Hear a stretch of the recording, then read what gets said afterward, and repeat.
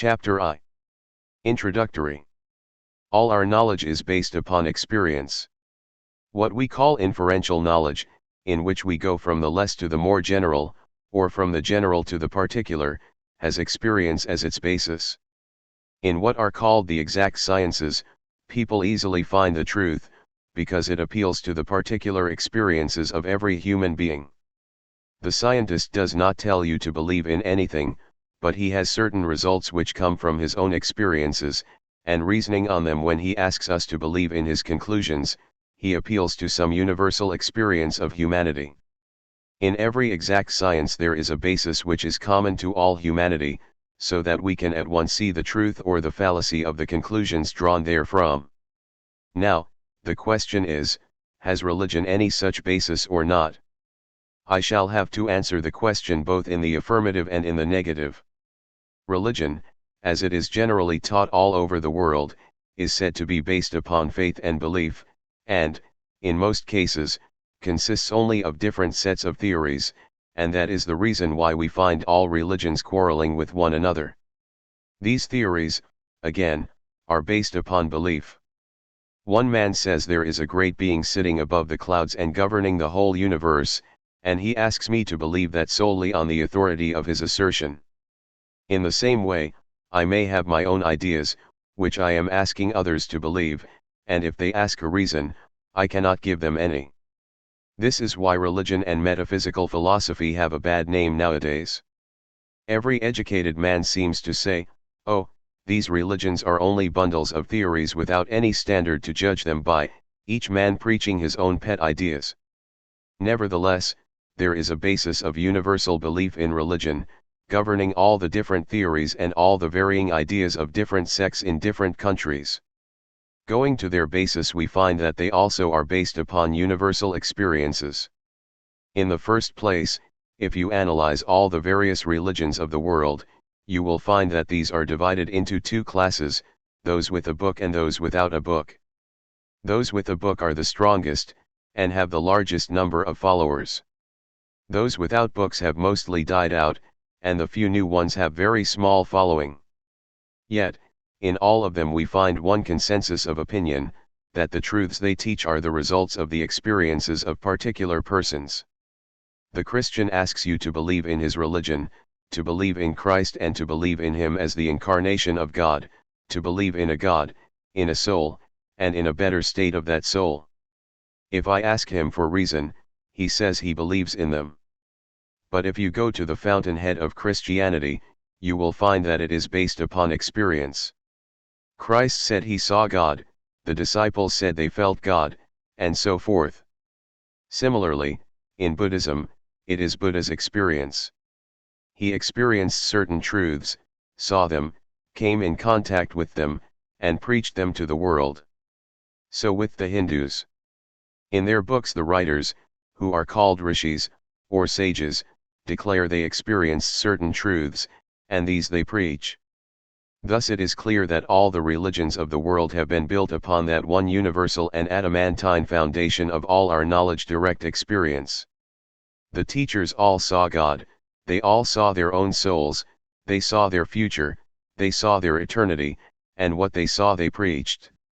Only there is this difference that by most of these religions, especially in modern times, a peculiar claim is made, namely, that these experiences are impossible at the present day. They were only possible with a few men, who were the first founders of the religions that subsequently bore their names. At the present time these experiences have become obsolete, and, therefore, we have now to take religion on belief. This I entirely deny. If there has been one experience in this world in any particular branch of knowledge, it absolutely follows that that experience has been possible millions of times before, and will be repeated eternally. Uniformity is the rigorous law of nature, what once happened can happen always. The teachers of the science of yoga, therefore, declare that religion is not only based upon the experience of ancient times, but that no man can be religious until he has the same perceptions himself. Yoga is the science which teaches us how to get these perceptions. It is not much use to talk about religion until one has felt it. Why is there so much disturbance, So much fighting and quarreling in the name of God. There has been more bloodshed in the name of God than for any other cause, because people never went to the fountainhead, they were content only to give a mental assent to the customs of their forefathers, and wanted others to do the same. What right has a man to say he has a soul if he does not feel it, or that there is a God if he does not see him? If there is a God we must see him, if there is a soul we must perceive it, otherwise it is better not to believe. It is better to be an outspoken atheist than a hypocrite. The modern idea, on the one hand, with the learned is that religion and metaphysics and all search after a supreme being are futile. On the other hand, with the semi-educated, the idea seems to be that these things really have no basis, their only value consists in the fact that they furnish strong motive powers for doing good to the world. If men believe in a God, they may become good and moral and so make good citizens. We cannot blame them for holding such ideas, seeing that all the teaching these men get is simply to believe in an eternal rigmarole of words, without any substance behind them. They are asked to live upon words. Can they do it? If they could, I should not have the least regard for human nature. Man wants truth, wants to experience truth for himself. When he has grasped it, realized it, felt it within his heart of hearts, then alone, declare the Vedas, would all doubts vanish, all darkness be scattered, and all crookedness be made straight. Yet children of immortality, even those who live in the highest sphere, the way is found, there is a way out of all this darkness, and that is by perceiving him who is beyond all darkness. There is no other way. The science of Raja Yoga proposes to put before humanity a practical and scientifically worked out method of reaching this truth. In the first place, every science must have its own method of investigation. If you want to become an astronomer and sit down and cry astronomy, astronomy, it will never come to you. The same with chemistry. A certain method must be followed.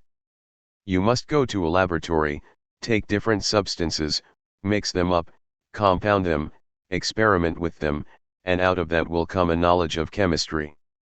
If you want to be an astronomer, you must go to an observatory, take a telescope, study the stars and planets, and then you will become an astronomer. Each science must have its own methods. I could preach you thousands of sermons, but they would not make you religious, until you practice the method.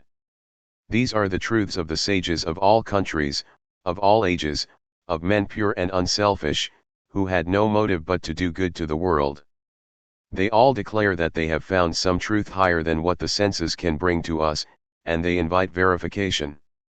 They ask us to take up the method and practice honestly, and then, if we do not find this higher truth, we will have the right to say there is no truth in the claim, but before we have done that, we are not rational in denying the truth of their assertions. So we must work faithfully using the prescribed methods, and light will come. In acquiring knowledge we make use of generalizations, and generalization is based upon observation. We first observe facts, then generalize, and then draw conclusions or principles. The knowledge of the mind, of the internal nature of man, of thought, can never be had until we have first the power of observing the facts that are going on within. It is comparatively easy to observe facts in the external world, for many instruments have been invented for the purpose, but in the internal world we have no instrument to help us. Yet we know we must observe in order to have a real science. Without a proper analysis, any science will be hopeless mere theorizing. And that is why all the psychologists have been quarreling among themselves since the beginning of time, except those few who found out the means of observation. The science of Raja Yoga, in the first place, proposes to give us such a means of observing the internal states. The instrument is the mind itself. The power of attention, when properly guided, and directed towards the internal world, will analyze the mind, and illumine facts for us. The powers of the mind are like rays of light dissipated, when they are concentrated, they illumine. This is our only means of knowledge. Everyone is using it, both in the external and the internal world, but, for the psychologist, the same minute observation has to be directed to the internal world, which the scientific man directs to the external, and this requires a great deal of practice. From our childhood upwards we have been taught only to pay attention to things external, but never to things internal, hence most of us have nearly lost the faculty of observing the internal mechanism. To turn the mind as it were, inside, stop it from going outside, and then to concentrate all its powers, and throw them upon the mind itself, in order that it may know its own nature, analyze itself, is very hard work. Yet that is the only way to anything which will be a scientific approach to the subject. What is the use of such knowledge? In the first place, knowledge itself is the highest reward of knowledge, and secondly, there is also utility in it. It will take away all our misery. When by analyzing his own mind, man comes face to face, as it were, with something which is never destroyed, something which is, by its own nature, eternally pure and perfect, he will no more be miserable, no more unhappy. All misery comes from fear, from unsatisfied desire. Man will find that he never dies, and then he will have no more fear of death. When he knows that he is perfect, he will have no more vain desires, and both these causes being absent, there will be no more misery, there will be perfect bliss, even while in this body. There is only one method by which to attain this knowledge, that which is called concentration. The chemist in his laboratory concentrates all the energies of his mind into one focus, and throws them upon the materials he is analyzing, and so finds out their secrets. The astronomer concentrates all the energies of his mind and projects them through his telescope upon the skies, and the stars, the sun, and the moon, give up their secrets to him. The more I can concentrate my thoughts on the matter on which I am talking to you, the more light I can throw upon you. You are listening to me, and the more you concentrate your thoughts, the more clearly you will grasp what I have to say. How has all the knowledge in the world been gained but by the concentration of the powers of the mind? The world is ready to give up its secrets if we only know how to knock, how to give it the necessary blow. The strength and force of the blow come through concentration. There is no limit to the power of the human mind. The more concentrated it is, the more power is brought to bear on one point, that is the secret. It is easy to concentrate the mind on external things, the mind naturally goes outwards, but not so in the case of religion, or psychology, or metaphysics, where the subject and the object are one. The object is internal, the mind itself is the object, and it is necessary to study the mind itself, mind studying mind. We know that there is the power of the mind called reflection. I am talking to you. At the same time I am standing aside, as it were, a second person, and knowing and hearing what I am talking. You work and think at the same time, while a portion of your mind stands by and sees what you are thinking. The powers of the mind should be concentrated and turned back upon itself, and as the darkest places reveal their secrets before the penetrating rays of the sun, so will this concentrated mind penetrate its own innermost secrets. Thus will we come to the basis of belief, the real genuine religion. We will perceive for ourselves whether we have souls, whether life is of 5 minutes or of eternity, whether there is a God in the universe or more. It will all be revealed to us. This is what Raja Yoga proposes to teach. The goal of all its teaching is how to concentrate the minds, then, how to discover the innermost recesses of our own minds, then, how to generalize their contents and form our own conclusions from them. It, therefore, never asks the question what our religion is, whether we are deists or atheists, whether Christians, Jews, or Buddhists. We are human beings, that is sufficient. Every human being has the right and the power to seek for religion. Every human being has the right to ask the reason, why, and to have his question answered by himself, if he only takes the trouble. So far, then, we see that in the study of this Raja Yoga no faith or belief is necessary. Believe nothing until you find it out for yourself, that is what it teaches us. Truth requires no prop to make it stand. Do you mean to say that the facts of our awakened state require any dreams or imaginings to prove them? Certainly not. This study of Raja Yoga takes a long time and constant practice. A part of this practice is physical, but in the main it is mental. As we proceed we shall find how intimately the mind is connected with the body. If we believe that the mind is simply a finer part of the body, and that mind acts upon the body, then it stands to reason that the body must react upon the mind. If the body is sick, the mind becomes sick also. If the body is healthy, the mind remains healthy and strong. When one is angry, the mind becomes disturbed. Similarly, when the mind is disturbed, the body also becomes disturbed. With the majority of mankind the mind is greatly under the control of the body, their mind being very little developed. The vast mass of humanity is very little removed from the animals. Not only so, but in many instances, the power of control in them is little higher than that of the lower animals. We have very little command of our minds. Therefore, to bring that command about, to get that control over body and mind, we must take certain physical helps. When the body is sufficiently controlled, we can attempt the manipulation of the mind. By manipulating the mind, we shall be able to bring it under our control, make it work as we like, and compel it to concentrate its powers as we desire. According to the Raja Yogi, the external world is but the gross form of the internal, or subtle. The finer is always the cause, the grosser the effect.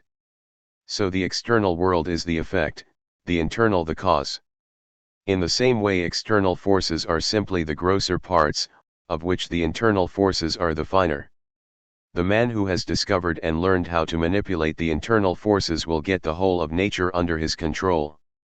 The yogi proposes to himself no less a task than to master the whole universe, to control the whole of nature. He wants to arrive at the point where what we call nature's laws will have no influence over him, where he will be able to get beyond them all. He will be master of the whole of nature, internal and external. The progress and civilization of the human race simply mean controlling this nature.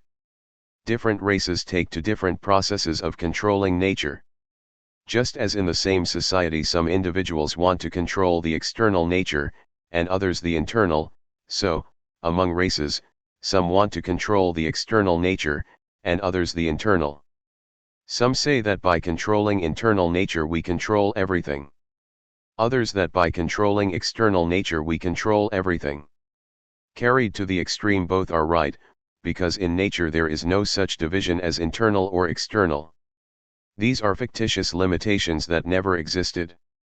The externalists and the internalists are destined to meet at the same point, when both reach the extreme of their knowledge.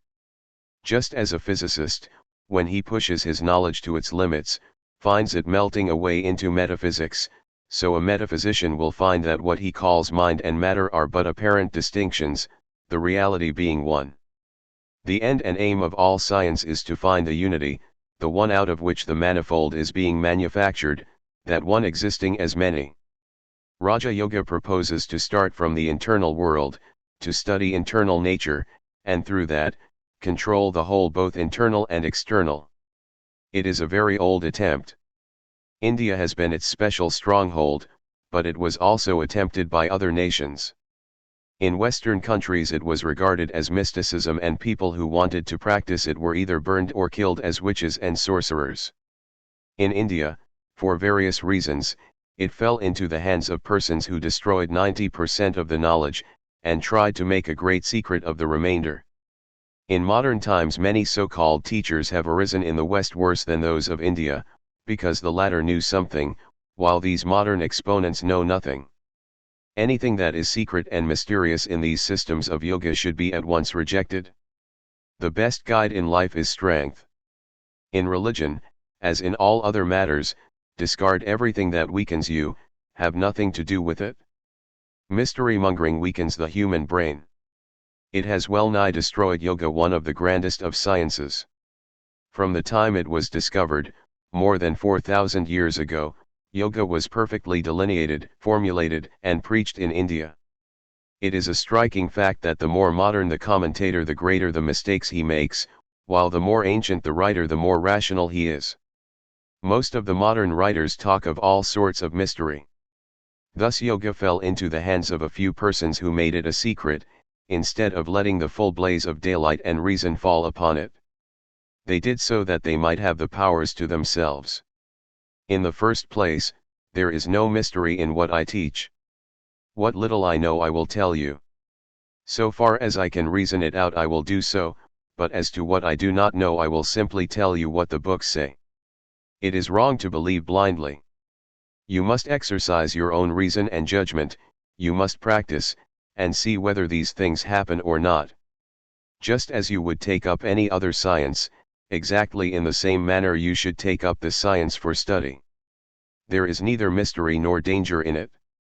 So far as it is true, it ought to be preached in the public streets, in broad daylight.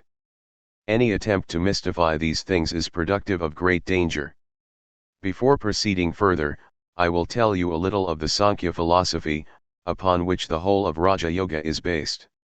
According to the Sankhya philosophy, the genesis of perception is as follows: the affections of external objects are carried by the outer instruments to their respective brain centers or organs, the organs carry the affections to the mind to the determinative faculty, from this the Purusha, the soul, receives them, when perception results.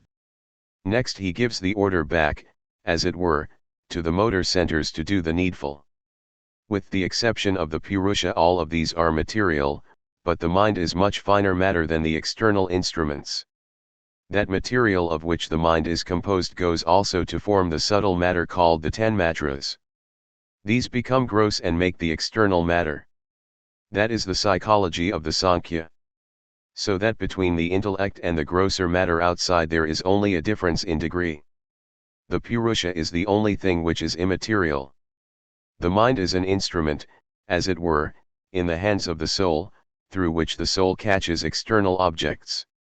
The mind is constantly changing and vacillating, and can, when perfected, either attach itself to several organs, to one, or to none.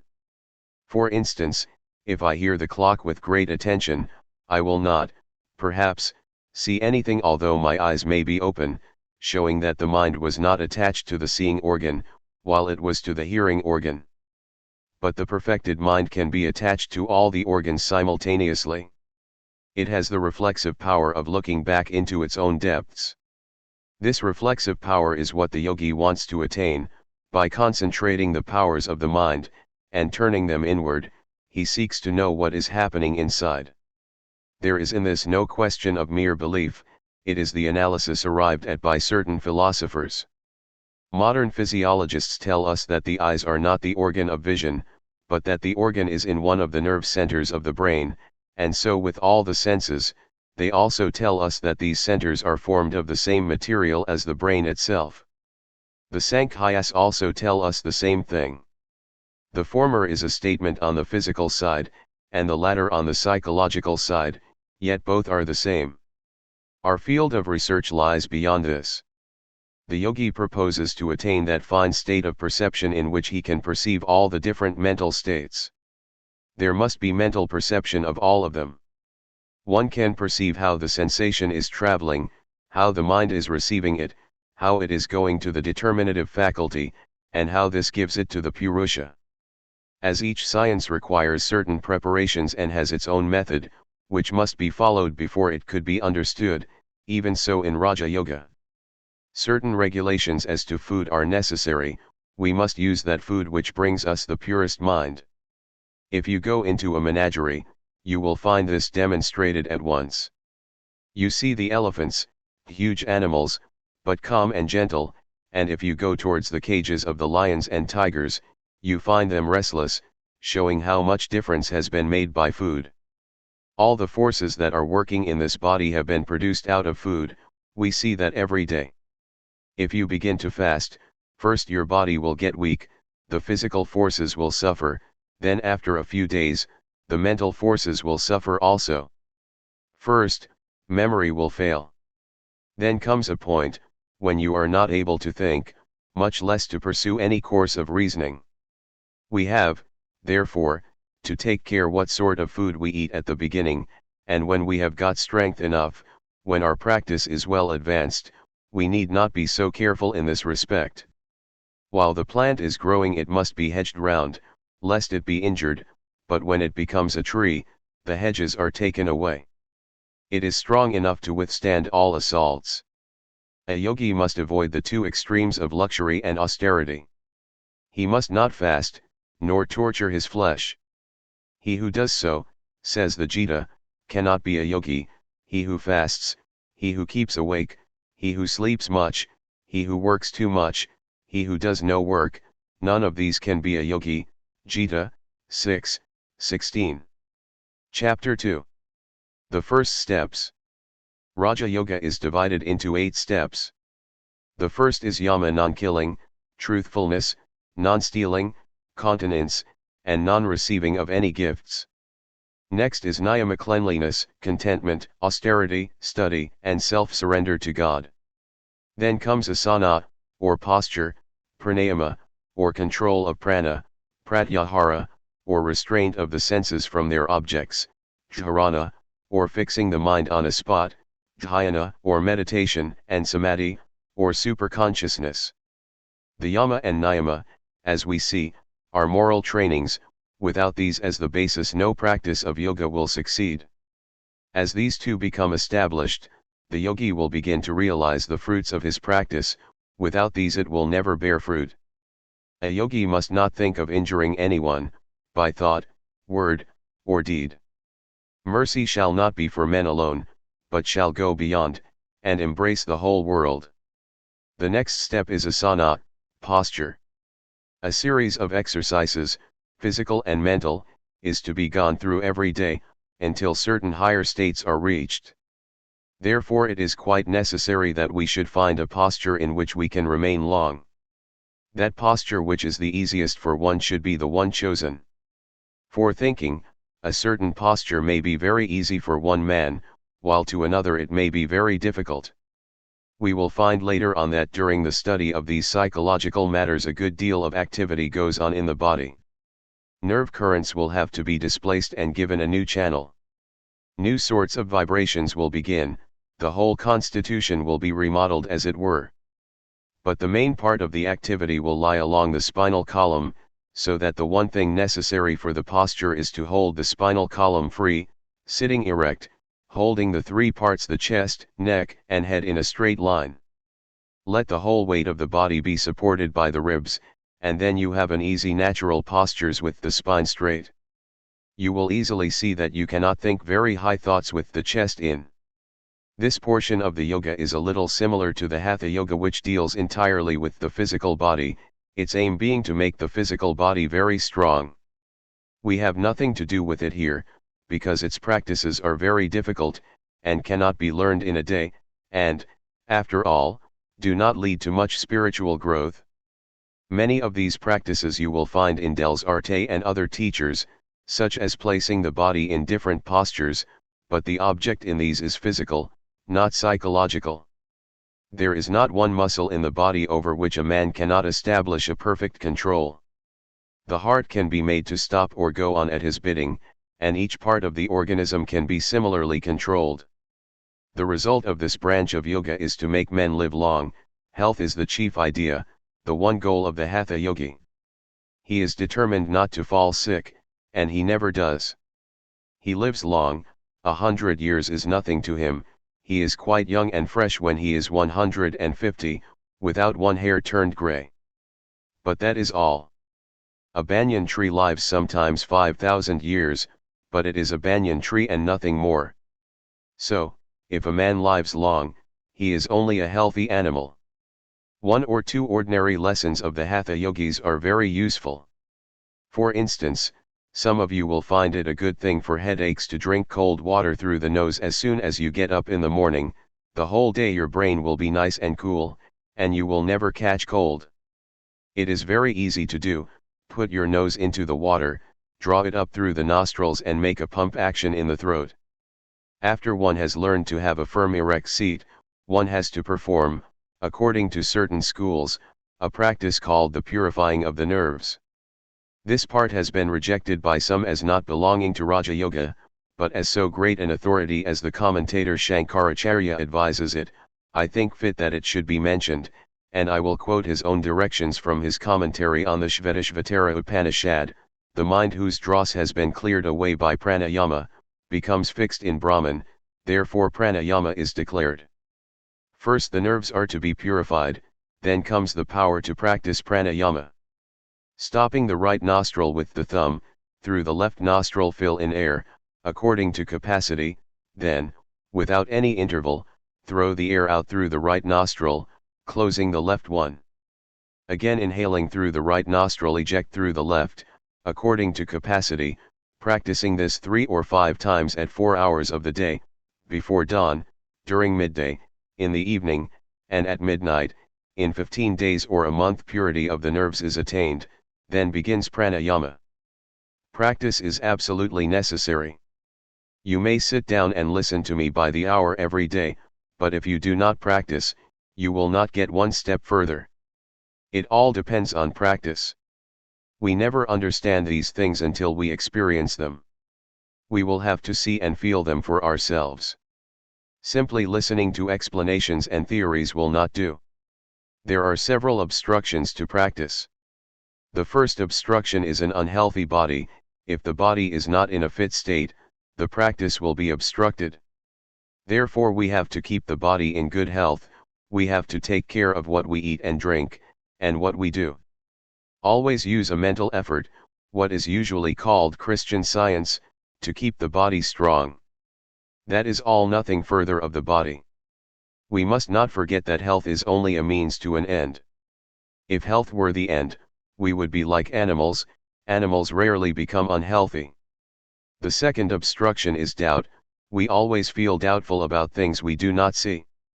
Man cannot live upon words, however he may try. So, doubt comes to us as to whether there is any truth in these things or not. Even the best of us will doubt sometimes. With practice, within a few days, a little glimpse will come, enough to give one encouragement and hope.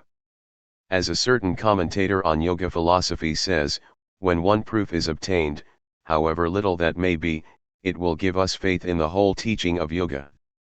For instance, after the first few months of practice, you will begin to find you can read another's thoughts, they will come to you in picture form. Perhaps you will hear something happening at a long distance, when you concentrate your mind with a wish to hear. These glimpses will come, by little bits at first, but enough to give you faith, and strength, and hope. For instance, if you concentrate your thoughts on the tip of your nose, in a few days you will begin to smell most beautiful fragrance, which will be enough to show you that there are certain mental perceptions that can be made obvious without the contact of physical objects. But we must always remember that these are only the means, the aim, the end, the goal, of all this training is liberation of the soul. Absolute control of nature, and nothing short of it, must be the goal. We must be the masters, and not the slaves of nature. Neither body nor mind must be our master, nor must we forget that the body is mine, and not I the body's. A god and a demon went to learn about the self from a great sage. They studied with him for a long time. At last the sage told them, "You yourselves are the being you are seeking." Both of them thought that their bodies were the self. They went back to their people quite satisfied and said, "We have learned everything that was to be learned, eat, drink, and be merry, we are the self, there is nothing beyond us." The nature of the demon was ignorant, clouded, so he never inquired any further, but was perfectly contented with the idea that he was God, that by the self was meant the body. The God had a purer nature. He at first committed the mistake of thinking, "I, this body, am Brahman, so keep it strong and in health, and well dressed, and give it all sorts of enjoyments." But, in a few days, he found out that that could not be the meaning of the sage, their master. There must be something higher. So he came back and said, "Sir, did you teach me that this body was the self? If so, I see all bodies die, the self cannot die." The sage said, "Find it out, thou art that." Then the god thought that the vital forces which worked the body were what the sage meant. But after a time, he found that if he ate, these vital forces remained strong, but, if he starved, they became weak. The god then went back to the sage and said, "Sir, do you mean that the vital forces are the self?" The sage said, Find out for yourself, thou art that. The god returned home once more, thinking that it was the mind, perhaps, that was the self. But in a short while he saw that thoughts were so various, now good, again bad, the mind was too changeable to be the self. He went back to the sage and said, "Sir, I do not think that the mind is the self, did you mean that?" "No," replied the sage, "thou art that, find out for yourself." The god went home, and at last found that he was the self, beyond all thought, one without birth or death, whom the sword cannot pierce or the fire burn, whom the air cannot dry or the water melt, the beginningless and endless, the immovable, the intangible, the omniscient, the omnipotent being, that it was neither the body nor the mind, but beyond them all. So he was satisfied, but the poor demon did not get the truth, owing to his fondness for the body. This world has a good many of these demoniac natures, but there are some gods too. If one proposes to teach any science to increase the power of sense enjoyment, one finds multitudes ready for it. If one undertakes to show the supreme goal, one finds few to listen to him. Very few have the power to grasp the higher, fewer still the patience to attain to it. But there are a few also who know that even if the body can be made to live for 1,000 years, the result in the end will be the same. When the forces that hold it together go away, the body must fall. No man was ever born who could stop his body one moment from changing. Body is the name of a series of changes. As in a river the masses of water are changing before you every moment, and new masses are coming, yet taking similar form, so is it with this body. Yet the body must be kept strong and healthy. It is the best instrument we have. This human body is the greatest body in the universe, and a human being the greatest being. Man is higher than all animals, than all angels, none is greater than man. Even the devas, gods, will have to come down again and attain to salvation through a human body. Man alone attains to perfection, not even the devas.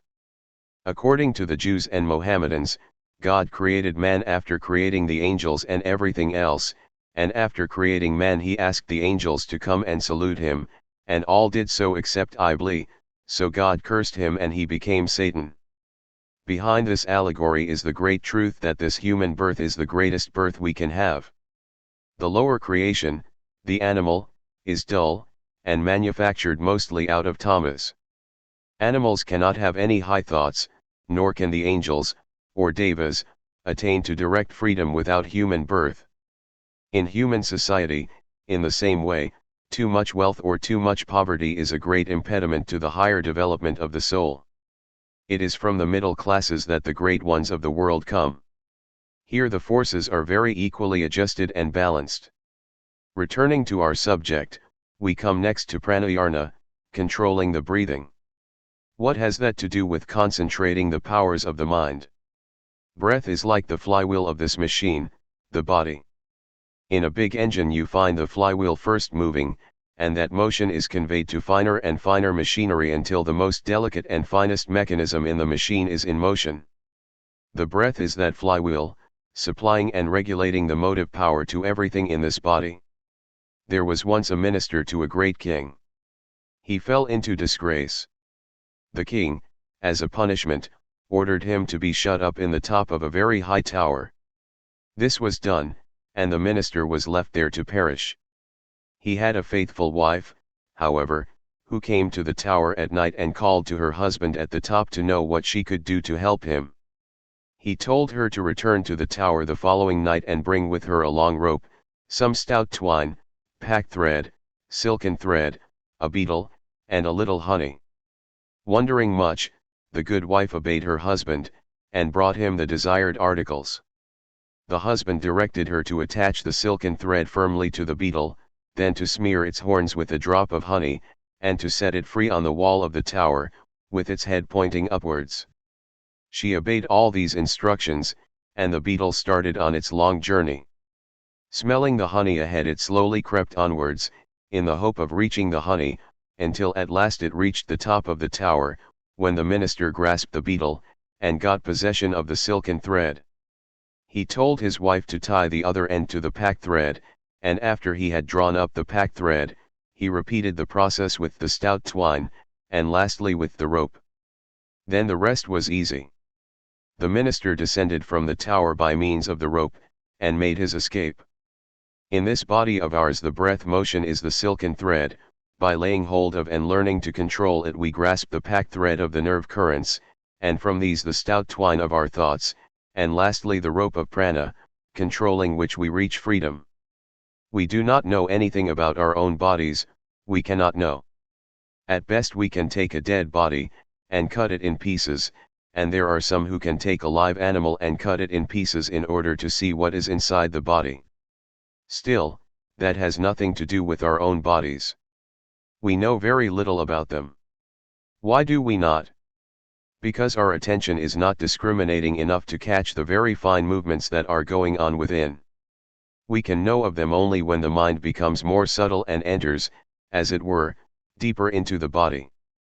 To get the subtle perception we have to begin with the grosser perceptions. We have to get hold of that which is setting the whole engine in motion.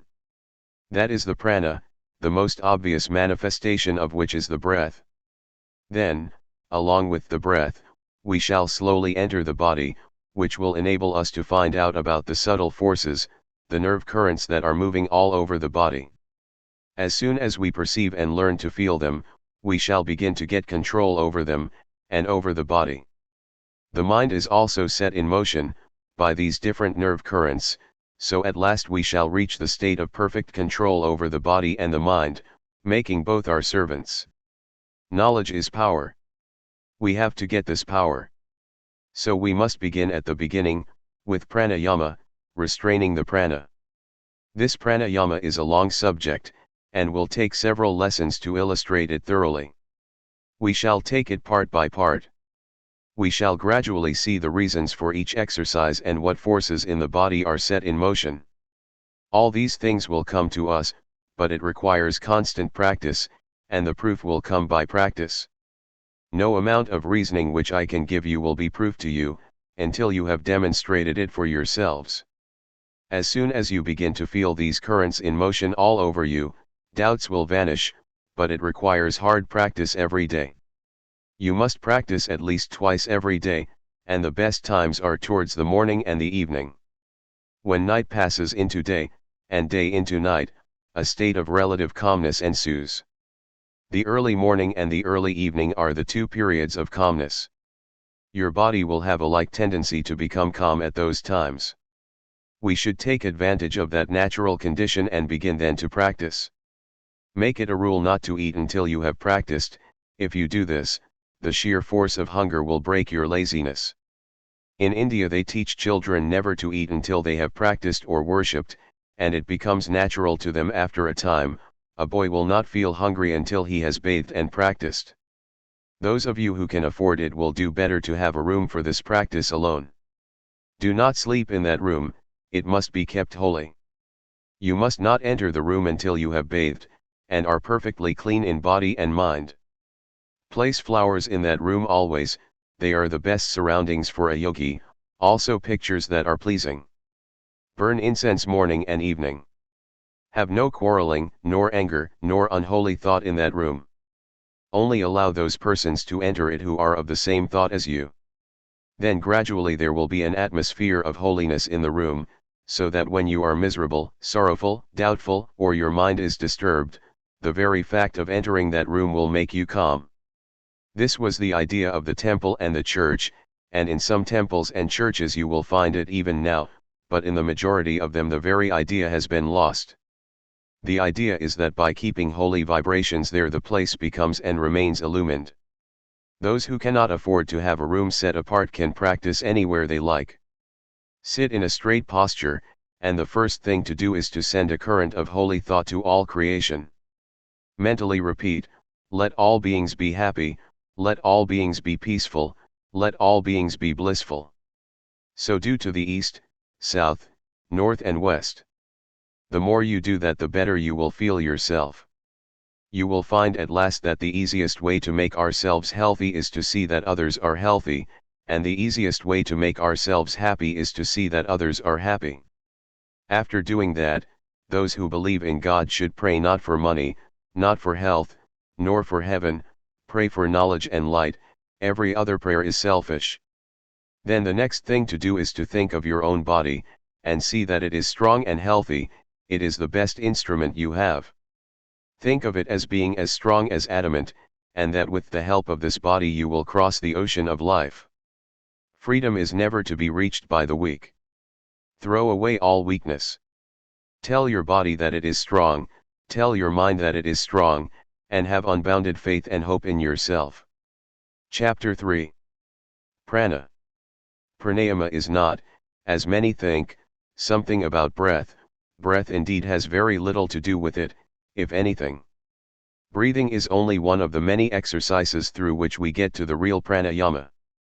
Pranayama means the control of prana.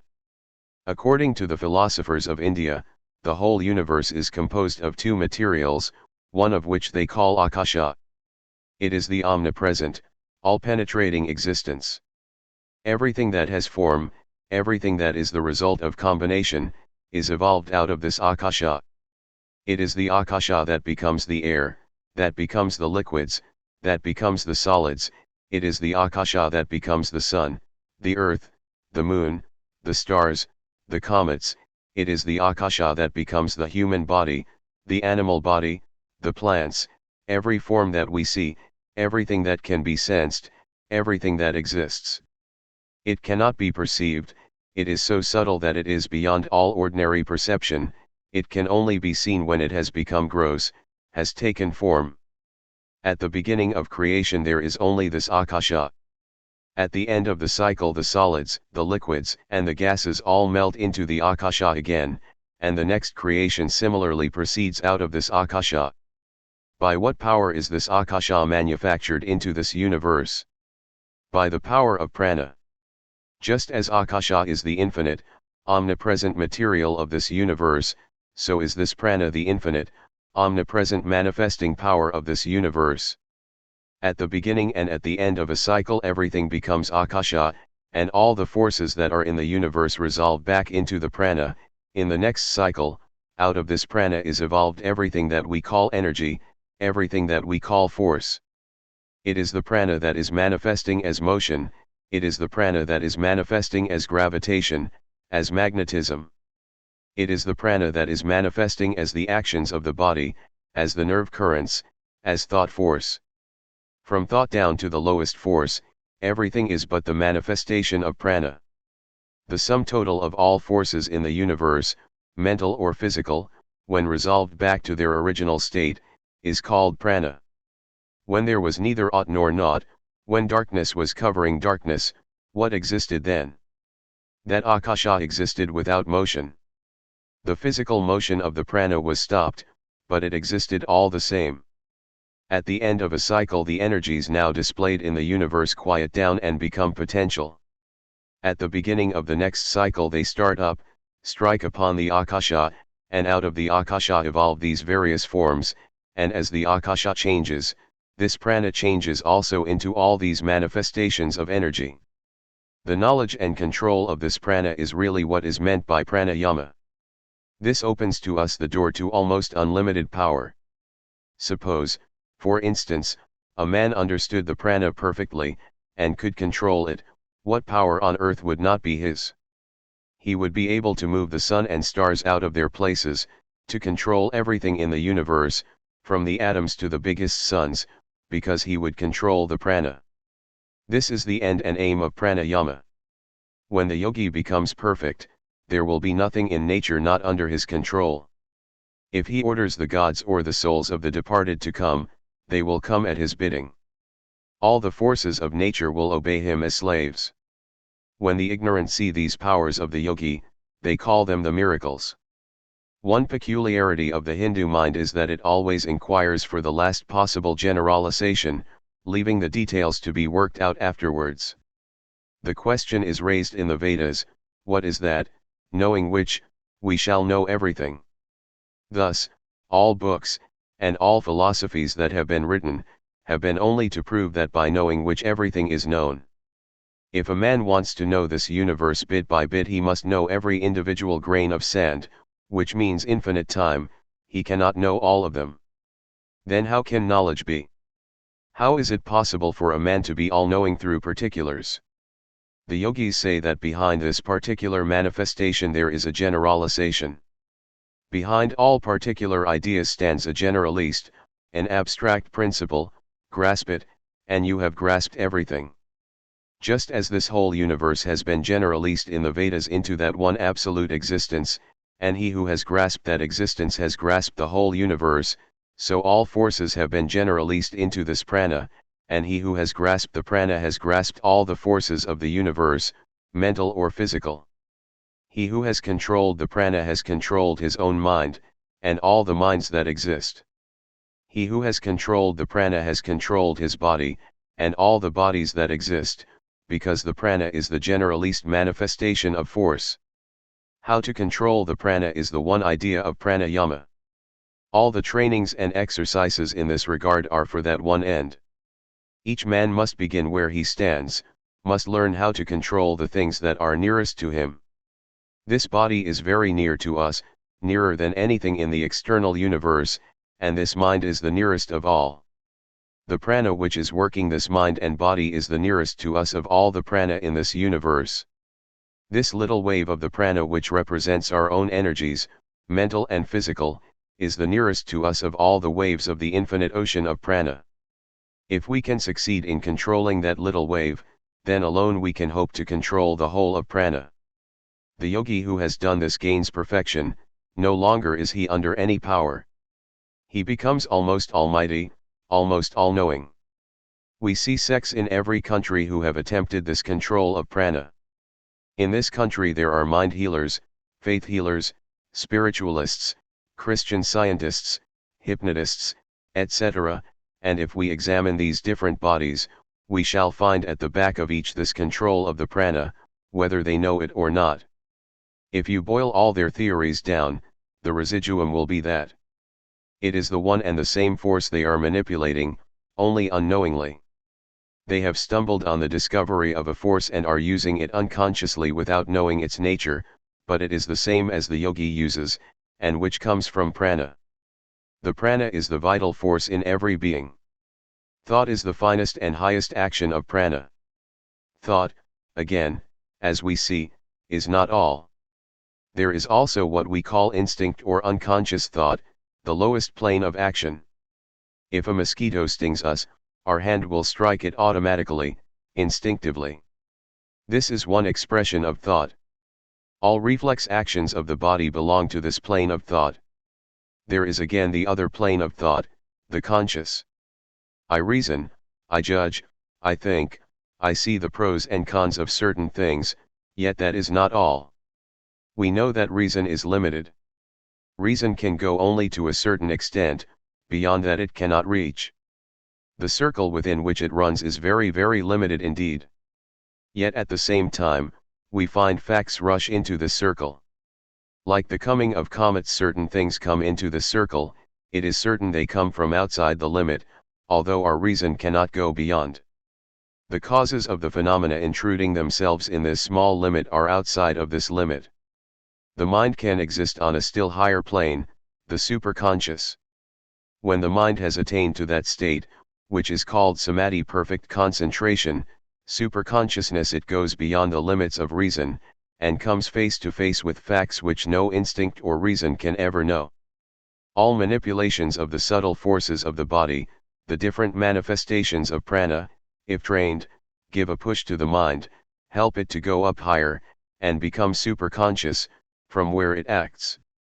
In this universe there is one continuous substance on every plane of existence. Physically this universe is one, there is no difference between the sun and you. The scientist will tell you it is only a fiction to say the contrary. There is no real difference between the table and me, the table is one point in the mass of matter, and I another point. Each form represents, as it were, one whirlpool in the infinite ocean of matter, of which not one is constant. Just as in a rushing stream there may be millions of whirlpools, the water in each of which is different every moment, turning round and round for a few seconds, and then passing out, replaced by a fresh quantity, so the whole universe is one constantly changing mass of matter, in which all forms of existence are so many whirlpools. A mass of matter enters into one whirlpool, say a human body, stays there for a period, becomes changed, and goes out into another, say an animal body this time, from which again after a few years, it enters into another whirlpool, called a lump of mineral. It is a constant change. Not one body is constant. There is no such thing as my body, or your body, except in words. Of the one huge mass of matter, one point is called a moon, another a sun, another a man, another the earth, another a plant, another a mineral. Not one is constant, but everything is changing, matter eternally concreting and disintegrating. So it is with the mind. Matter is represented by the ether. When the action of prana is most subtle, this very ether, in the finer state of vibration, will represent the mind, and there it will be still one unbroken mass. If you can simply get to that subtle vibration, you will see and feel that the whole universe is composed of subtle vibrations.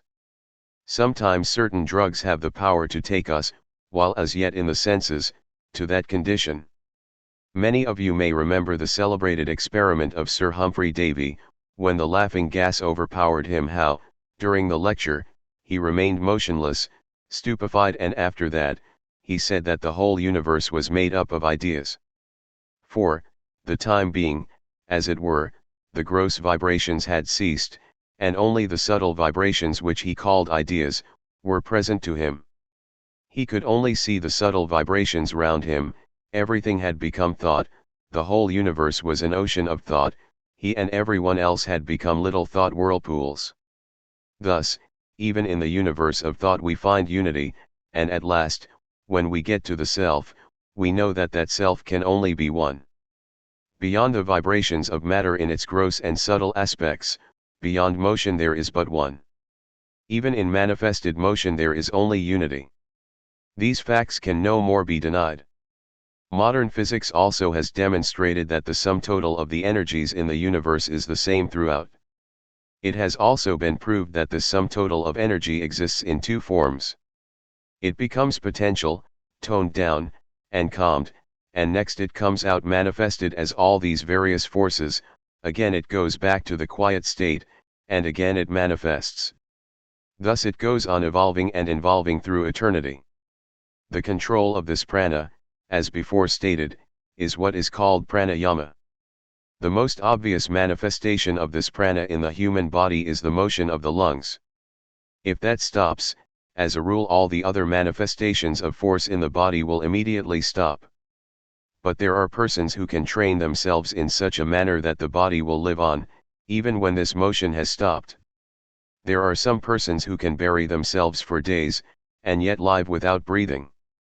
To reach the subtle we must take the help of the grosser, and so, slowly travel towards the most subtle until we gain our point. Pranayama really means controlling this motion of the lungs, and this motion is associated with the breath. Not that breath is producing it, on the contrary it is producing breath. This motion draws in the air by pump action. The prana is moving the lungs, the movement of the lungs draws in the air. So pranayama is not breathing, but controlling that muscular power which moves the lungs. That muscular power which goes out through the nerves to the muscles and from them to the lungs, making them move in a certain manner, is the prana, which we have to control in the practice of pranayama. When the prana has become controlled, then we shall immediately find that all the other actions of the prana in the body will slowly come under control. I myself have seen men who have controlled almost every muscle of the body, and why not? If I have control over certain muscles, why not over every muscle and nerve of the body? What impossibility is there? At present the control is lost, and the motion has become automatic. We cannot move our ears at will, but we know that animals can. We have not that power because we do not exercise it. This is what is called atavism. Again, we know that motion which has become latent can be brought back to manifestation. By hard work and practice certain motions of the body which are most dormant can be brought back under perfect control. Reasoning thus we find there is no impossibility, But, on the other hand, every probability that each part of the body can be brought under perfect control. This the yogi does through pranayama. Perhaps some of you have read that in pranayama, when drawing in the breath, you must fill your whole body with prana. In the English translations, prana is given as breath, and you are inclined to ask how that is to be done. The fault is with the translator. Every part of the body can be filled with prana, this vital force, and when you are able to do that, you can control the whole body. All the sickness and misery felt in the body will be perfectly controlled. Not only so, you will be able to control another's body. Everything is infectious in this world, good or bad. If your body be in a certain state of tension, it will have a tendency to produce the same tension in others. If you are strong and healthy, those that live near you will also have the tendency to become strong and healthy, but if you are sick and weak, those around you will have the tendency to become the same. In the case of one man trying to heal another, the first idea is simply transferring his own health to the other. This is the primitive sort of healing. Consciously or unconsciously, health can be transmitted. A very strong man, living with a weak man, will make him a little stronger, whether he knows it or not. When consciously done, it becomes quicker and better in its action. Next come those cases in which a man may not be very healthy himself, yet we know that he can bring health to another. The first man, in such a case, has a little more control over the prana, and can rouse, for the time being, his prana, as it were, to a certain state of vibration, and transmit it to another person. There have been cases where this process has been carried on at a distance, but in reality there is no distance in the sense of a break. Where is the distance that has a break? Is there any break between you and the sun? It is a continuous mass of matter, the sun being one part, and you another. Is there a break between one part of a river and another? Then why cannot any force travel? There is no reason against it. Cases of healing from a distance are perfectly true. The prana can be transmitted to a very great distance, but to one genuine case, there are hundreds of frauds. This process of healing is not so easy as it is thought to be. In the most ordinary cases of such healing you will find that the healers simply take advantage of the naturally healthy state of the human body. An allopath comes and treats cholera patients, and gives them his medicines. The homeopathy comes and gives his medicines, and cures perhaps more than the allopath does, because the homeopathy does not disturb his patients, but allows nature to deal with them. The faith healer cures more still, because he brings the strength of his mind to bear, and rouses, through faith, the dormant prana of the patient. There is a mistake constantly made by faith healers. They think that faith directly heals a man. But faith alone does not cover all the ground. There are diseases where the worst symptoms are that the patient never thinks that he has that disease. That tremendous faith of the patient is itself one symptom of the disease, and usually indicates that he will die quickly. In such cases the principle that faith cures does not apply. If it were faith alone that cured, these patients also would be cured. It is by the prana that real curing comes. The pure man, who has controlled the prana, has the power of bringing it into a certain state of vibration, which can be conveyed to others, arousing in them a similar vibration. You see that in everyday actions. I am talking to you. What am I trying to do? I am, so to say, bringing my mind to a certain state of vibration, and the more I succeed in bringing it to that state, the more you will be affected by what I say. All of you know that the day I am more enthusiastic, the more you enjoy the lecture, and when I am less enthusiastic, you feel lack of interest. The gigantic will powers of the world movers, can bring their prana into a high state of vibration, and it is so great and powerful that it catches others in a moment, and thousands are drawn towards them, and half the world think as they do. Great prophets of the world had the most wonderful control of the prana, which gave them tremendous will power. They had brought their prana to the highest state of motion, and this is what gave them power to sway the world. All manifestations of power arise from this control. Men may not know the secret, but this is the one explanation. Sometimes in your own body the supply of prana gravitates more or less to one part, the balance is disturbed, and when the balance of prana is disturbed, what we call disease is produced. To take away the superfluous prana, or to supply the prana that is wanting, will be curing the disease. That again is pranayama, to learn when there is more or less prana in one part of the body than there should be. The feelings will become so subtle that the mind will feel that there is less prana in the toe or the finger than there should be, and will possess the power to supply it. These are among the various functions of pranayama. They have to be learned slowly and gradually, and as you see, the whole scope of Raja Yoga is really to teach the control and direction in different planes of the prana. When a man has concentrated his energies, he masters the prana that is in his body. When a man is meditating, he is also concentrating the prana. In an ocean there are huge waves, like mountains, then smaller waves, and still smaller, down to little bubbles, but back of all these is the infinite ocean. The bubble is connected with the infinite ocean at one end, and the huge wave at the other end. So, one may be a gigantic man, and another a little bubble, but each is connected with that infinite ocean of energy, which is the common birthright of every animal that exists. Wherever there is life, the storehouse of infinite energy is behind it. Starting as some fungus, some very minute, microscopic bubble, and all the time drawing from that infinite storehouse of energy, a form is changed slowly and steadily until in course of time it becomes a plant, then an animal, then man, ultimately God. This is attained through millions of eons, but what is time? An increase of speed, an increase of struggle, is able to bridge the gulf of time. That which naturally takes a long time to accomplish can be shortened by the intensity of the action, says the yogi. A man may go on slowly drawing in this energy from the infinite mass that exists in the universe, and, perhaps, he will require 100,000 years to become a deva, and then, perhaps, 500,000 years to become still higher, and, perhaps, 5 million of years to become perfect. Given rapid growth, the time will be lessened.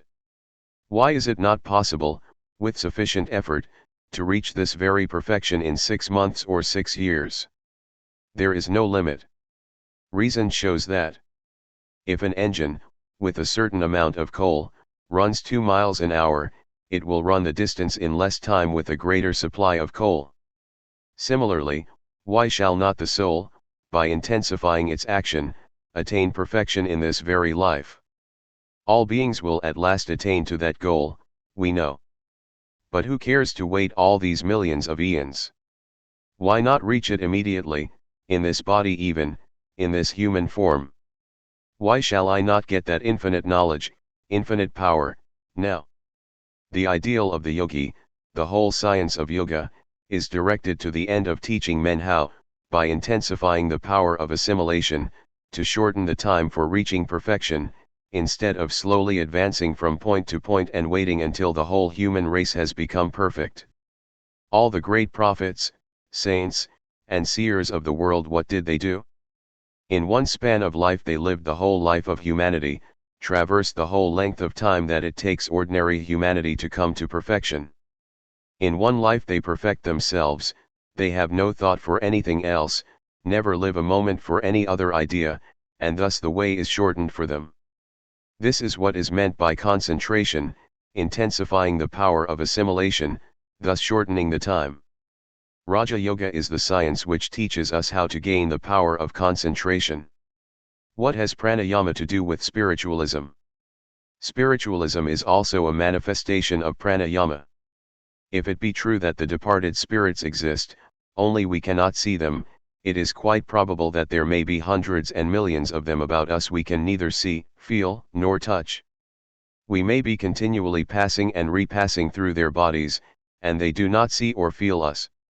It is a circle within a circle, universe within universe. We have 5 senses, and we represent prana in a certain state of vibration. All beings in the same state of vibration will see one another, but if there are beings who represent prana in a higher state of vibration, they will not be seen. We may increase the intensity of a light until we cannot see it at all, but there may be beings with eyes so powerful that they can see such light. Again, if its vibrations are very low, we do not see a light, but there are animals that may see it, as cats and owls. Our range of vision is only one plane of the vibrations of this prana. Take this atmosphere, for instance. It is piled up layer on layer, but the layers nearer to the earth are denser than those above, and as you go higher the atmosphere becomes finer and finer. Or take the case of the ocean. As you go deeper and deeper the pressure of the water increases, and animals which live at the bottom of the sea can never come up, or they will be broken into pieces. Think of the universe as an ocean of ether, consisting of layer after layer of varying degrees of vibration under the action of prana. Away from the center the vibrations are less, nearer to it they become quicker and quicker. One order of vibration makes one plane. Then suppose these ranges of vibrations are cut into planes, so many millions of miles one set of vibration, and then so many millions of miles another still higher set of vibration, and so on. It is, therefore, probable that those who live on the plane of a certain state of vibration will have the power of recognizing one another, but will not recognize those above them. Yet, just as by the telescope and the microscope we can increase the scope of our vision, similarly we can by yoga bring ourselves to the state of vibration of another plane, and thus enable ourselves to see what is going on there. Suppose this room is full of beings whom we do not see. They represent prana in a certain state of vibration while we represent another. Suppose they represent a quick one, and we the opposite. Prana is the material of which they are composed, as well as we. All are parts of the same ocean of prana, they differ only in their rate of vibration. If I can bring myself to the quick vibration, this plane will immediately change for me. I shall not see you any more, you vanish and they appear. Some of you, perhaps, know this to be true. All this bringing of the mind into a higher state of vibration is included in one word in yoga samadhi. All these states of higher vibration, superconscious vibrations of the mind, are grouped in that one word, samadhi, and the lower states of samadhi give us visions of these beings. The highest grade of samadhi is when we see the real thing, when we see the material out of which the whole of these grades of beings are composed, and that one lump of clay being known, we know all the clay in the universe. Thus we see that pranayama includes all that is true of spiritualism even. Similarly, you will find that wherever any sect or body of people is trying to search out anything occult and mystical, or hidden, what they are doing is really this yoga, this attempt to control the prana. You will find that wherever there is any extraordinary display of power, it is the manifestation of this prana. Even the physical sciences can be included in pranayama. What moves the steam engine? Prana, acting through the steam. What are all these phenomena of electricity and so forth but prana? What is physical science? The science of pranayama, by external means. Prana, manifesting itself as mental power, can only be controlled by mental means.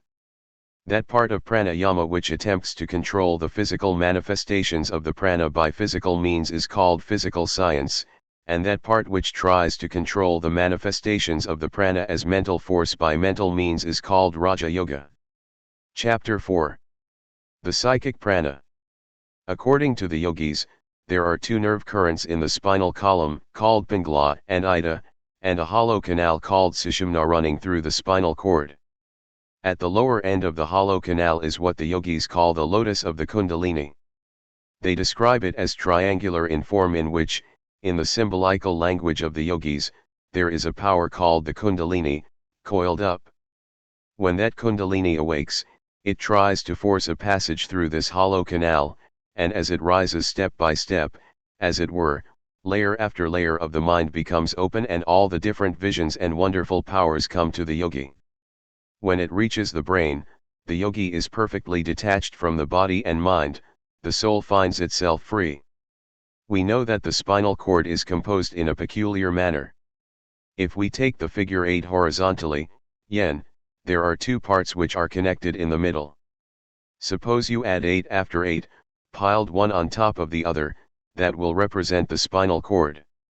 The left is the ida, the right pingala, and that hollow canal which runs through the center of the spinal cord is the sushumna. Where the spinal cord ends in some of the lumbar vertebrae, a fine fiber issues downwards, and the canal runs up even within that fiber, only much finer. The canal is closed at the lower end, which is situated near what is called the sacral plexus, which, according to modern physiology, is triangular in form. The different plexuses that have their centers in the spinal canal can very well stand for the different lotuses of the yogi.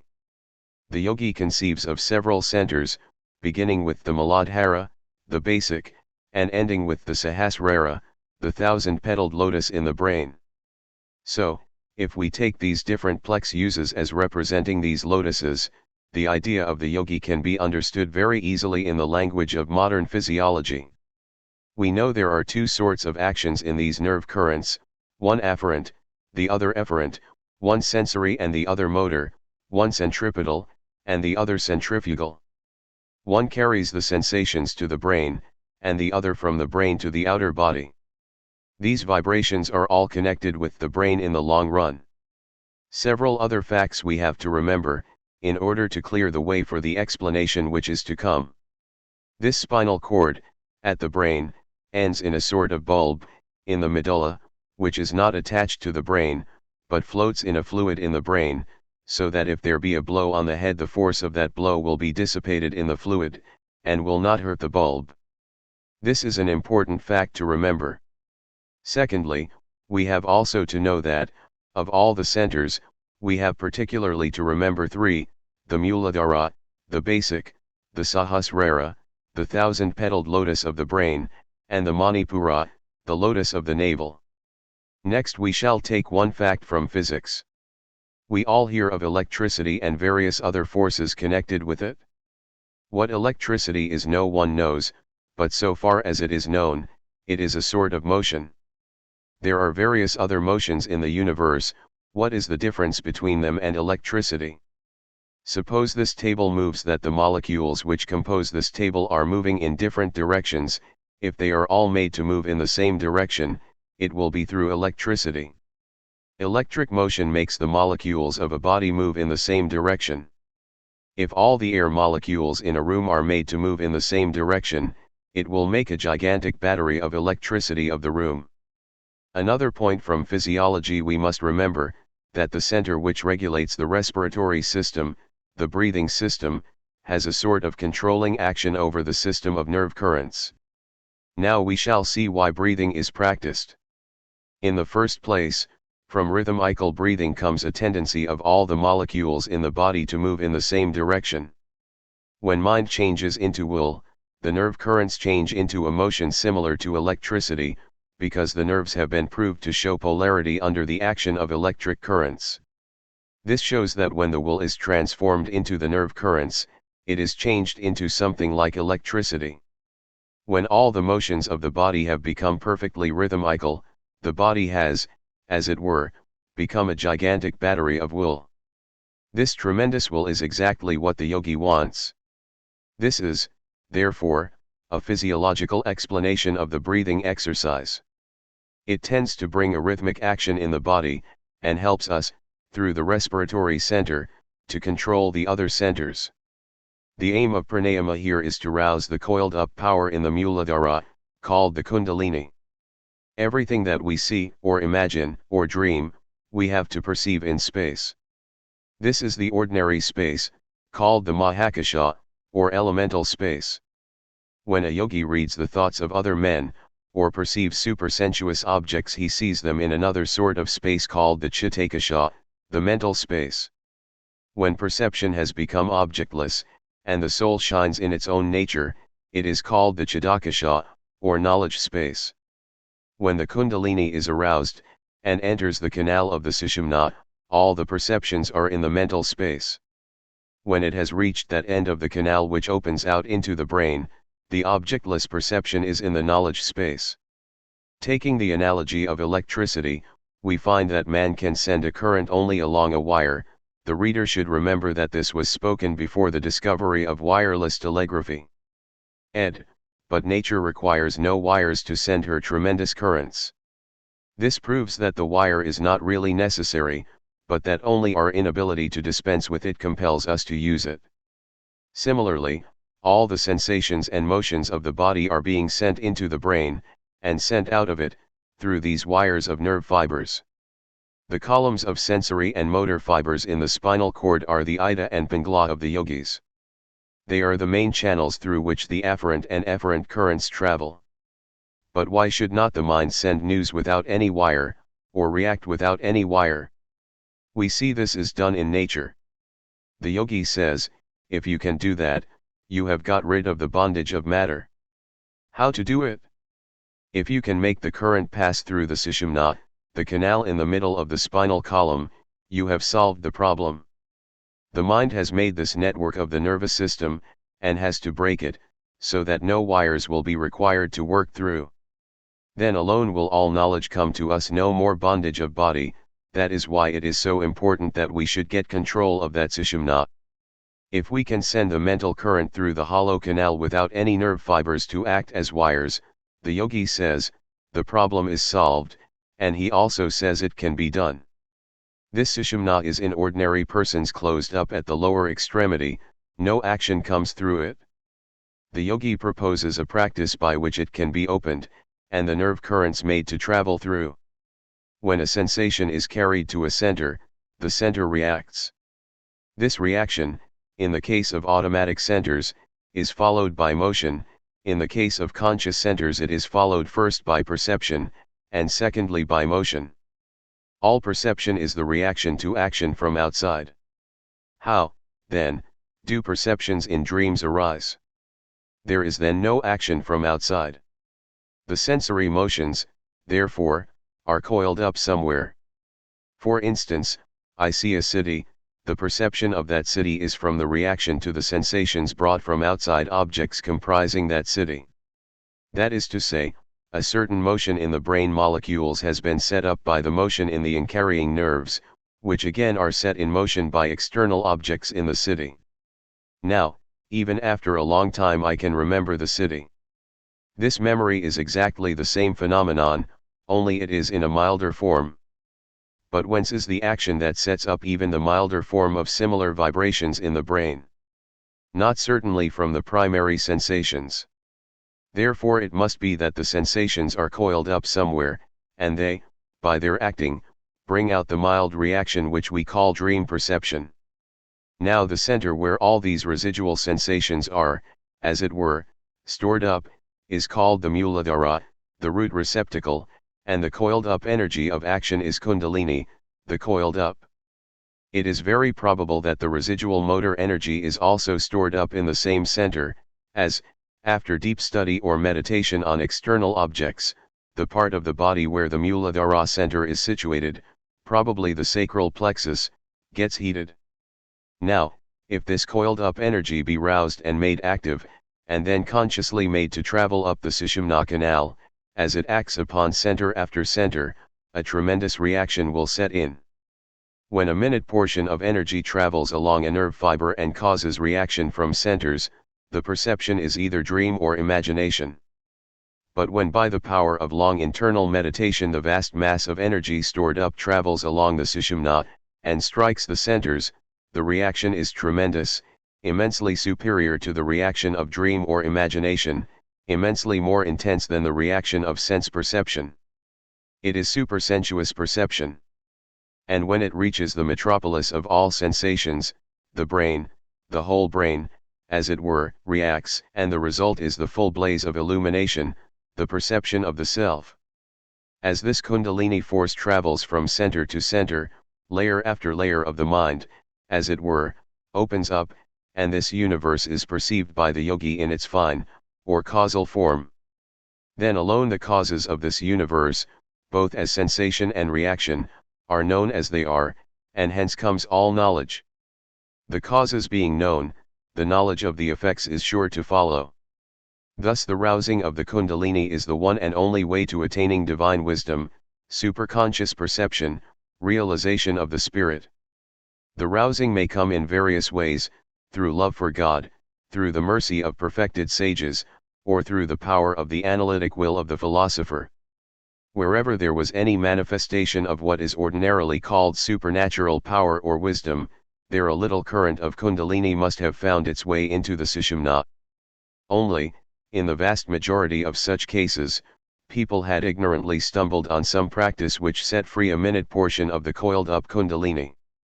All worship, consciously or unconsciously, leads to this end. The man who thinks that he is receiving response to his prayers does not know that the fulfillment comes from his own nature, that he has succeeded by the mental attitude of prayer in waking up a bit of this infinite power which is coiled up within himself. What, thus, men ignorantly worship under various names, through fear and tribulation, the yogi declares to the world to be the real power coiled up in every being, the mother of eternal happiness, if we but know how to approach her. And Raja Yoga is the science of religion, the rationale of all worship, all prayers, forms, ceremonies, and miracles. Chapter V. The control of psychic prana. We have now to deal with the exercises in pranayama. We have seen that the first step, according to the yogis, is to control the motion of the lungs. What we want to do is to feel the finer motions that are going on in the body. Our minds have become externalist, and have lost sight of the fine motions inside. If we can begin to feel them, we can begin to control them. These nerve currents go on all over the body, bringing life and vitality to every muscle, but we do not feel them. The yogi says we can learn to do so. How? By taking up and controlling the motion of the lungs. When we have done that for a sufficient length of time, we shall be able to control the finer motions. We now come to the exercises in pranayama. Sit upright, the body must be kept straight. The spinal cord, although not attached to the vertebral column, is yet inside of it. If you sit crookedly you disturb this spinal cord, so let it be free. Any time that you sit crookedly and try to meditate you do yourself an injury. The three parts of the body, the chest, the neck, and the head, must be always held straight in one line. You will find that by a little practice this will come to you as easy as breathing. The second thing is to get control of the nerves. We have said that the nerve center that controls the respiratory organs has a sort of controlling effect on the other nerves, and rhythmical breathing is, therefore, necessary. The breathing that we generally use should not be called breathing at all. It is very irregular. Then there are some natural differences of breathing between men and women. The first lesson is just to breathe in a measured way, in and out. That will harmonize the system. When you have practiced this for some time, you will do well to join to it the repetition of some word as Om, or any other sacred word. In India we use certain symbolical words instead of counting 1, 2, 3, 4. That is why I advise you to join the mental repetition of the Om, or some other sacred word to the pranayama. Let the word flow in and out with the breath, rhythmically, harmoniously, and you will find the whole body is becoming rhythmical. Then you will learn what rest is. Compared with it, sleep is not rest. Once this rest comes the most tired nerves will be calmed down, and you will find that you have never before really rested. The first effect of this practice is perceived in the change of expression of one's face, harsh lines disappear, with calm thought calmness comes over the face. Next comes beautiful voice. I never saw a yogi with a croaking voice. These signs come after a few months' practice. After practicing the above-mentioned breathing for a few days, you should take up a higher one. Slowly fill the lungs with breath through the ida, the left nostril, and at the same time concentrate the mind on the nerve current. You are, as it were, sending the nerve current down the spinal column, and striking violently on the last plexus, the basic lotus which is triangular in form, the seat of the Kundalini. Then hold the current there for some time. Imagine that you are slowly drawing that nerve current with the breath through the other side, the pingala, then slowly throw it out through the right nostril. This you will find a little difficult to practice. The easiest way is to stop the right nostril with the thumb, and then slowly draw in the breath through the left, then close both nostrils with thumb and forefinger, and imagine that you are sending that current down, and striking the base of the sushumna. Then take the thumb off, and let the breath out through the right nostril. Next inhale slowly through that nostril, keeping the other closed by the forefinger, then close both, as before. The way the Hindus practice this would be very difficult for this country, because they do it from their childhood, and their lungs are prepared for it. Here it is well to begin with 4 seconds, and slowly increase. Draw in 4 seconds, hold in 16 seconds, then throw out in 8 seconds. This makes one pranayama. At the same time think of the basic lotus, triangular in form, concentrate the mind on that center. The imagination can help you a great deal. The next breathing is slowly drawing the breath in, and then immediately throwing it out slowly, and then stopping the breath out, using the same numbers. The only difference is that in the first case the breath was held in, and in the second, held out. This last is the easier one. The breathing in which you hold the breath in the lungs must not be practiced too much. Do it only 4 times in the morning, and 4 times in the evening. Then you can slowly increase the time and number. You will find that you have the power to do so, and that you take pleasure in it. So very carefully and cautiously increase as you feel that you have the power, to 6 instead of 4. It may injure you if you practice it irregularly. Of the 3 processes for the purification of the nerves, described above, the first and the last are neither difficult nor dangerous. The more you practice the first one, the calmer you will be. Just think of Om, and you can practice even while you are sitting at your work. You will be all the better for it. Someday, if you practice hard, the Kundalini will be aroused. For those who practice once or twice a day, just a little calmness of the body and mind will come, and beautiful voice. Only for those who can go on further with it will Kundalini be aroused, and the whole of nature will begin to change, and the book of knowledge will open. No more will you need to go to books for knowledge, your own mind will have become your book, containing infinite knowledge. I have already spoken of the Ida and Pingala currents, flowing through either side of the spinal column, and also of the Sushumna, the passage through the center of the spinal cord. These 3 are present in every animal. Whatever being has a spinal column has these 3 lines of action. But the yogis claim that in an ordinary man the Sushumna is closed, its action is not evident, while that of the other 2 is carrying power to different parts of the body.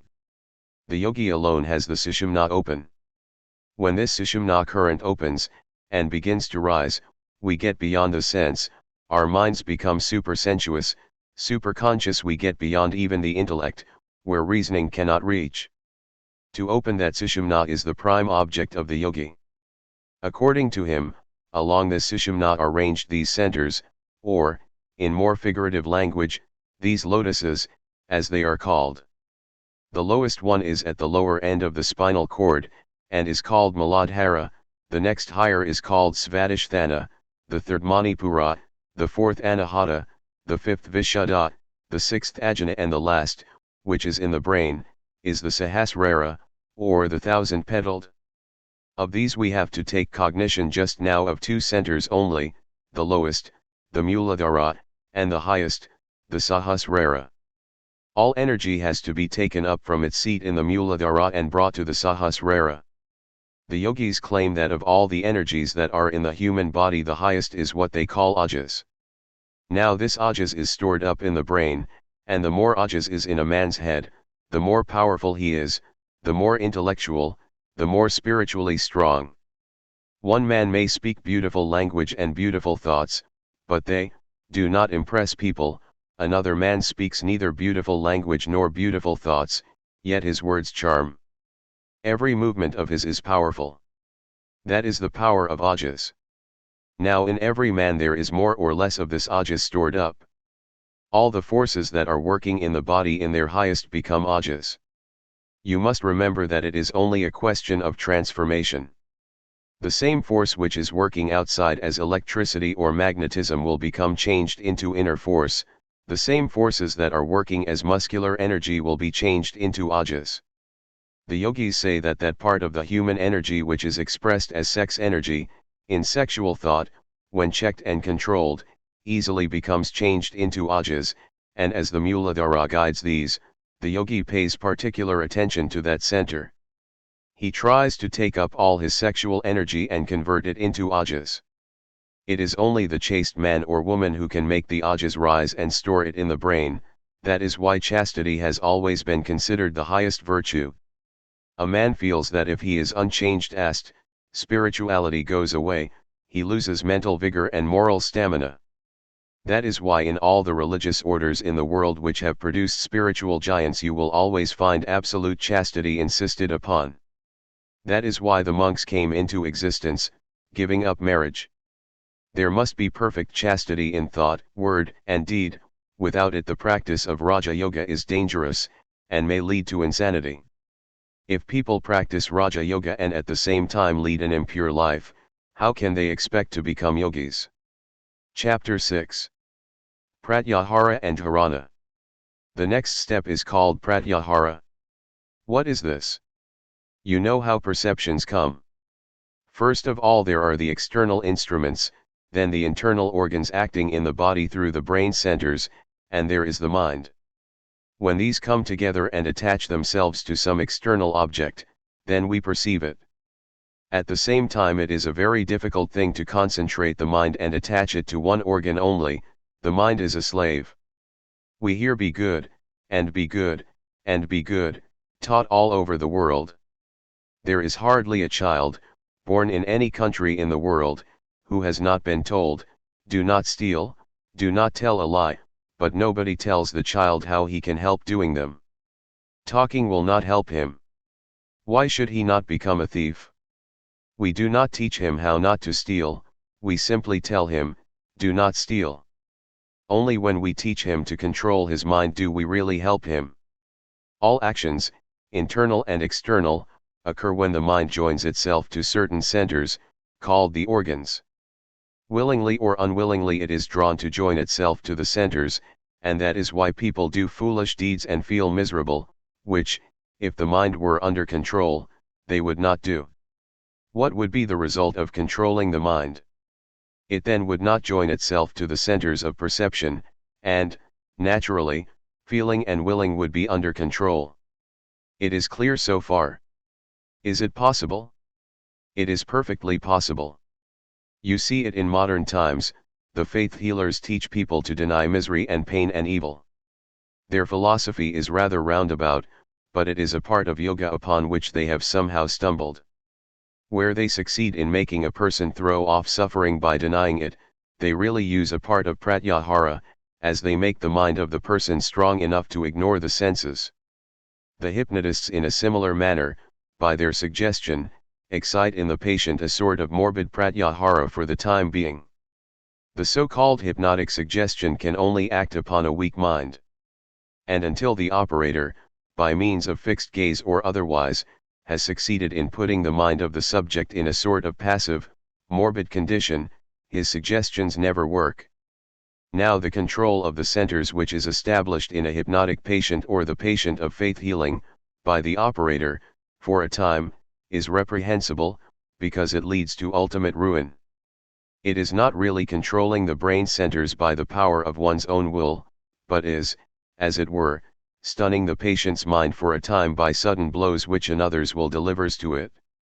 It is not checking by means of reins and muscular strength the mad career of a fiery team, but rather by asking another to deliver heavy blows on the heads of the horses, to stun them for a time into gentleness. At each one of these processes the man operated upon loses a part of his mental energies, till at last, the mind, instead of gaining the power of perfect control, becomes a shapeless, powerless mass, and the only goal of the patient is the lunatic asylum. Every attempt at control which is not voluntary, not with the controller's own mind, is not only disastrous, but it defeats the end. The goal of each soul is freedom, mastery, freedom from the slavery of matter and thought, mastery of external and internal nature. Instead of leading towards that, every will current from another, in whatever form it comes, either as direct control of organs, or as forcing to control them while under a morbid condition, only rivets one link more to the already existing heavy chain of bondage of past thoughts, past superstitions. Therefore, beware how you allow yourselves to be acted upon by others. Beware how you unknowingly bring another to ruin. True, some succeed in doing good to many for a time, by giving a new trend to their propensities, but at the same time, they bring ruin to millions by the unconscious suggestions they throw around, rousing in men and women that morbid, passive, hypnotic condition which makes them almost soulless at last. Whosoever, therefore, asks anyone to believe blindly, or drags people behind him by the controlling power of his superior will, does an injury to humanity, though he may not intend it. Therefore use your own minds, control body and mind yourselves. Remember that until you are a diseased person, no extraneous will can work upon you. Avoid everyone, however great and good he may be, who asks you to believe blindly. All over the world there have been dancing and jumping and howling sects, who spread like infection when they begin to sing and dance and preach. They also are a sort of hypnotists. They exercise a singular control for the time being over sensitive persons, alas. Often, in the long run, to degenerate whole races. It is healthier for the individual or the race to remain wicked than be made apparently good by such morbid extraneous control. One's heart sinks to think of the amount of injury done to humanity by such irresponsible yet well-meaning religious fanatics. They little know that the minds which attain to sudden spiritual upheaval under their suggestions, with music and prayers, are simply making themselves passive, morbid, and powerless, and opening themselves to any other suggestion, be it ever so evil. Little do these ignorant, deluded persons dream that whilst they are congratulating themselves upon their miraculous power to transform human hearts, which power they think was poured upon them by some being above the clouds, they are sowing the seeds of future decay, of crime, of lunacy, and of death. Therefore, beware of everything that takes away your freedom. Know that it is dangerous, and avoid it by all the means in your power.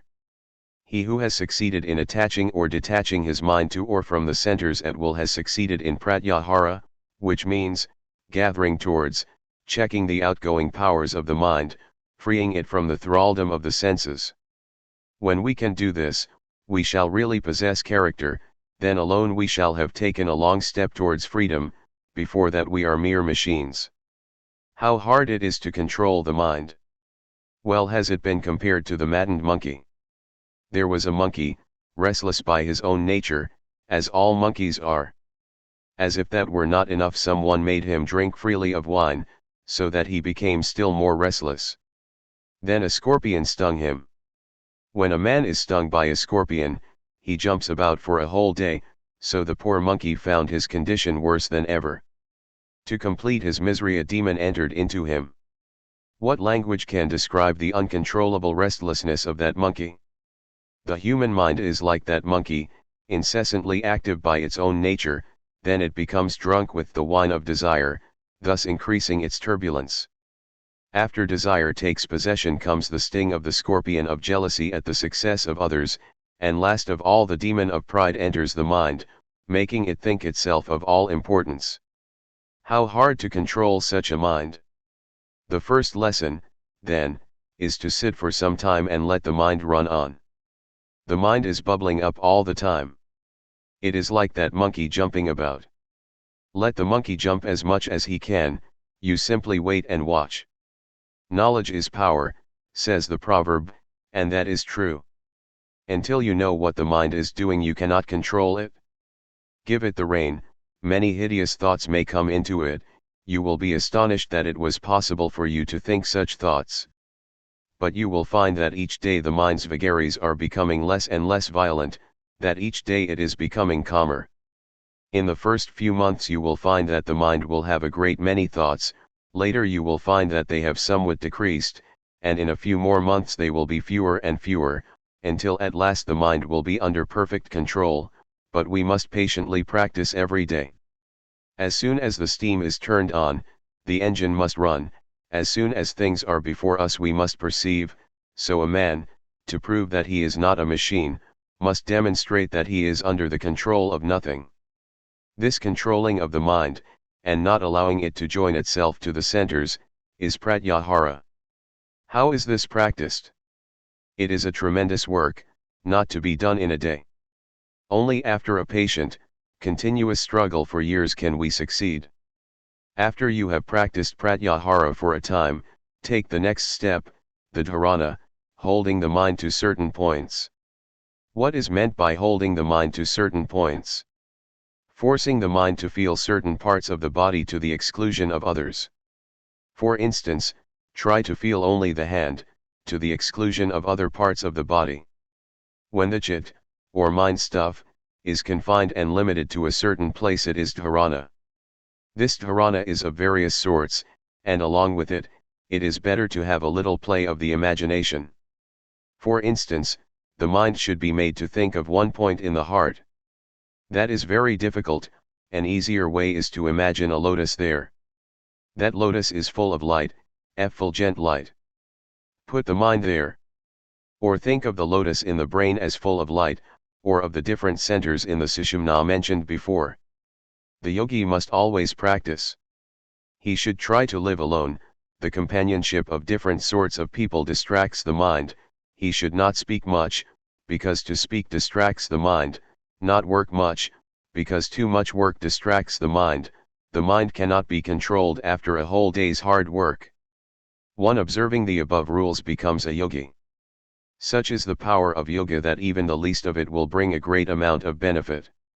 It will not hurt anyone, but will benefit everyone.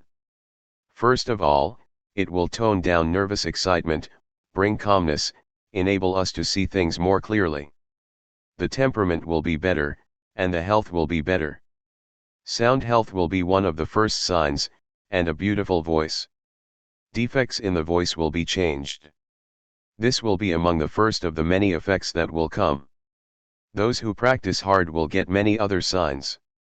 Sometimes there will be sounds, as a peal of bells heard at a distance, commingling, and falling on the ear as one continuous sound. Sometimes things will be seen, little specks of light floating and becoming bigger and bigger, and when these things come, know that you are progressing fast. Those who want to be yogis, and practice hard, must take care of their diet at first. But for those who want only a little practice for everyday business sort of life, let them not eat too much, otherwise they may eat whatever they please. For those who want to make rapid progress, and to practice hard, a strict diet is absolutely necessary. They will find it advantageous to live only on milk and cereals for some months. As the organization becomes finer and finer, it will be found in the beginning that the least irregularity throws one out of balance. One bit of food more or less will disturb the whole system, until one gets perfect control, and then one will be able to eat whatever one likes. When one begins to concentrate, the dropping of a pin will seem like a thunderbolt going through the brain. As the organs get finer, the perceptions get finer. These are the stages through which we have to pass, and all those who persevere will succeed.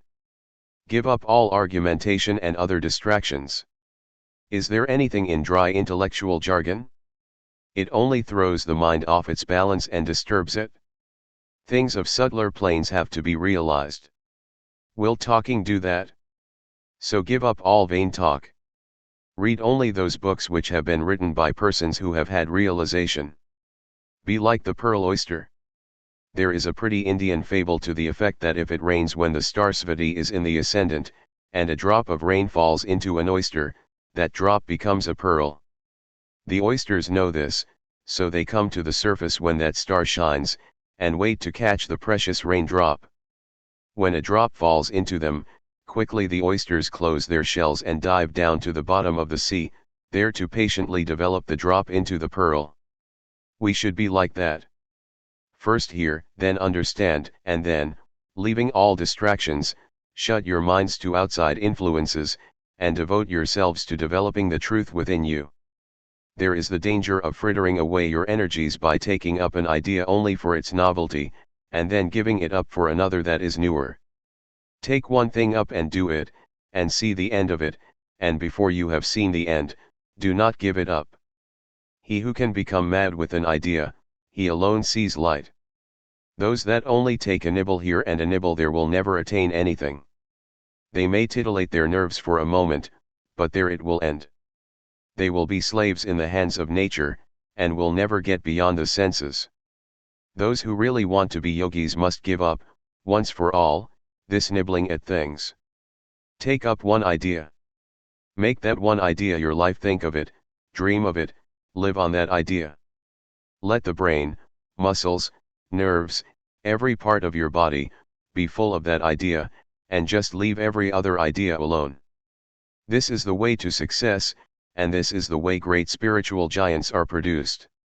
Others are mere talking machines.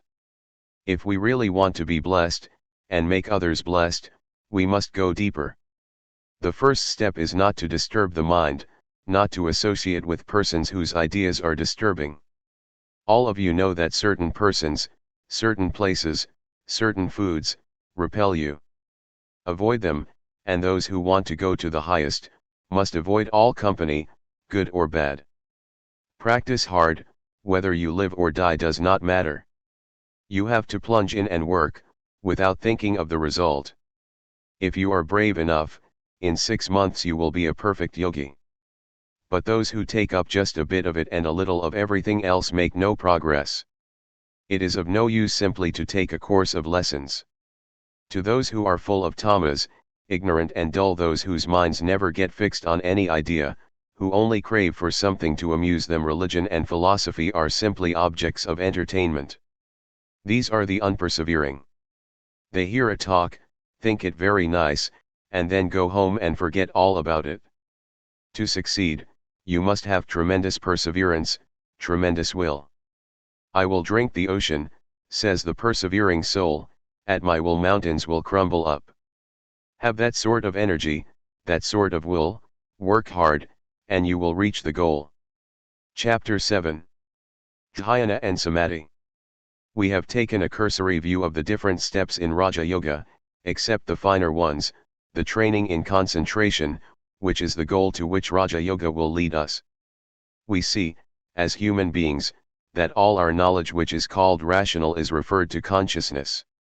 My consciousness of this table, and of your presence, makes me know that the table and you are here. At the same time, there is a very great part of my existence of which I am not conscious. All the different organs inside the body, the different parts of the brain, nobody is conscious of these. When I eat food, I do it consciously, when I assimilate it, I do it unconsciously. When the food is manufactured into blood, it is done unconsciously. When out of the blood all the different parts of my body are strengthened, it is done unconsciously. And yet it is I who am doing all this. There cannot be 20 people in this one body. How do I know that I do it, and nobody else? It may be urged that my business is only in eating and assimilating the food, and that strengthening the body by the food is done for me by somebody else. That cannot be, because it can be demonstrated that almost every action of which we are now unconscious can be brought up to the plane of consciousness. The heart is beating apparently without our control. None of us here can control the heart, it goes on its own way. But by practice men can bring even the heart under control, until it will just beat at will, slowly, or quickly, or almost stop. Nearly every part of the body can be brought under control. What does this show? That the functions which are beneath consciousness are also performed by us, only we are doing it unconsciously. We have, then, 2 planes in which the human mind works. First is the conscious plane, in which all work is always accompanied with the feeling of egoism. Next comes the unconscious plane, where all work is unaccompanied by the feeling of egoism. That part of mind work which is unaccompanied with the feeling of egoism is unconscious work, and that part which is accompanied with the feeling of egoism is conscious work. In the lower animals this unconscious work is called instinct. In higher animals, and in the highest of all animals, man, what is called conscious work prevails. But it does not end here. There is a still higher plane upon which the mind can work. It can go beyond consciousness. Just as unconscious work is beneath consciousness, so there is another work which is above consciousness, and which also is not accompanied with the feeling of egoism. The feeling of egoism is only on the middle plane. When the mind is above or below that line, there is no feeling of I, and yet the mind works. When the mind goes beyond this line of self-consciousness, it is called samadhi or superconsciousness. How, for instance, do we know that a man in samadhi has not gone below consciousness, has not degenerated instead of going higher? In both cases the works are unaccompanied with egoism. The answer is, by the effects, by the results of the work, we know that which is below, and that which is above. When a man goes into deep sleep, he enters a plane beneath consciousness.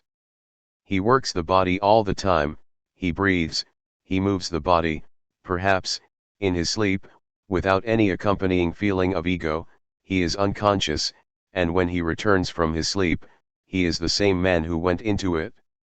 The sum total of the knowledge which he had before he went into the sleep remains the same, it does not increase at all.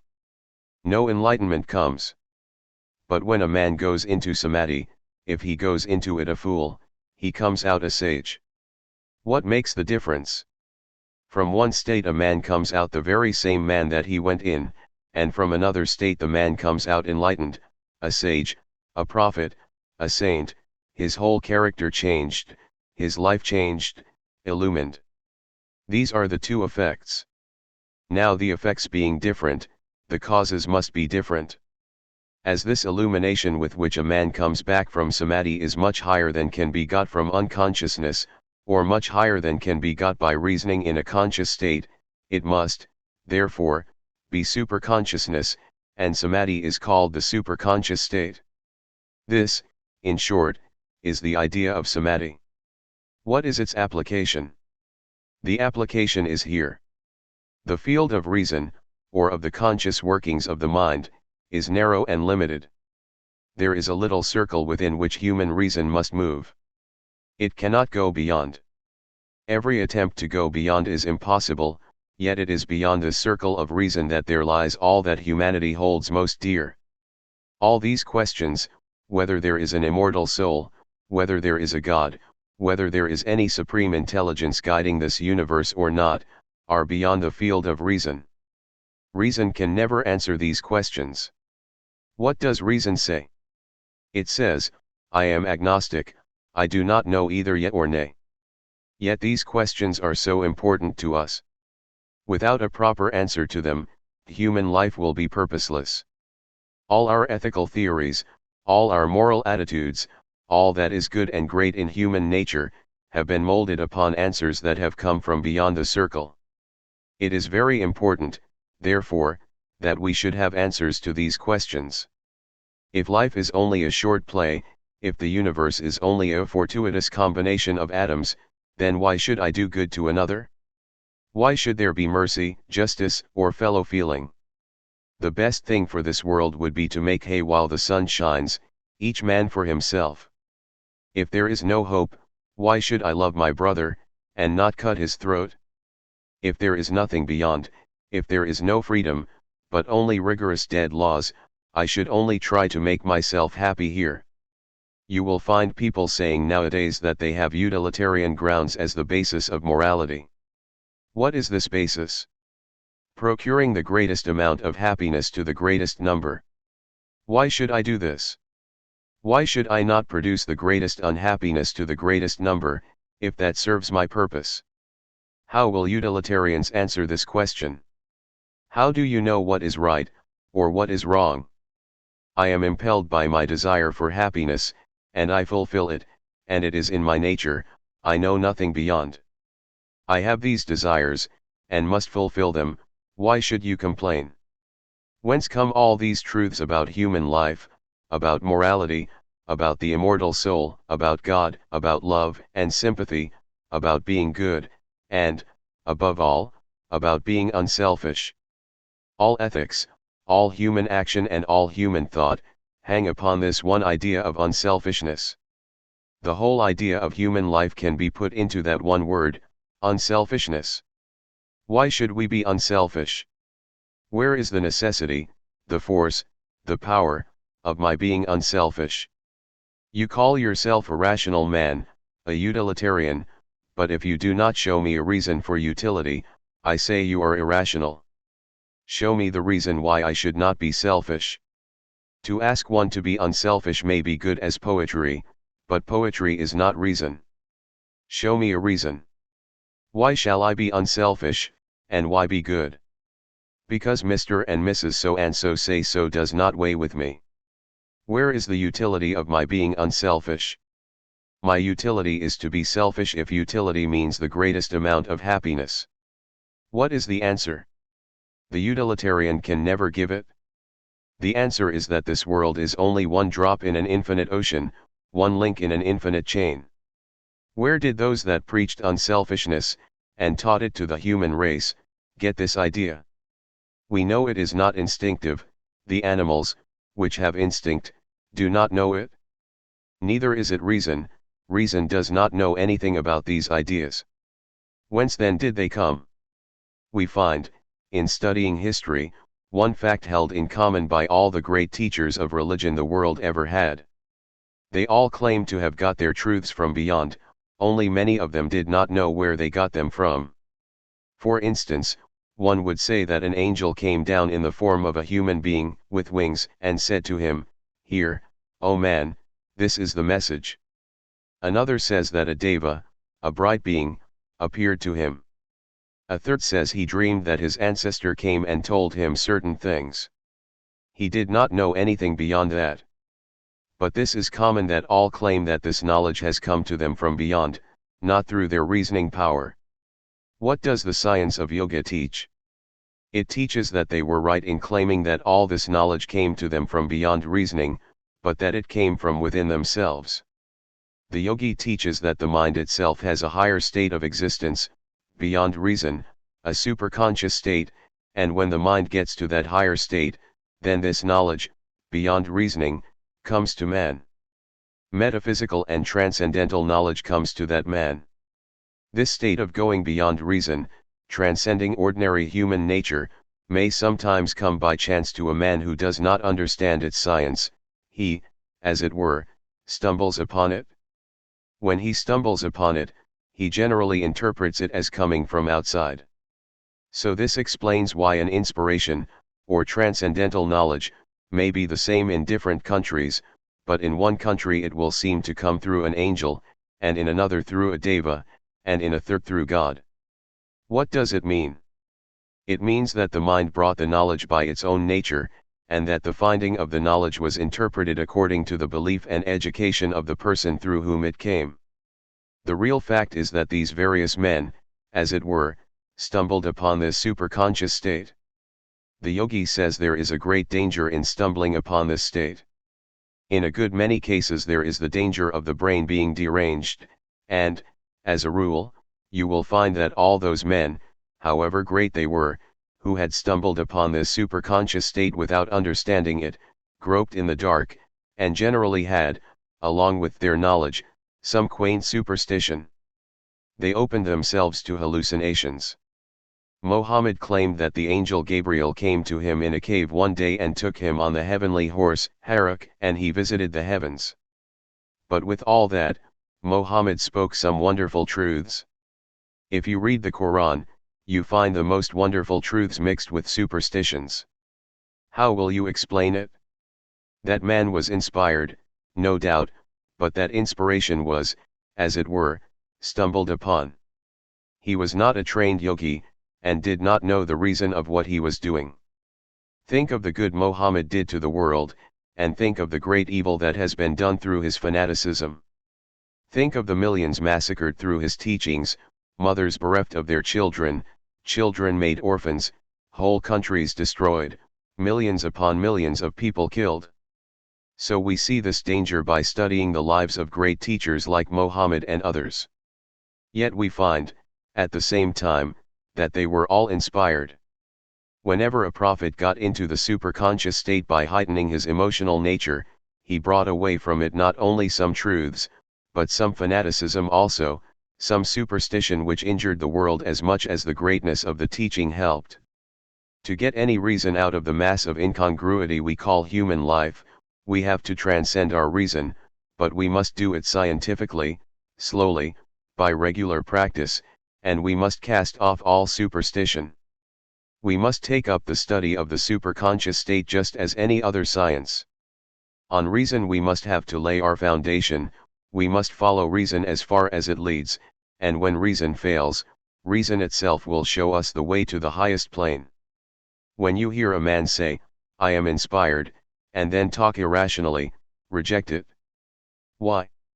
Because these three states, instinct, reason, and superconsciousness, or the unconscious, conscious, and superconscious states, belong to one and the same mind. There are not three minds in one man, but one state of it develops into the others. Instinct develops into reason, and reason into the transcendental consciousness, therefore, not one of the states contradicts the others. Real inspiration never contradicts reason, but fulfills it. Just as you find the great prophets saying, "I come not to destroy but to fulfill," so inspiration always comes to fulfill reason, and is in harmony with it. All the different steps in yoga are intended to bring us scientifically to the superconscious state, or samadhi. Furthermore, this is a most vital point to understand, that inspiration is as much in every man's nature as it was in that of the ancient prophets. These prophets were not unique, they were men as you or I. They were great yogis. They had gained the superconsciousness, and you and I can get the same. They were not peculiar people. The very fact that one man ever reached that state, proves that it is possible for every man to do so. Not only is it possible, but every man must, eventually, get to that state, and that is religion. Experience is the only teacher we have. We may talk and reason all our lives, but we shall not understand a word of truth, until we experience it ourselves. You cannot hope to make a man a surgeon by simply giving him a few books. You cannot satisfy my curiosity to see a country by showing me a map, I must have actual experience. Maps can only create curiosity in us to get more perfect knowledge. Beyond that, they have no value whatever. Clinging to books only degenerates the human mind. Was there ever a more horrible blasphemy than the statement that all the knowledge of God is confined to this or that book?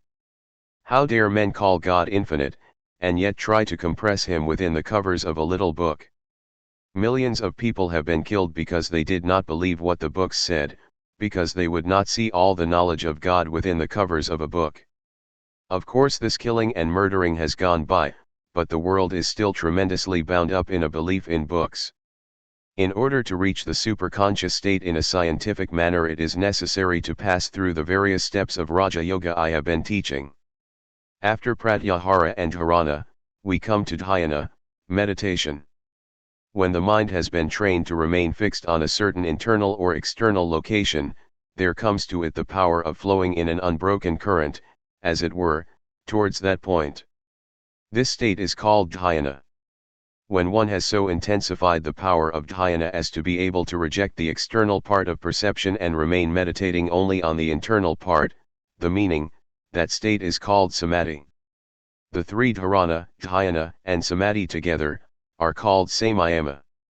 That is, if the mind can first concentrate upon an object, and then is able to continue in that concentration for a length of time, and then, by continued concentration, to dwell only on the internal part of the perception of which the object was the effect, everything comes under the control of such a mind. This meditative state is the highest state of existence. So long as there is desire, no real happiness can come. It is only the contemplative, witness-like study of objects that brings to us real enjoyment and happiness. The animal has its happiness in the senses, the man in his intellect, and the God in spiritual contemplation. It is only to the soul that has attained to this contemplative state that the world really becomes beautiful. To him who desires nothing, and does not mix himself up with them, the manifold changes of nature are one panorama of beauty and sublimity. These ideas have to be understood in dhyana, or meditation. We hear a sound. First, there is the external vibration, second, the nerve motion that carries it to the mind, third, the reaction from the mind, along with which flashes the knowledge of the object which was the external cause of these different changes from the ethereal vibrations to the mental reactions. These three are called in yoga, shabda, sound, artha, meaning, and jnana, knowledge. In the language of physics and physiology they are called the ethereal vibration, the motion in the nerve and brain, and the mental reaction. Now these, though distinct processes, have become mixed up in such a fashion as to become quite indistinct. In fact, we cannot now perceive any of these, we only perceive their combined effect, what we call the external object. Every act of perception includes these three, and there is no reason why we should not be able to distinguish them. When, by the previous preparations, it becomes strong and controlled, and has the power of finer perception, the mind should be employed in meditation. This meditation must begin with gross objects and slowly rise to finer and finer, until it becomes objectless. The mind should first be employed in perceiving the external causes of sensations, then the internal motions, and then its own reaction.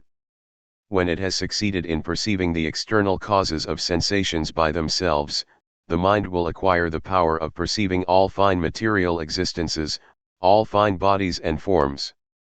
When it can succeed in perceiving the motions inside by themselves, it will gain the control of all mental waves, in itself or in others, even before they have translated themselves into physical energy, and when he will be able to perceive the mental reaction by itself, the yogi will acquire the knowledge of everything, as every sensible object, and every thought is the result of this reaction. Then will he have seen the very foundations of his mind, and it will be under his perfect control. Different powers will come to the yogi, and if he yields to the temptations of any one of these, the road to his further progress will be barred. Such is the evil of running after enjoyments. But if he is strong enough to reject even these miraculous powers, he will attain to the goal of yoga, the complete suppression of the waves in the ocean of the mind. Then the glory of the soul, undisturbed by the distractions of the mind, or motions of the body, will shine in its full effulgence, and the yogi will find himself as he is and as he always was, the essence of knowledge, the immortal, the all-pervading. Samadhi is the property of every human being, nay, every animal. From the lowest animal to the highest angel, some time or other, each one will have to come to that state, and then alone, will real religion begin for him. Until then we only struggle towards that stage. There is no difference now between us and those who have no religion, because we have no experience. What is concentration good for, save to bring us to this experience? Each one of the steps to attain samadhi has been reasoned out, properly adjusted, scientifically organized, and, when faithfully practiced, will surely lead us to the desired end. Then will all sorrows cease, all miseries vanish, the seeds for actions will be burnt, and the soul will be free forever. Chapter 8. Raja Yoga in brief. The following is a summary of Raja Yoga freely translated from the Kuram Purana. The fire of yoga burns the cage of sin that is around a man. Knowledge becomes purified and nirvana is directly obtained. From yoga comes knowledge, knowledge again helps the yogi. He who combines in himself both yoga and knowledge, with him the Lord is pleased. Those that practice Mahayoga, either once a day, or twice a day, or thrice, or always, know them to be gods. Yoga is divided into two parts. One is called Abhava, and the other, Mahayoga. Where oneself is meditated upon as zero, and bereft of quality, that is called Abhava. That in which one sees the self as full of bliss and bereft of all impurities, and one with God, is called Mahayoga. The yogi, by each one, realizes his self.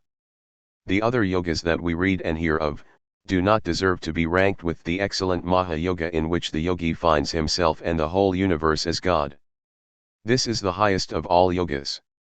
Yama, Niyama, Asana, Pranayama, Pratyahara, Dharana, Dhyana, and Samadhi are the steps in Raja Yoga, of which non-injury, truthfulness, non-covetousness, chastity, not receiving anything from another are called Yama.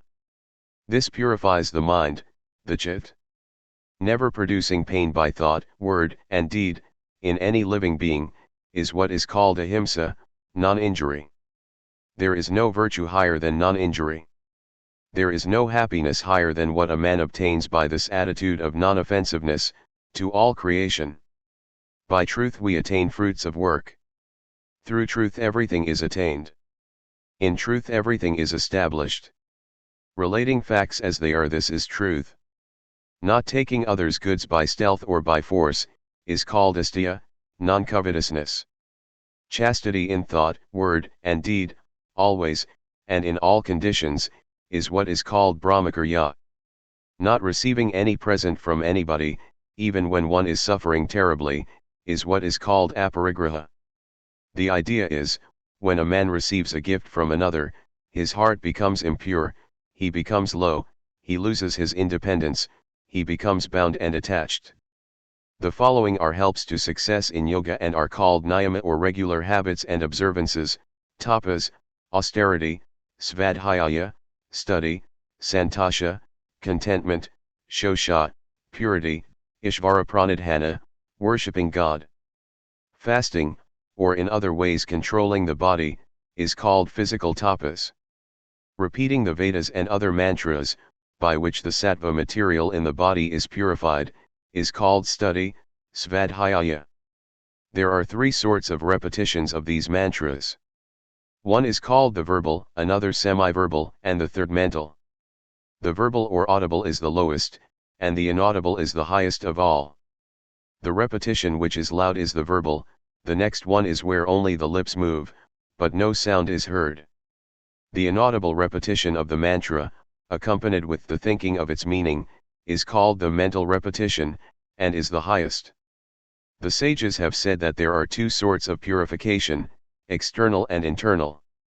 The purification of the body by water, earth, or other materials is the external purification, as bathing, etc.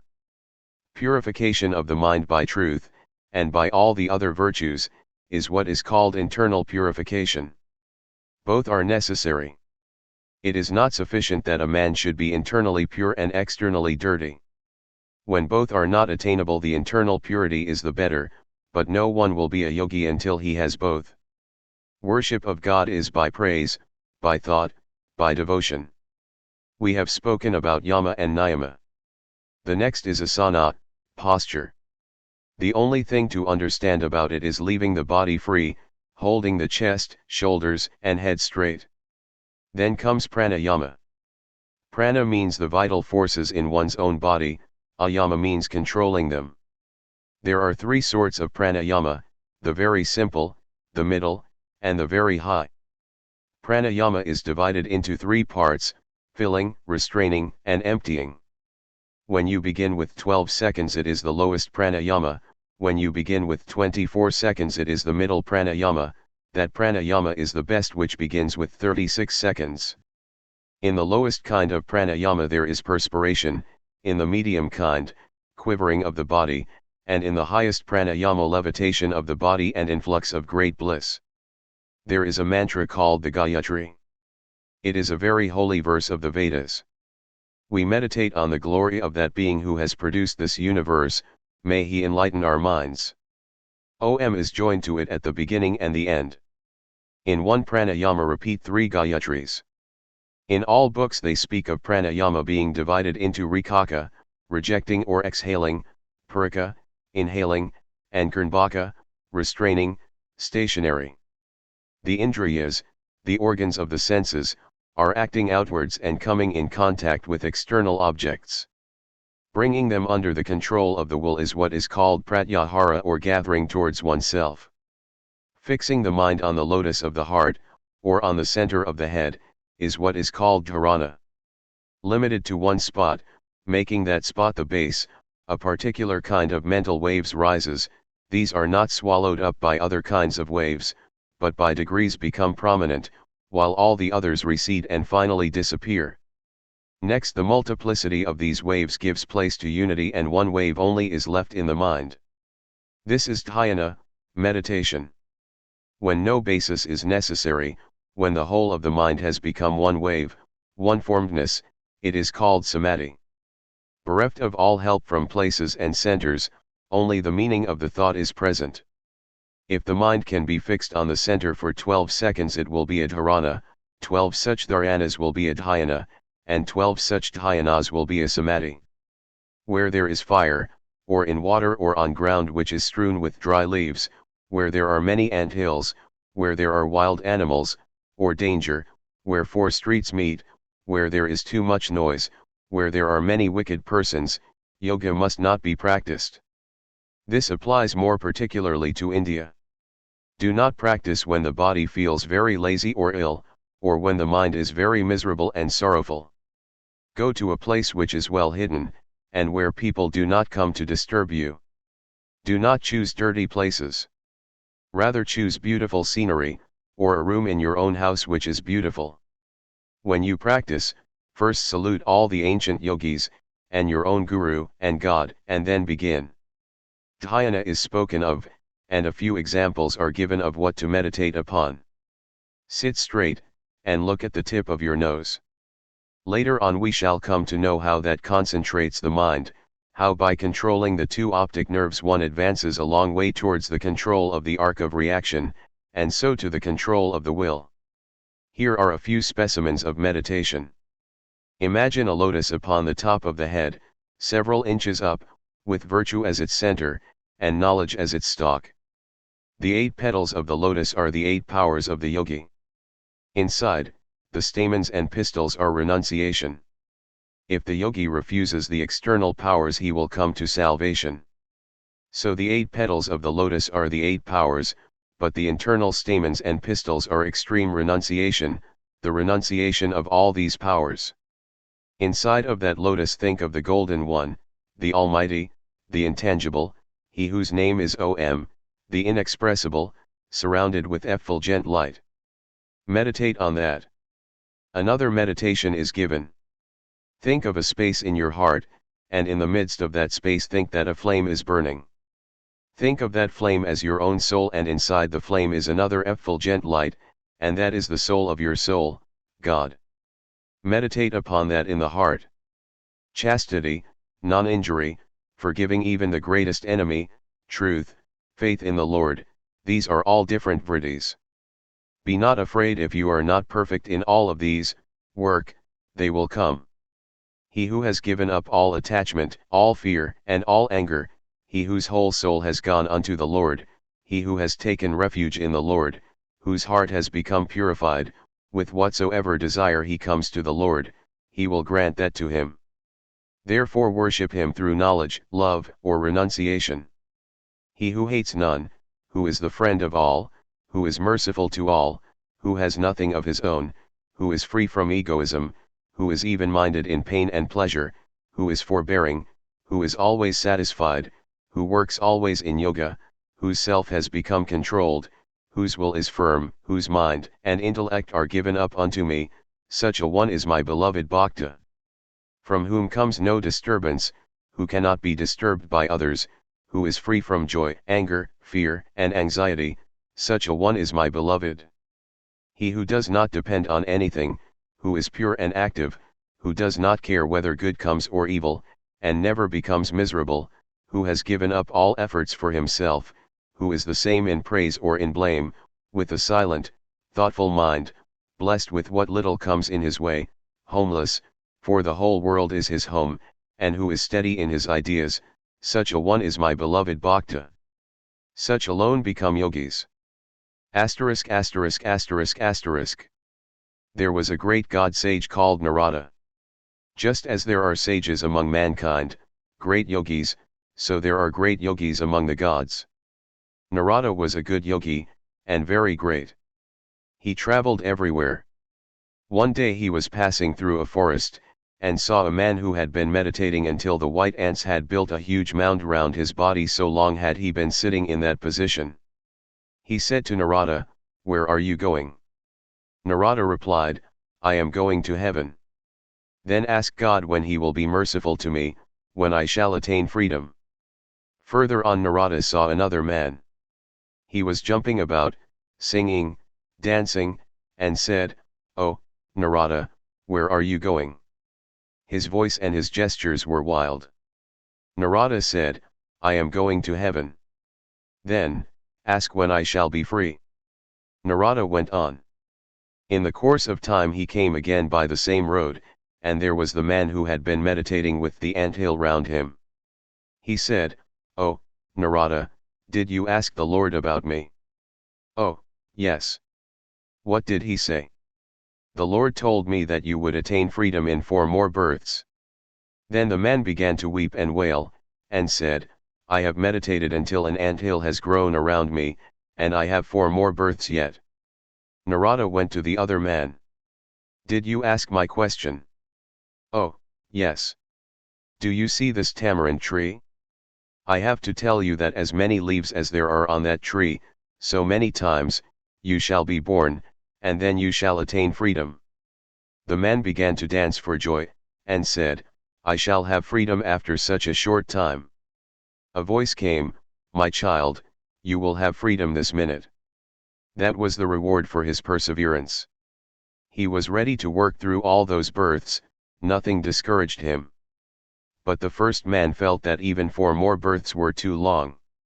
Only perseverance, like that of the man who was willing to wait eons, brings about the highest result. Patanjali's Yoga Aphorisms. Introduction. Before going into the Yoga Aphorisms, I shall try to discuss one great question, upon which rests the whole theory of religion for the yogis. It seems the consensus of opinion of the great minds of the world, and it has been nearly demonstrated by researches into physical nature, that we are the outcome and manifestation of an absolute condition, back of our present relative condition, and are going forward, to return to that absolute. This being granted, the question is, which is better, the absolute or the state? There are not wanting people who think that this manifested state is the highest state of man. Thinkers of great caliber are of the opinion that we are manifestations of undifferentiated being, and the differentiated state is higher than the absolute. They imagine that in the absolute there cannot be any quality, that it must be insensate, dull, and lifeless, that only this life can be enjoyed, and, therefore, we must cling to it. First of all, we want to inquire into other solutions of life. There was an old solution that man after death remained the same, that all his good sides, minus his evil sides, remained forever. Logically stated, this means that man's goal is the world, this world carried a stage higher, and eliminated of its evils, is the state they call heaven. This theory, on the face of it, is absurd and puerile, because it cannot be. There cannot be good without evil, nor evil without good. To live in a world where it is all good and no evil is what Sanskrit logicians call a dream in the air. Another theory in modern times has been presented by several schools, that man's destiny is to go on always improving, always struggling towards, but never reaching the goal. This statement, though apparently very nice, is also absurd, because there is no such thing as motion in a straight line. Every motion is in a circle. If you can take up a stone, and project it into space, and then live long enough, that stone, if it meets with no obstruction, will come back exactly to your hand. A straight line, infinitely projected, must end in a circle. Therefore, this idea that the destiny of man is progressing ever forward, and never stopping, is absurd. Although extraneous to the subject, I may remark that this idea explains the ethical theory that you must not hate, and must love. Because, just as in the case of electricity, the modern theory is that the power leaves the dynamo and completes the circle back to the dynamo, so with hate and love, they must come back to the source. Therefore do not hate anybody, because that hatred which comes out from you, must, in the long run, come back to you. If you love, that love will come back to you, completing the circle. It is as certain as can be, that every bit of hatred that goes out of the heart of a man comes back to him in full force, nothing can stop it. Similarly, every impulse of love comes back to him. On other and practical grounds, we see that the theory of eternal progression is untenable, for destruction is the goal of everything earthly. All our struggles and hopes and fears and joys, what will they lead to? We shall all end in death. Nothing is so certain as this. Where, then, is this motion in a straight line, this infinite progression? It is only going out to a distance, and coming back to the center from which it started.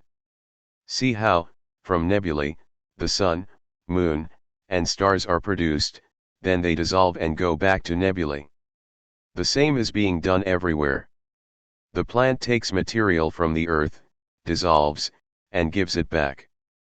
Every form in this world is taken out of surrounding atoms and goes back to these atoms.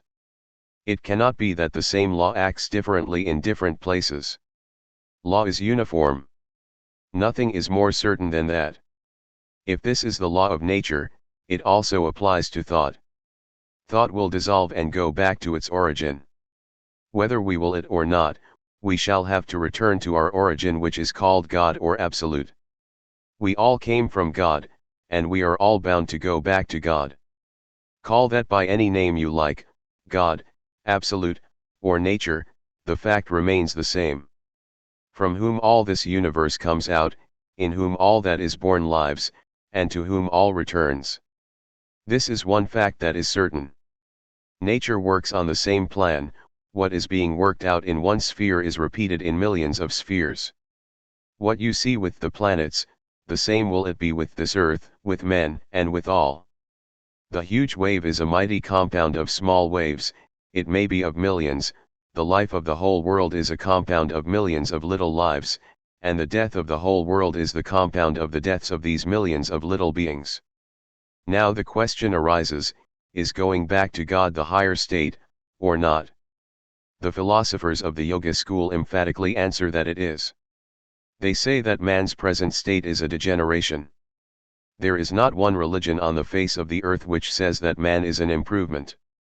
The idea is that his beginning is perfect and pure, that he degenerates until he cannot degenerate further, and that there must come a time when he shoots upward again to complete the circle. The circle must be described. However low he may go, he must ultimately take the upward bend and go back to the original source, which is God. Man comes from God in the beginning, in the middle he becomes man, and in the end he goes back to God. This is the method of putting it in the dualistic form. The monistic form is that man is God, and goes back to him again. If our present state is the higher one, then why is there so much horror and misery, and why is there an end to it? If this is the higher state, why does it end? That which corrupts and degenerates cannot be the highest state. Why should it be so diabolical, so unsatisfying? It is only excusable, inasmuch as through it we are taking a higher groove, we have to pass through it in order to become regenerate again. Put a seed into the ground and it disintegrates, dissolves after a time, and out of that dissolution comes the splendid tree. Every soul must disintegrate to become God. So it follows that the sooner we get out of the state we call man, the better for us. Is it by committing suicide that we get out of this state? Not at all. That will be making it worse. Torturing ourselves, or condemning the world, is not the way to get out. We have to pass through the slough of despond, and the sooner we are through, the better. It must always be remembered that man's state is not the highest state. The really difficult part to understand is that this state, the Absolute, which has been called the highest, is not, as some fear, that of the zoophyte or of the stone. According to them, there are only two states of existence, one of the stone, and the other of thought. What right have they to limit existence to these two?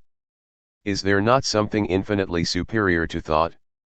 The vibrations of light, when they are very low, we do not see; when they become a little more intense, they become light to us; when they become still more intense, we do not see them, it is dark to us. Is the darkness in the end the same darkness as in the beginning?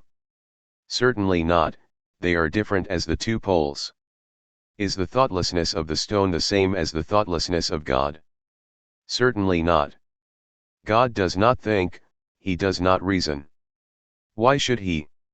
Is anything unknown to him, that he should reason? The stone cannot reason, God does not. Such is the difference. These philosophers think it is awful if we go beyond thought; they find nothing beyond thought. There are much higher states of existence beyond reasoning. It is really beyond the intellect that the first state of religious life is to be found. When you step beyond thought and intellect and all reasoning, then you have made the first step towards God, and that is the beginning of life. What is commonly called life is but an embryo state. The next question will be, what proof is there that the state beyond thought and reasoning is the highest state? In the first place, all the great men of the world, much greater than those that only talk, men who moved the world, men who never thought of any selfish ends whatever, have declared that this life is but a little stage on the way towards infinity which is beyond. In the second place, they not only say so, but show the way to every one, explain their methods, that all can follow in their steps. In the third place, there is no other way left. There is no other explanation. Taking for granted that there is no higher state, why are we going through this circle all the time? What reason can explain the world? The sensible world will be the limit to our knowledge if we cannot go farther, if we must not ask for anything more. This is what is called agnosticism. But what reason is there to believe in the testimony of the senses? I would call that man a true agnostic who would stand still in the street and die. If reason is all in all, it leaves us no place to stand on this side of nihilism. If a man is agnostic of everything but money, fame, and name, he is only a fraud. Kant has proved beyond all doubt that we cannot penetrate beyond the tremendous dead wall called reason. But that is the very first idea upon which all Indian thought takes its stand, and dares to seek, and succeeds in finding something higher than reason, where alone the explanation of the present state is to be found. This is the value of the study of something that will take us beyond the world. Thou art our Father, and wilt take us to the other shore of this ocean of ignorance. That is the science of religion, nothing else. Patanjali's Yoga Aphorisms. Chapter I. Concentration, its spiritual uses. 1. Now concentration is explained. 2. Yoga is restraining the mind stuff, chit, from taking various forms, vritis. A good deal of explanation is necessary here. We have to understand what chit is, and what the vritis are. I have eyes. Eyes do not see. Take away the brain center which is in the head, the eyes will still be there, the retina complete, as also the pictures of objects on them, and yet the eyes will not see. So the eyes are only a secondary instrument, not the organ of vision. The organ of vision is in a nerve center of the brain. The two eyes will not be sufficient. Sometimes a man is asleep with his eyes open. The light is there and the picture is there, but a third thing is necessary: the mind must be joined to the organ. The eye is the external instrument, we need also the brain center and the agency of the mind. Carriages roll down a street, and you do not hear them. Why? Because your mind has not attached itself to the organ of hearing. First, there is the instrument, then there is the organ, and third, the mind attached to these two.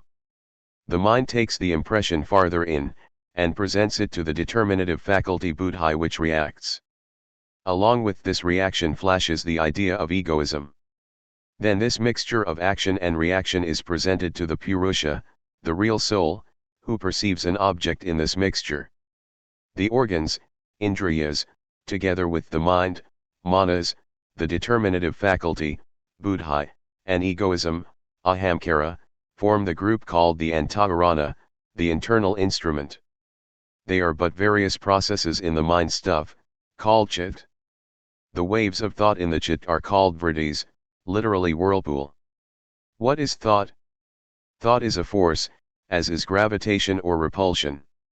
From the infinite storehouse of force in nature, the instrument called chit takes hold of some, absorbs it and sends it out as thought. Force is supplied to us through food, and out of that food the body obtains the power of motion, etc. Others, the finer forces, it throws out in what we call thought. So we see that the mind is not intelligent, yet it appears to be intelligent. Why? Because the intelligent soul is behind it? You are the only sentient being, mind is only the instrument through which you catch the external world. Take this book, as a book it does not exist outside, what exists outside is unknown and unknowable. The unknowable furnishes the suggestion that gives a blow to the mind, and the mind gives out the reaction in the form of a book, in the same manner as when a stone is thrown into the water is thrown against it in the form of waves. The real universe is the occasion of the reaction of the mind. A book form, or an elephant form, or a man form, is not outside, all that we know is our mental reaction from the outer suggestion. Matter is the permanent possibility of sensations, said John Stuart Mill. It is only the suggestion that is outside. Take an oyster for example. You know how pearls are made. A parasite gets inside the shell and causes irritation, and the oyster throws a sort of enameling round it, and this makes the pearl. The universe of experience is our own enamel, so to say, and the real universe is the parasite serving as nucleus. The ordinary man will never understand it, because when he tries to do so, he throws out an enamel, and sees only his own enamel. Now we understand what is meant by these vriddis. The real man is behind the mind is the instrument, his hands, it is his intelligence that is percolating through the mind. It is only when you stand behind the mind that it becomes intelligent. When man gives it up, it falls to pieces and is nothing. Thus you understand what is meant by chit. It is the mind stuff, and vriddis are the waves and ripples rising in it when external causes impinge on it. These vriddis are our universe. The bottom of a lake we cannot see, because its surface is covered with ripples. It is only possible for us to catch a glimpse of the bottom, when the ripples have subsided, and the water is calm. If the water is muddy or is agitated all the time, the bottom will not be seen. If it is clear, and there are no waves, we shall see the bottom. The bottom of the lake is our own true self, the lake is the chit and the waves the vriddis. Again, the mind is in three states, one of which is darkness, called tamas, found in brutes and idiots, it only acts to injure. No other idea comes into that state of mind. Then there is the active state of mind, rajas, whose chief motives are power and enjoyment. I will be powerful and rule others. Then there is the state called sattva, serenity, calmness, in which the waves cease, and the water of the mind lake becomes clear. It is not inactive, but rather intensely active. It is the greatest manifestation of power to be calm. It is easy to be active. Let the reins go, and the horses will run away with you. Anyone can do that, but he who can stop the plunging horses is the strong man. Which requires the greater strength, letting go or restraining. The calm man is not the man who is dull. You must not mistake sattva for dullness or laziness. The calm man is the one who has control over the mind waves. Activity is the manifestation of inferior strength, calmness, of the superior. The chit is always trying to get back to its natural pure state, but the organs draw it out. To restrain it, to check this outward tendency, and to start it on the return journey to the essence of intelligence is the first step in yoga, because only in this way can the chit get into its proper course. Although the chit is in every animal, from the lowest to the highest, it is only in the human form that we find it as the intellect. Until the mind stuff can take the form of intellect, it is not possible for it to return through all these steps, and liberate the soul. Immediate salvation is impossible for the cow or the dog, although they have mind, because their chit cannot as yet take that form which we call intellect. The chit manifests itself in the following forms: scattering, darkening, gathering, one-pointed, and concentrated. The scattering form is activity. Its tendency is to manifest in the form of pleasure or of pain. The darkening form is dullness, which tends to injury. The commentator says, the third form is natural to the devas, the angels, and the first and second to the demons. The gathering form is when it struggles to center itself.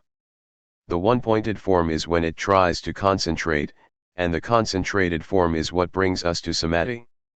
3. At that time, the time of concentration, the seer, Purusha, rests in his own, unmodified, state. As soon as the waves have stopped, and the lake has become quiet, we see its bottom. So with the mind, when it is calm, we see what our own nature is, we do not mix ourselves but remain our own selves.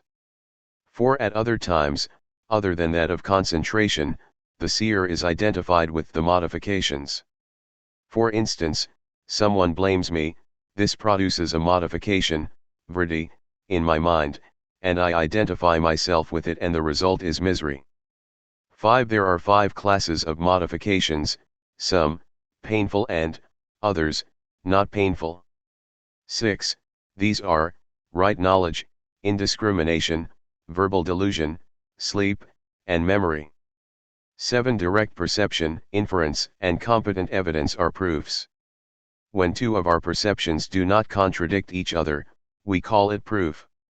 I hear something, and if it contradicts something already perceived, I begin to fight it out, and do not believe it. There are also 3 kinds of proof. Pratyaksha, direct perception, whatever we see and feel, is proof, if there has been nothing to delude the senses. I see the world, that is sufficient proof that it exists. Secondly, anumana, inference, you see a sign, and from the sign you come to the thing signified.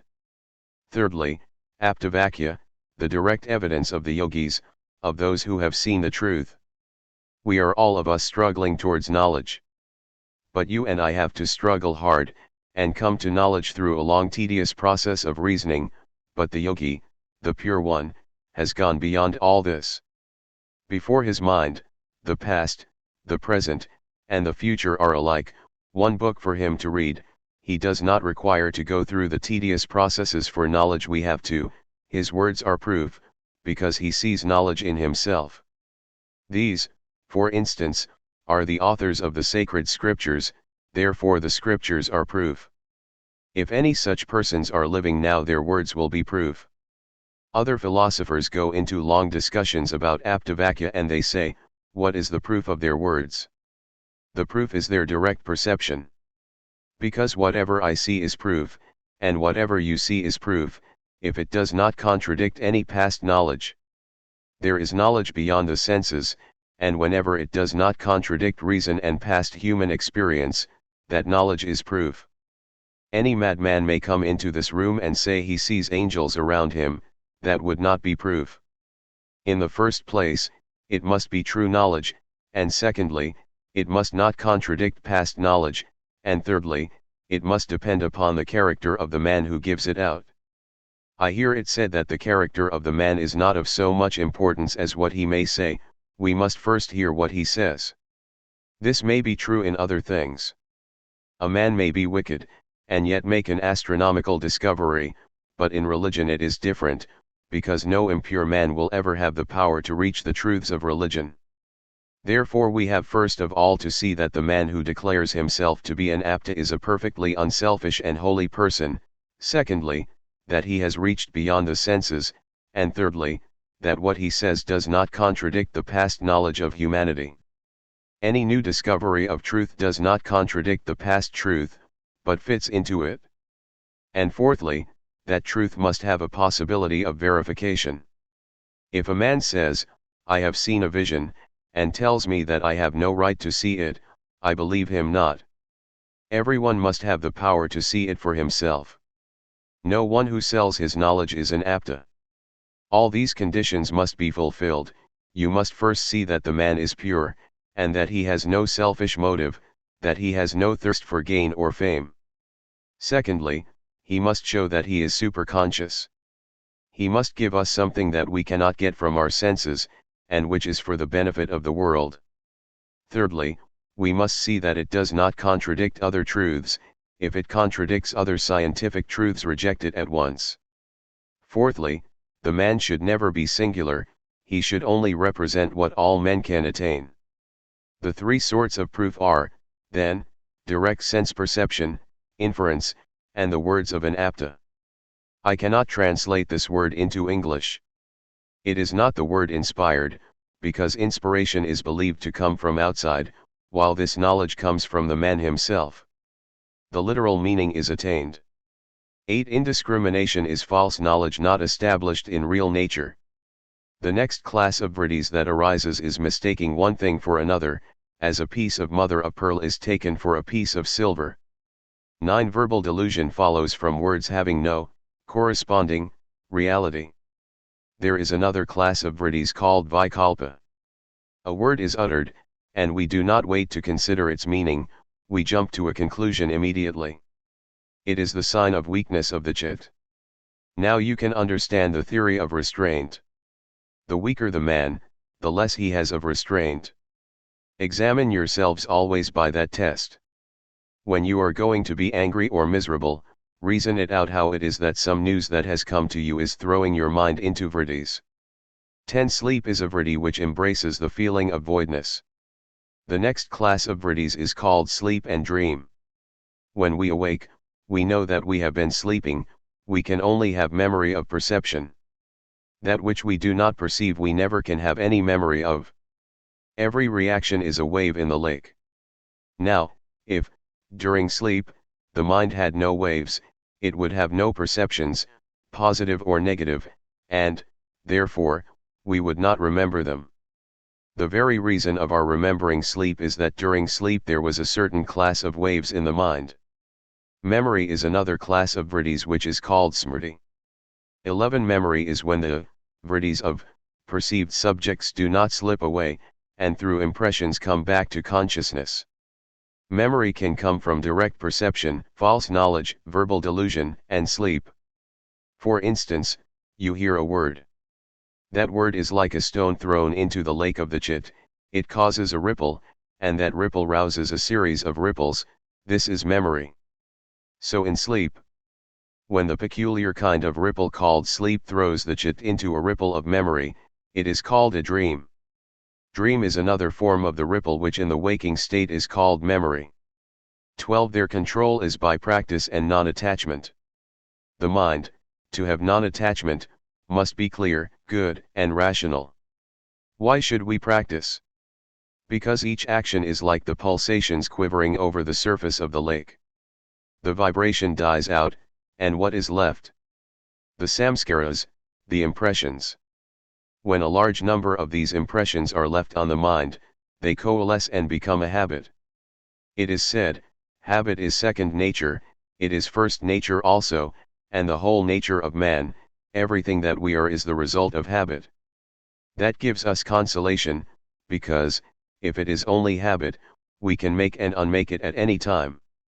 The samskaras are left by these vibrations passing out of our mind, each one of them leaving its result. Our character is the sum total of these marks, and according as some particular wave prevails one takes that tone. If good prevails, one becomes good, if wickedness, one becomes wicked, if joyfulness, one becomes happy. The only remedy for bad habits is counter habits, all the bad habits that have left their impressions are to be controlled by good habits. Go on doing good, thinking holy thoughts continuously, that is the only way to suppress base impressions. Never say any man is hopeless, because he only represents a character, a bundle of habits, which can be checked by new and better ones. Character is repeated habits, and repeated habits alone can reform character. 13. Continuous struggle to keep them, the vrittis, perfectly restrained is practice. What is practice? The attempt to restrain the mind in chit form, to prevent its going out into waves. 14. It becomes firmly grounded by long constant efforts with great love, for the end to be attained. Restraint does not come in one day, but by long continued practice. 15. That effect which comes to these who have given up their thirst after objects, either seen or heard, and which wills to control the objects, is non-attachment. The two motive powers of our actions are, 1. What we see ourselves, 2. The experience of others. These two forces throw the mind, the lake, into various waves. Renunciation is the power of battling against these forces and holding the mind in check. Their renunciation is what see want. I am passing through a street, and a man comes and takes away my watch. That is my own experience. I see it myself, and it immediately throws my chit into a wave, taking the form of anger. Allow not that to come. If you cannot prevent that, you are nothing. If you can, you have Vairagya. Again, the experience of the worldly minded teaches us that sense enjoyments are the highest ideal. These are tremendous temptations. To deny them, and not allow the mind to come to a waveform with regard to them, is renunciation. To control the twofold motive powers arising from my own experience and from the experience of others, and thus prevent the chit from being governed by them, is Vairagya. These should be controlled by me, and not I by them. This sort of mental strength is called renunciation. Vairagya is the only way to freedom. 16. That is extreme non-attachment, which gives up even the qualities, and comes from the knowledge of, the real nature of, the Purusha.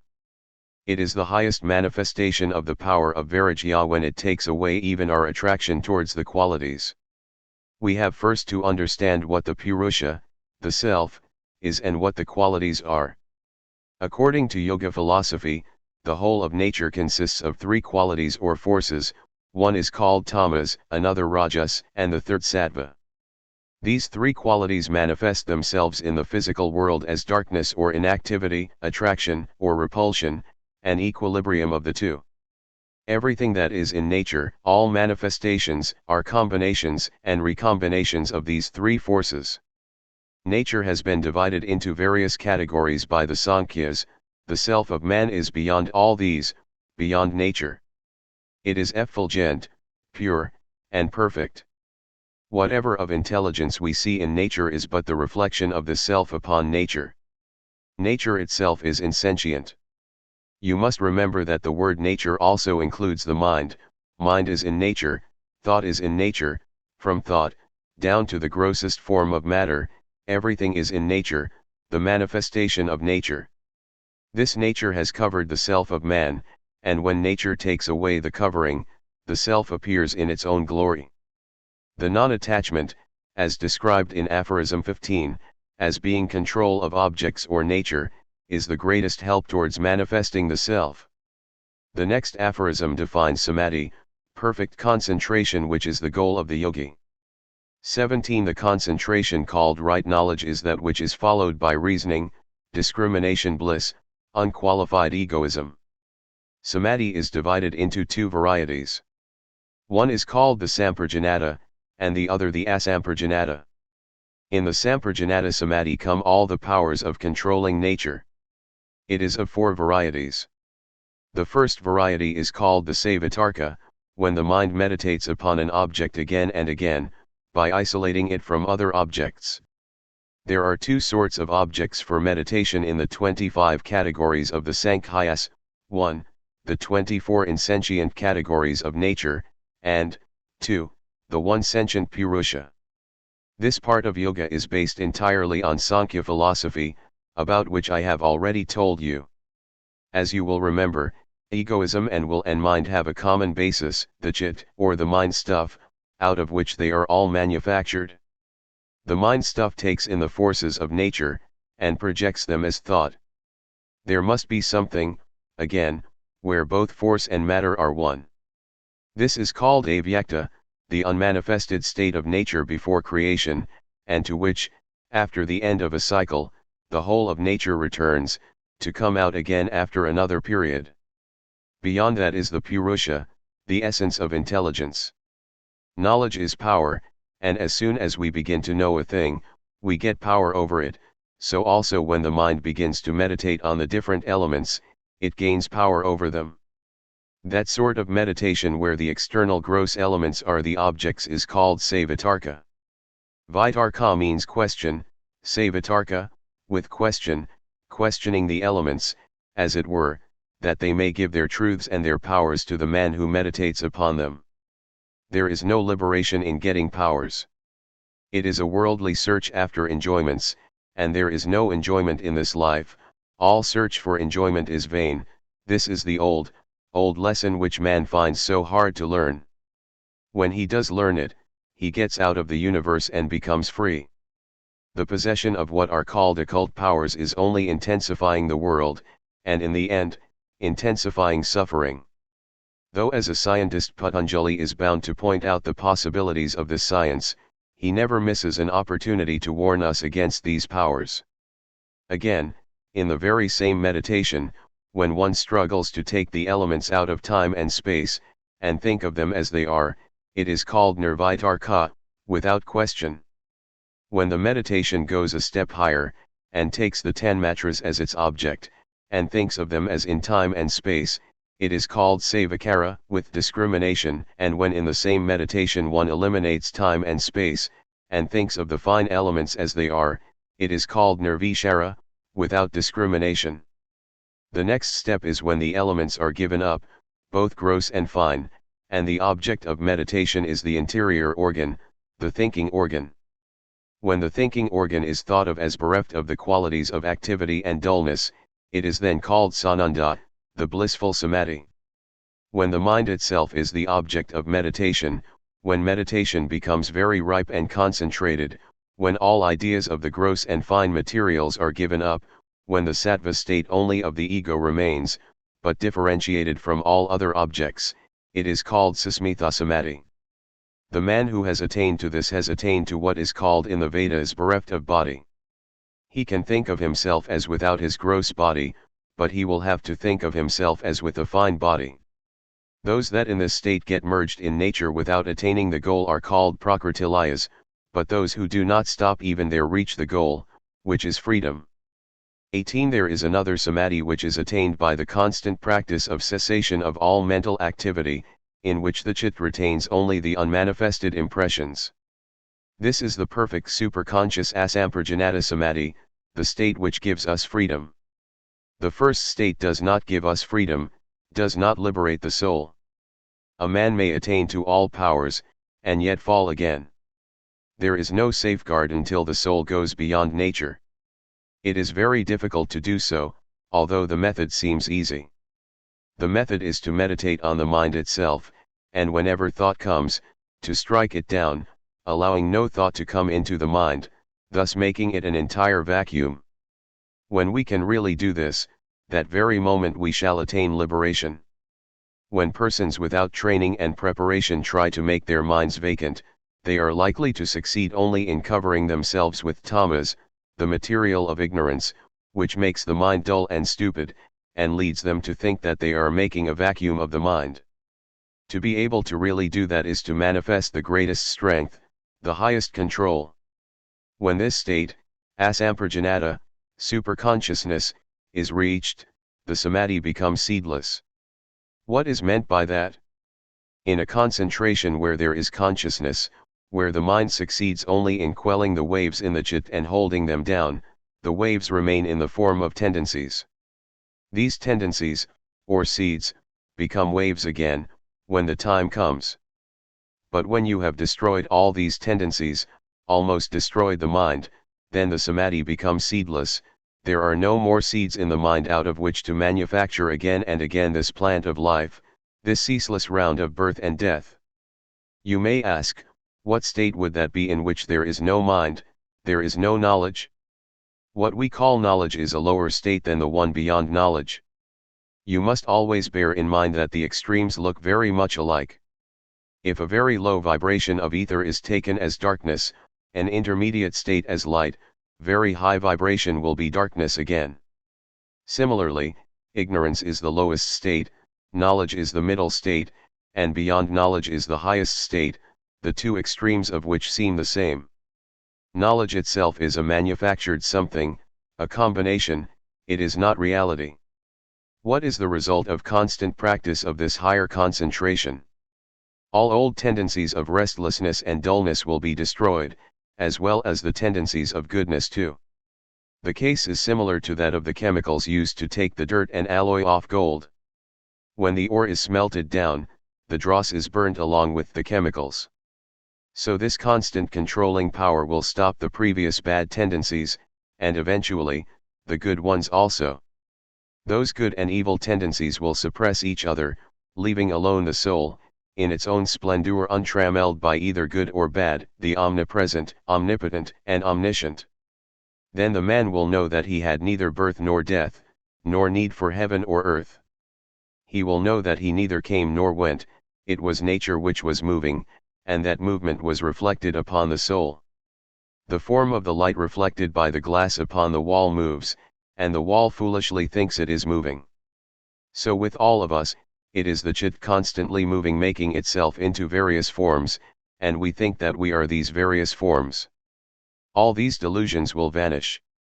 When that free soul will command, not pray or beg, but command, then whatever it desires will be immediately fulfilled, whatever it wants it will be able to do.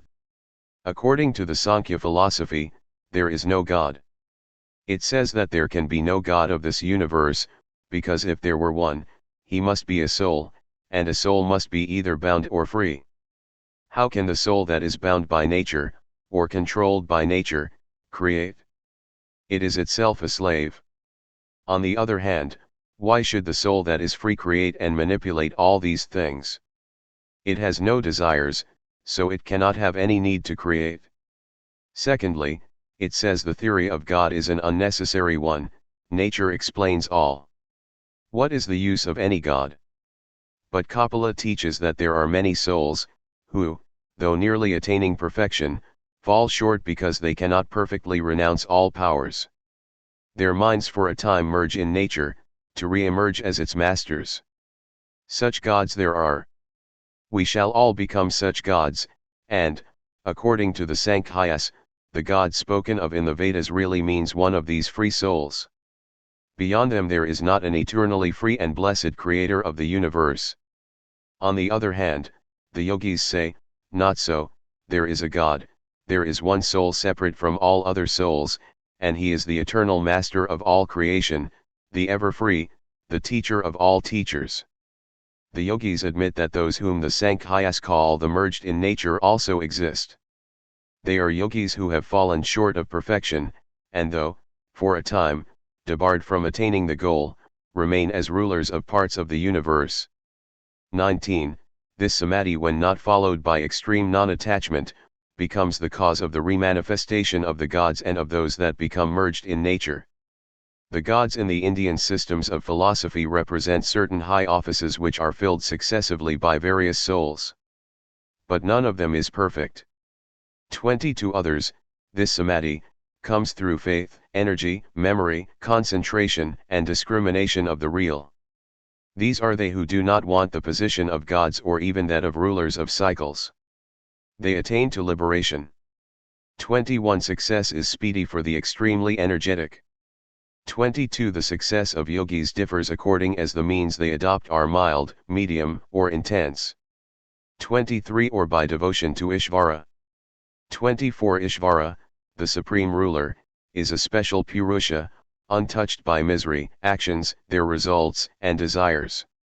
We must again remember that the Patanjali Yoga philosophy is based upon the Sankhya philosophy, only in the latter there is no place for God, while with the yogis God has a place. The yogis, however, do not mention many ideas about God, such as creating. God as the creator of the universe is not meant by the Ishvara of the yogis. According to the Vedas, Ishvara is the creator of the universe, because it is harmonious, it must be the manifestation of one will. The yogis want to establish a God, but they arrive at him in a peculiar fashion of their own. They say, 25 In him becomes infinite that all-knowingness which in others is, only, a germ. The mind must always travel between two extremes. You can think of limited space, but that very idea gives you also unlimited space.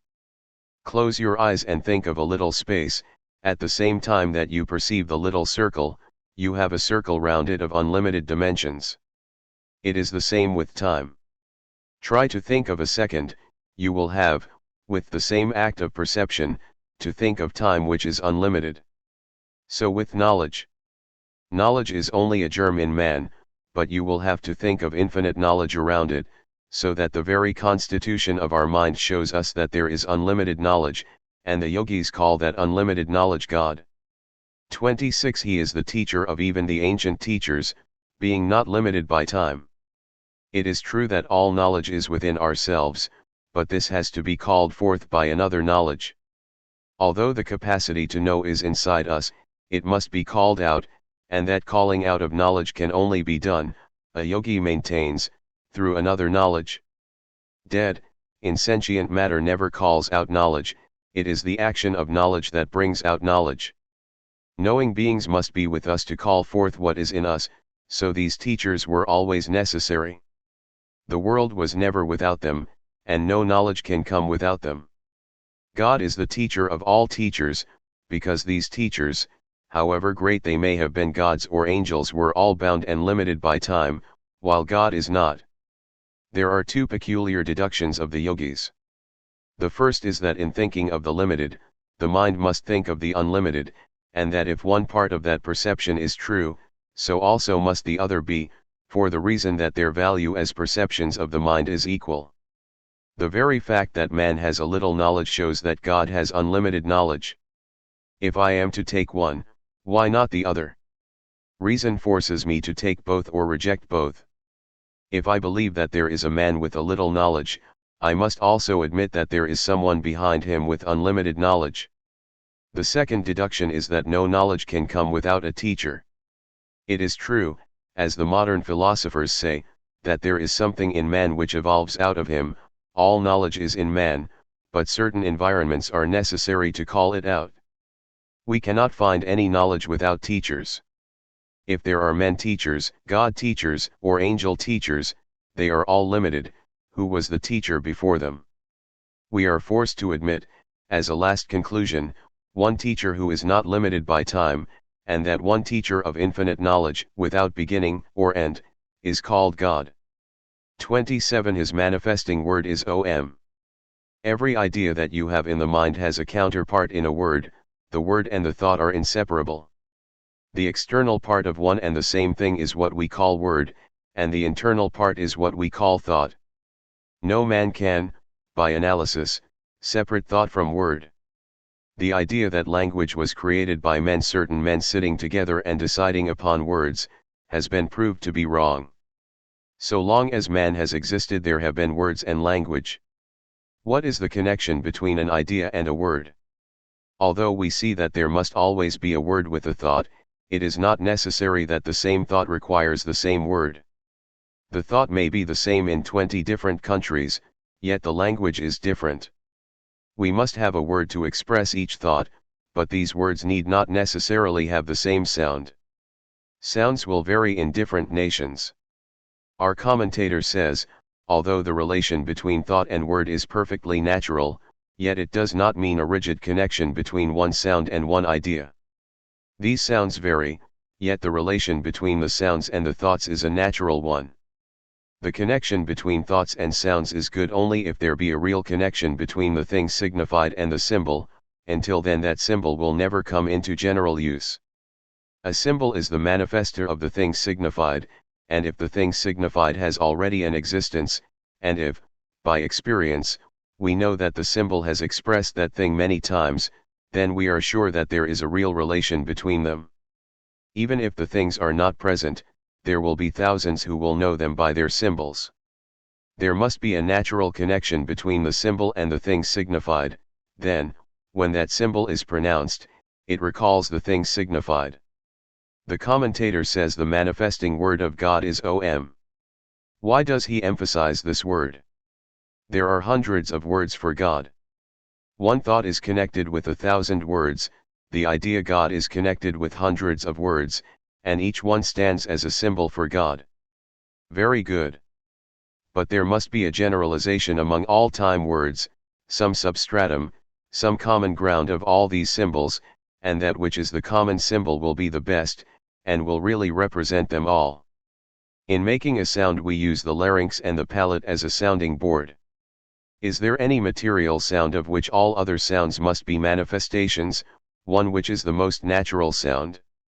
Om, Aum, is such a sound, the basis of all sounds.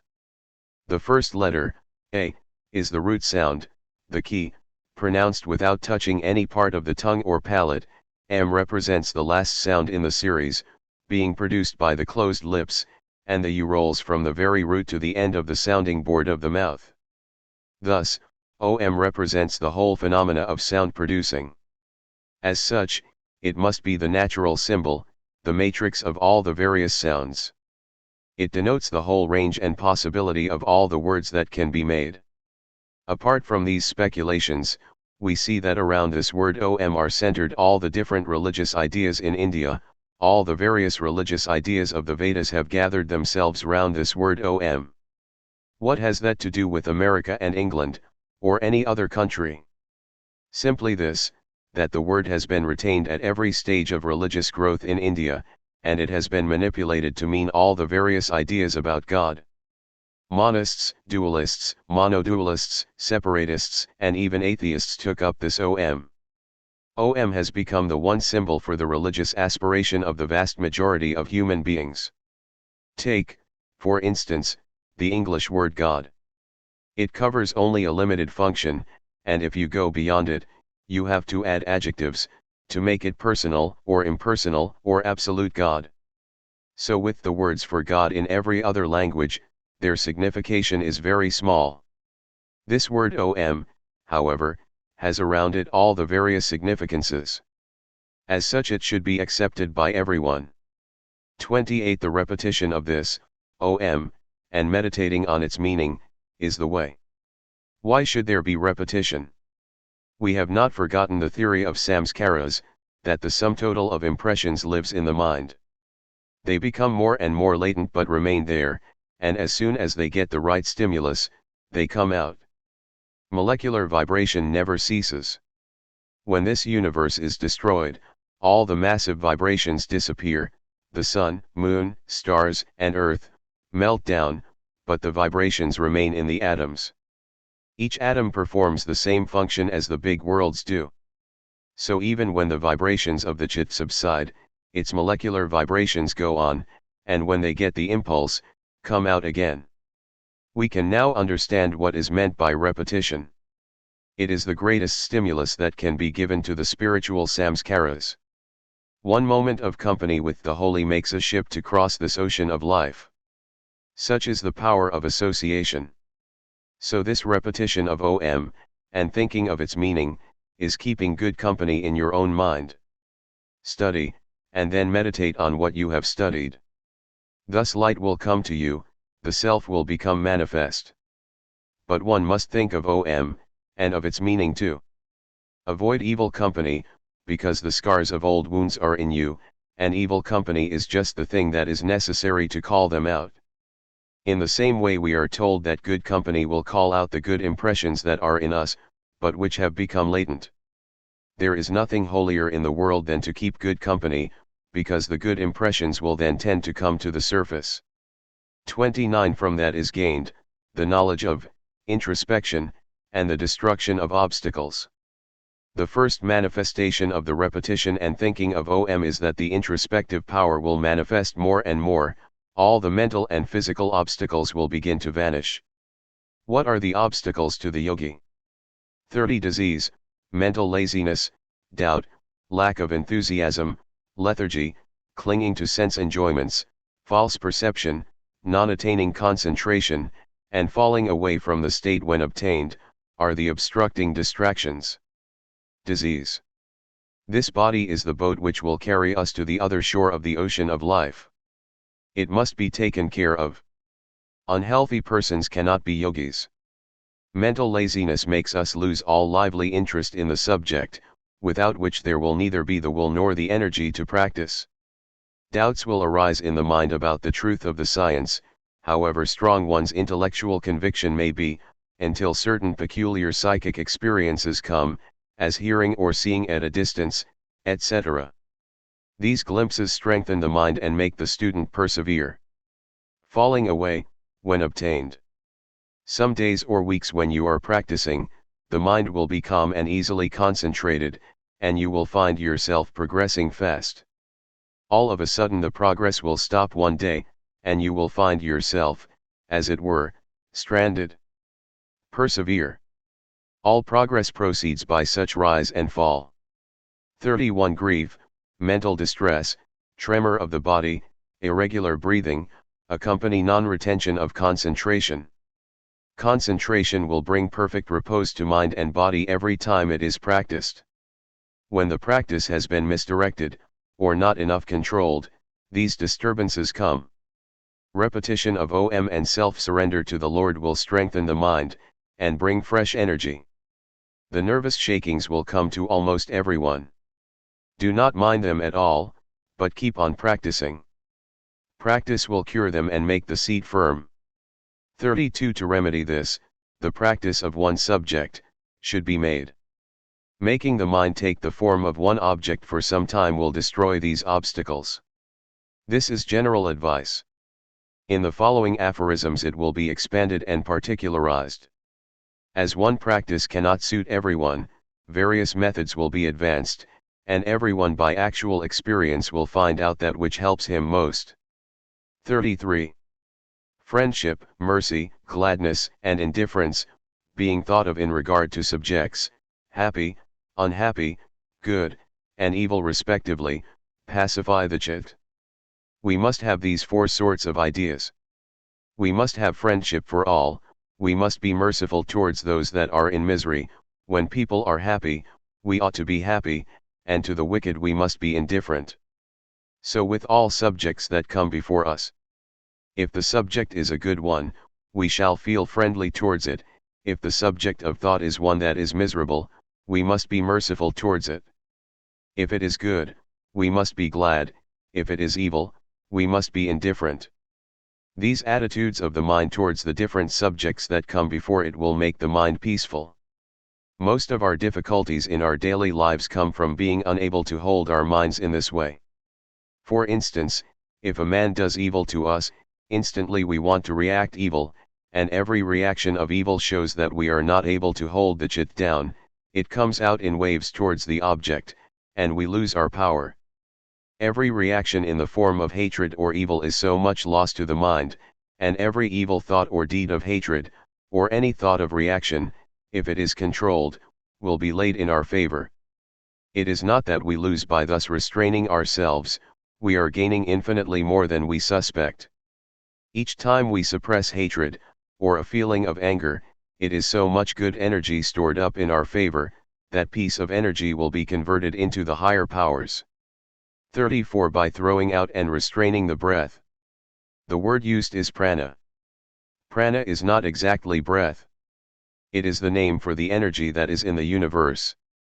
Whatever you see in the universe, whatever moves, or works, or has life, is a manifestation of this prana. The sum total of the energy displayed in the universe is called prana. This prana, before a cycle begins, remains in an almost motionless state, and when the cycle begins, this prana begins to manifest itself. It is this prana that is manifested as motion as the nervous motion in human beings or animals, and the same prana is manifesting as thought, and so on. The whole universe is a combination of prana and akasha, so is the human body. Out of akasha you get the different materials that you feel and see, and out of prana all the various forces. Now this throwing out and restraining the prana is what is called pranayama.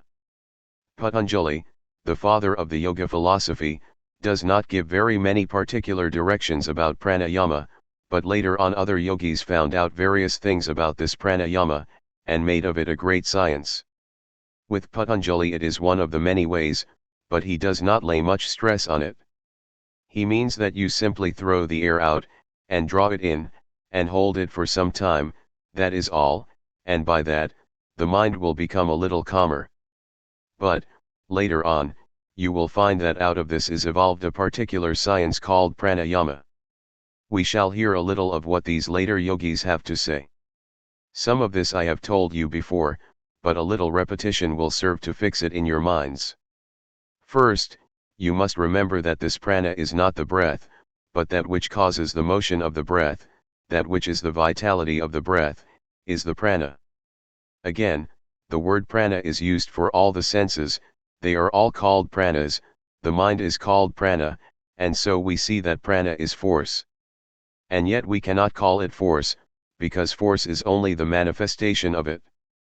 It is that which manifests itself as force and everything else in the way of motion. The chitta, the mind stuff, is the engine which draws in the prana from the surroundings, and manufactures out of prana the various vital forces, those that keep the body in preservation, and thought, will, and all other powers. By the above-mentioned process of breathing we can control all the various motions in the body, and the various nerve currents that are running through the body. First we begin to recognize them, and then we slowly get control over them. Now, these later yogis consider that there are three main currents of this prana in the human body. One they call Ida, another Pingala, and the third Sushumna. Pingala, according to them, is on the right side of the spinal column, and the Ida on the left, and in the middle of the spinal column is the Sushumna, an empty channel. Ida and Pingala, according to them, are the currents working in every man, and through these currents, we are performing all the functions of life. Sushumna is present in all, as a possibility, but it works only in the yogi. You must remember that yoga changes the body. As you go on practicing, your body changes, it is not the same body that you had before the practice. That is very rational, and can be explained, because every new thought that we have must make, as it were, a new channel through the brain, and that explains the tremendous conservatism of human nature. Human nature likes to run through the ruts that are already there, because it is easy.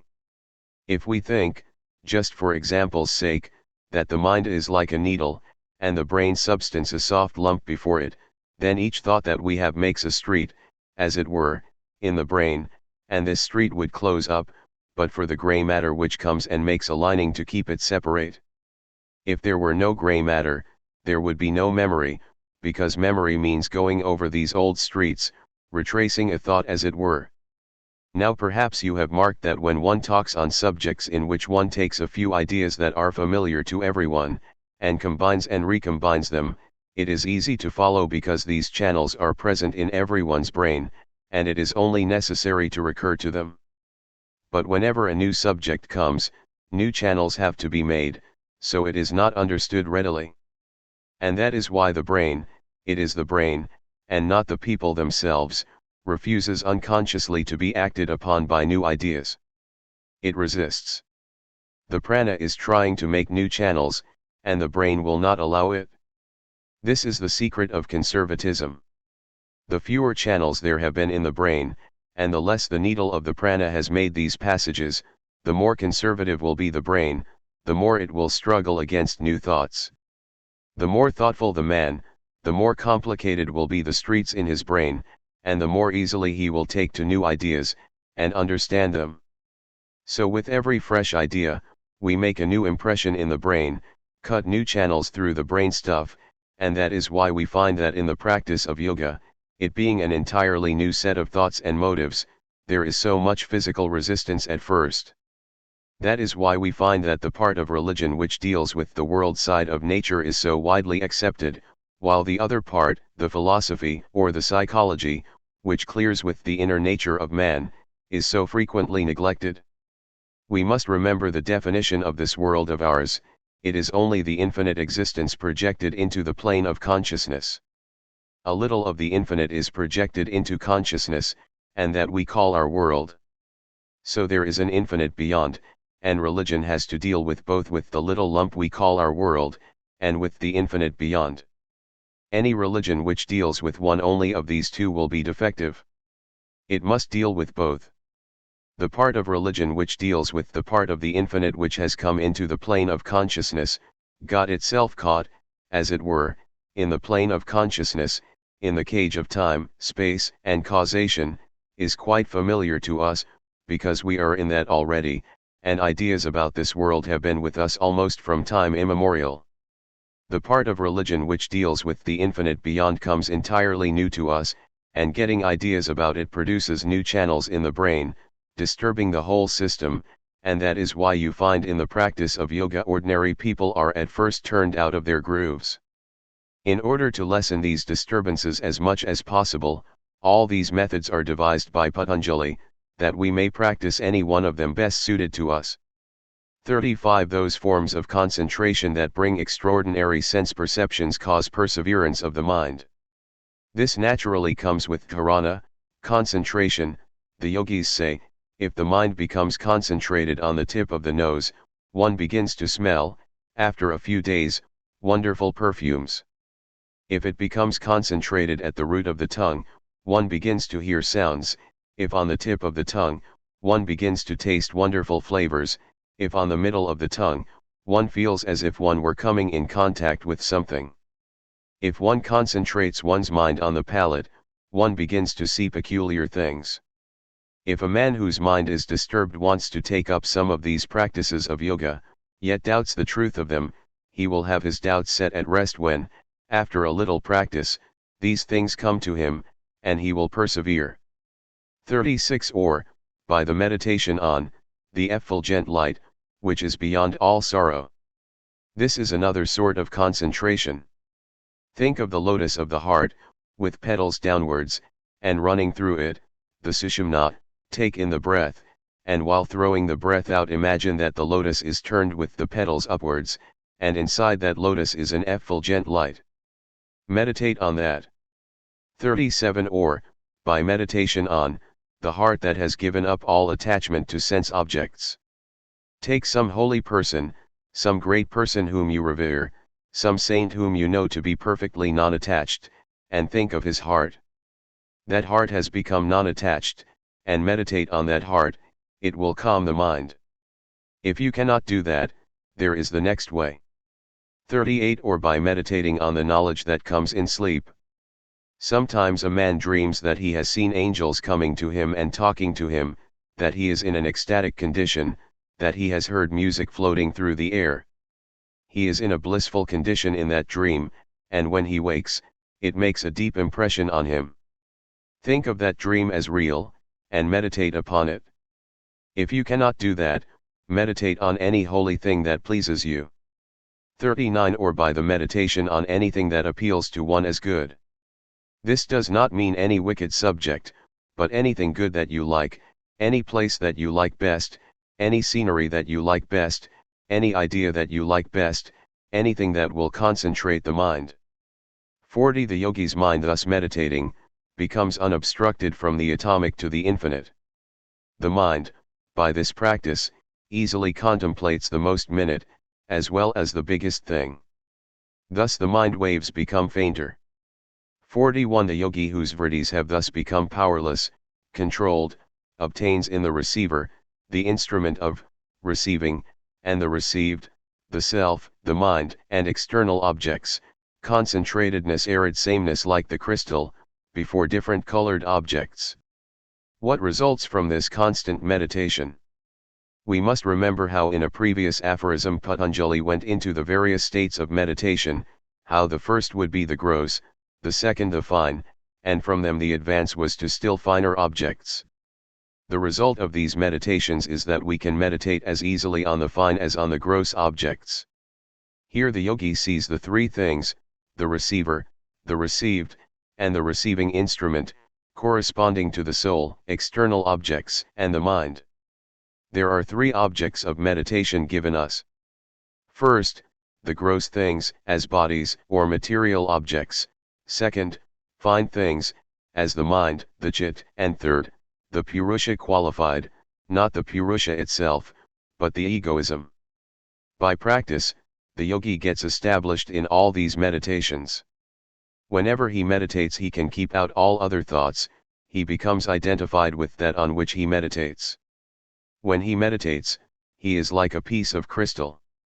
Before flowers the crystal becomes almost identified with the flowers. If the flower is red, the crystal looks red, or if the flower is blue, the crystal looks blue. 42. Sound, meaning, and resulting knowledge, being mixed up, is called samadhi with question. Sound here means vibration, meaning the nerve currents which conduct it, and knowledge, reaction. All the various meditations we have had so far, Patanjali calls Savatarka, meditation with question. Later on he gives us higher and higher dhyanas. In these that are called with question, we keep the duality of subject and object, which results from the mixture of word, meaning, and knowledge.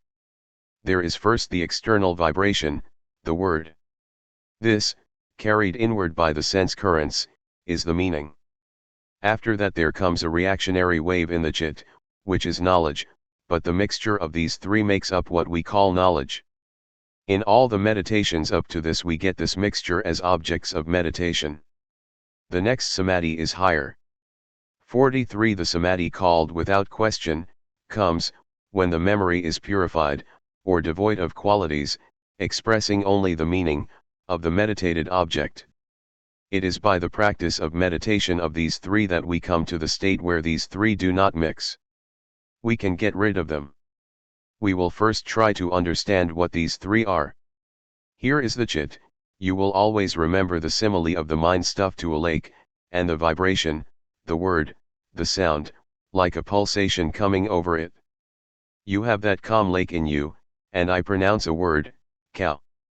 As soon as it enters through your ears there is a wave produced in your chit along with it. So that wave represents the idea of the cow, the form, or the meaning as we call it. The apparent cow that you know is really the wave in the mind stuff that comes as a reaction to the internal and external sound vibrations.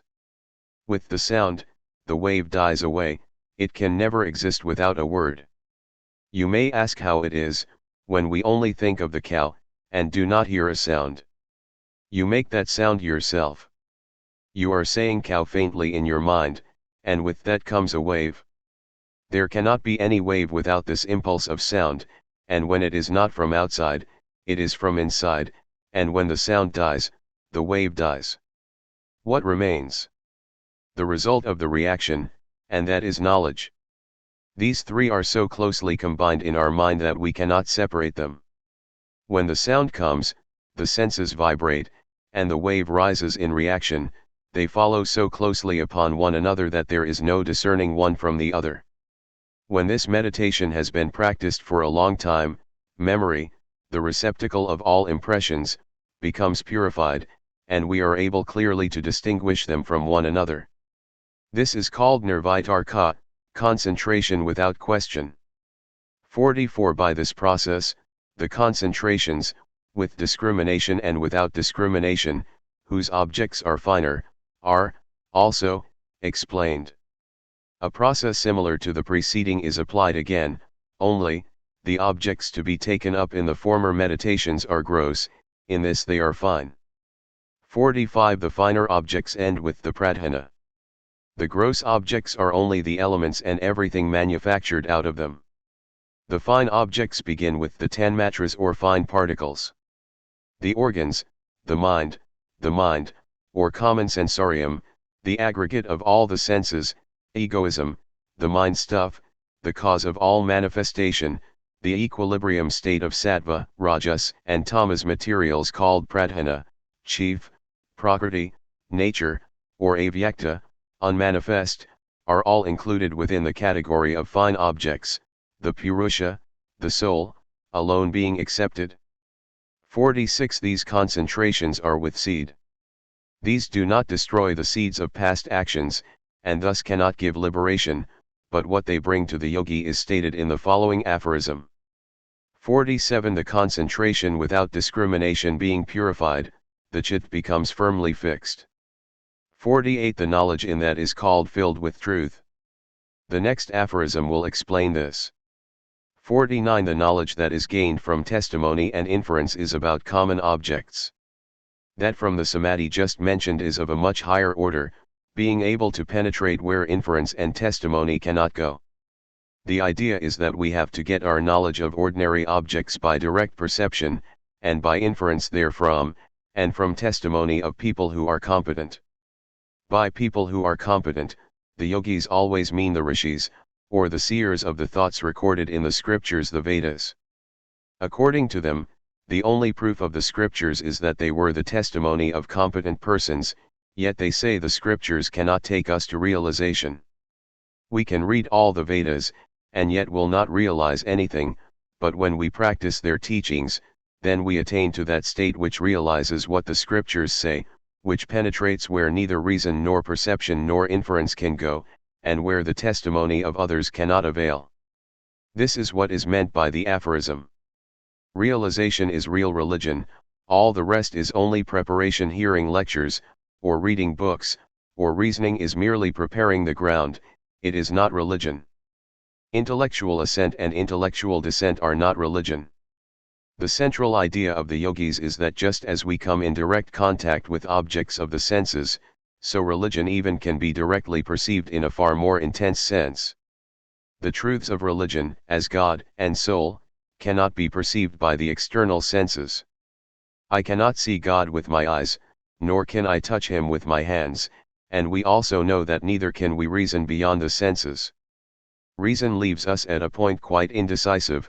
We may reason all our lives, as the world has been doing for thousands of years, and the result is that we find we are incompetent to prove or disprove the facts of religion. What we perceive directly we take as the basis, and upon that basis we reason. So it is obvious that reasoning has to run within these bounds of perception. It can never go beyond. The whole scope of realization, therefore, is beyond sense perception. The yogis say that man can go beyond his direct sense perception, and beyond his reason also. Man has in him the faculty, the power, of transcending his intellect even, a power which is in every being, every creature. By the practice of yoga that power is aroused, and then man transcends the ordinary limits of reason, and directly perceives things which are beyond all reason. 50. The resulting impression from this samadhi obstructs all other impressions.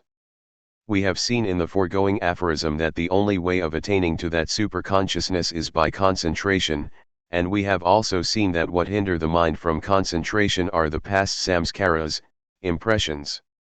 All of you have observed that, when you are trying to concentrate your mind, your thoughts wander. When you are trying to think of God, that is the very time these samskaras appear. At other times they are not so active, but when you want them not, they are sure to be there, trying their best to crowd in your mind. Why should that be so? Why should they be much more potent at the time of concentration? It is because you are repressing them, and they react with all their force. At other times they do not react. How countless these old past impressions must be, all lodged somewhere in the chit, ready, waiting like tigers, to jump up. These have to be suppressed that the one idea which we want may arise, to the exclusion of the others. Instead they are all struggling to come up at the same time. These are the various powers of the samskaras in hindering concentration of the mind. So this samadhi which has just been given is the best to be practiced, on account of its power of suppressing the samskaras. The samskara which will be raised by this sort of concentration will be so powerful that it will hinder the action of the others, and hold them in check. 51. By the restraint of even this impression, which obstructs all other impressions, all being restrained, comes the seedless samadhi. You remember that our goal is to perceive the soul itself. We cannot perceive the soul, because it has got mingled up with nature, with the mind, with the body. The ignorant man thinks his body is the soul. The learned man thinks his mind is the soul. But both of them are mistaken. What makes the soul get mingled up with all this? Different waves in the chit rise and cover the soul. We only see a little reflection of the soul through these waves, so, if the wave is one of anger, we see the soul as angry. I am angry, one says. If it is one of love, we see ourselves reflected in that wave, and say we are loving. If that wave is one of weakness, and the soul is reflected in it, we think we are weak. These various ideas come from these impressions, these samskaras covering the soul. The real nature of the soul is not perceived as long as there is one single wave in the lake of the chit. This real nature will never be perceived until all the waves have subsided. So, first, Patanjali teaches us the meaning of these waves, secondly, the best way to repress them, and thirdly, how to make one wave so strong as to suppress all other waves, fire eating fire as it were. When only one remains, it will be easy to suppress that also, and when that is gone, this samadhi or concentration is called seedless. It leaves nothing, and the soul is manifested just as it is, in its own glory. Then alone we know that the soul is not a compound, it is the only eternal simple in the universe, and as such, it cannot be born, it cannot die, it is immortal, indestructible, the ever-living essence of intelligence. Patanjali's Yoga Aphorisms. Chapter 2. Concentration, its practice. 1. Mortification, study, and surrendering fruits of work to God are called Kriya Yoga. Those samadhis with which we ended our last chapter are very difficult to attain, so we must take them up slowly. The first step, the preliminary step, is called Kriya Yoga. Literally this means working towards yoga. The organs are the horses, the mind is the rein, the intellect is the charioteer, the soul is the rider, and the body is the chariot. The master of the household, the king, the self of man, is sitting in this chariot.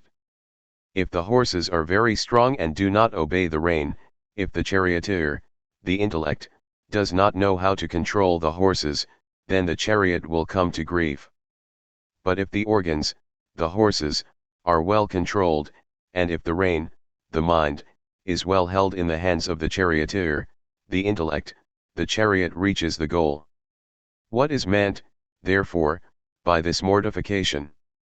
Holding the rein firmly while guiding the body and the organs, not letting them do anything they like, but keeping them both under proper control. Study. What is meant by study in this case? No study of novels or story books, but study of those works which teach the liberation of the soul. Then again, this study does not mean controversial studies at all. The yogi is supposed to have finished his period of controversy. He has had enough of that, and has become satisfied. He only studies to intensify his convictions.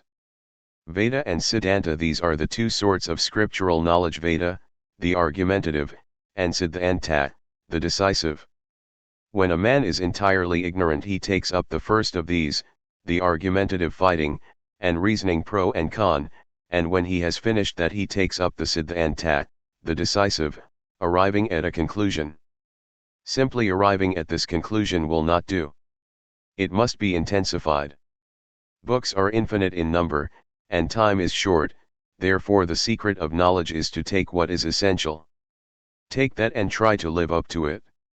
There is an old Indian legend that if you place a cup of milk and water before a Rajahamsa, swan, he will take all the milk and leave the water.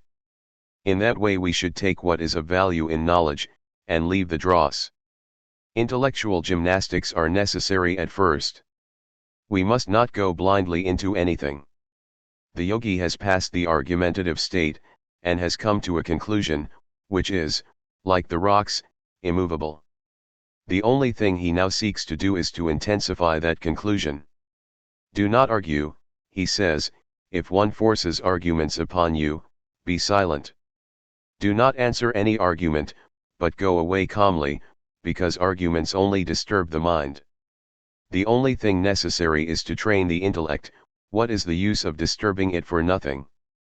The intellect is but a weak instrument, and can give us only knowledge limited by the senses.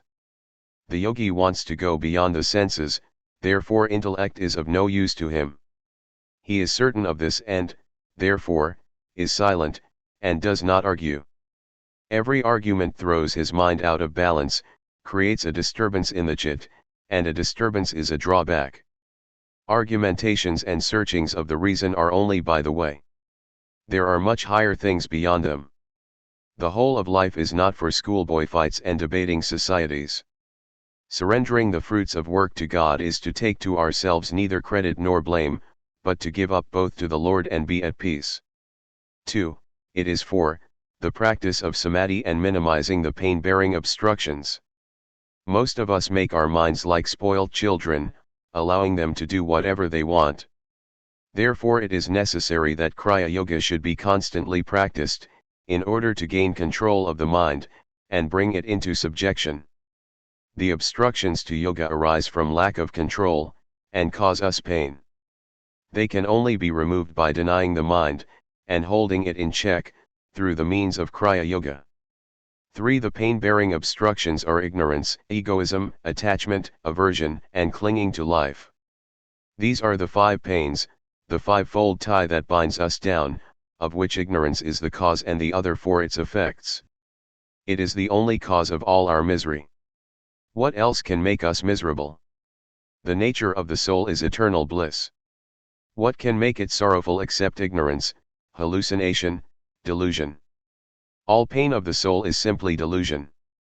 For ignorance is the productive field of all these that follow, whether they are dormant, attenuated, overpowered, or expanded. Ignorance is the cause of egoism, attachment, aversion, and clinging to life. These impressions exist in different states. They are sometimes dormant. You often hear the expression innocent as a baby, yet in the baby may be the state of a demon or of a god, which will come out by degrees. In the yogi, these impressions, the samskaras left by past actions, are attenuated, that is, exist in a very fine state, and he can control them, and not allow them to become manifest. Overpowered means that sometimes one set of impressions is held down for a while by those that are stronger, but they come out when that repressing cause is removed. The last state is the expanded, when the samskaras, having helpful surroundings, attain to a great activity, either as good or evil. 5. Ignorance is taking the non-eternal, the impure, the painful, and the non-self for the eternal, the pure, the happy, and the Atman or self, respectively. All the different sorts of impressions have one source, ignorance. We have first to learn what ignorance is. All of us think, I am the body, and not the self, the pure, the effulgent, the ever blissful, and that is ignorance. We think of man, and see man as body. This is the great delusion. 6. Egoism is the identification of the seer with the instrument of seeing. The seer is really the self, the pure one, the ever holy, the infinite, the immortal. This is the self of man. And what are the instruments? The chit or mind stuff, the buddhi or determinative faculty, the manas or mind, and the indriyas or sense organs. These are the instruments for him to see the external world, and the identification of the self with the instruments is what is called the ignorance of egoism. We say, I am the mind, I am thought, I am angry, or I am happy. How can we be angry and how can we hate? We should identify ourselves with the self that cannot change. If it is unchangeable, how can it be one moment happy, and one moment unhappy? It is formless, infinite, omnipresent. What can change it?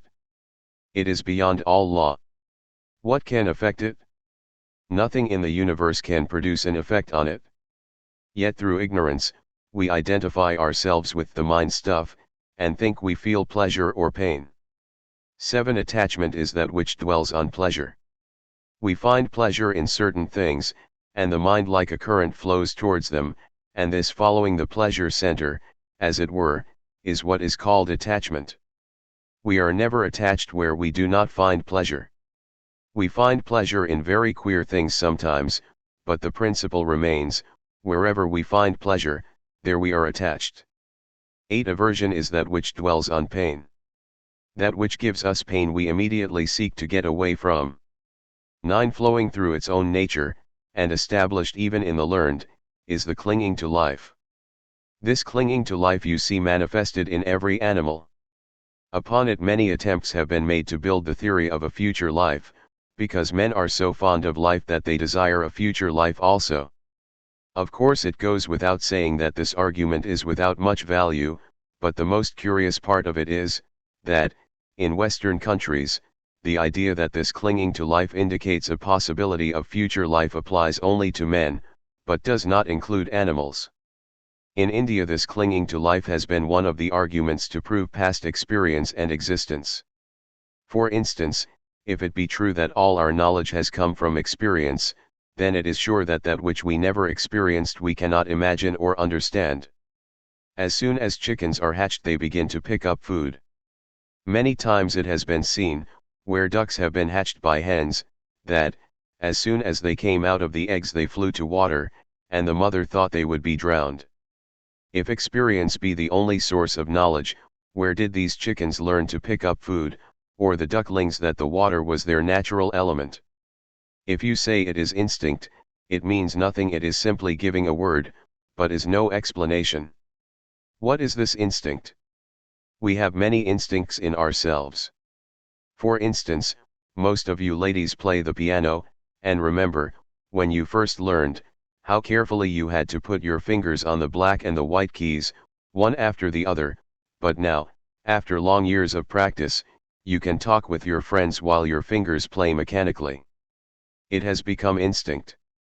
So with every work we do, by practice it becomes instinct, it becomes automatic, but so far as we know, all the cases which we now regard as automatic are degenerated reason. In the language of the yogi, instinct is involved reason. Discrimination becomes involved, and gets to be automatic samskaras. Therefore it is perfectly logical to think that all we call instinct in this world is simply involved reason. As reason cannot come without experience, all instinct is, therefore, the result of past experience. Chickens fear the hawk, and ducklings love the water, these are both the results of past experience.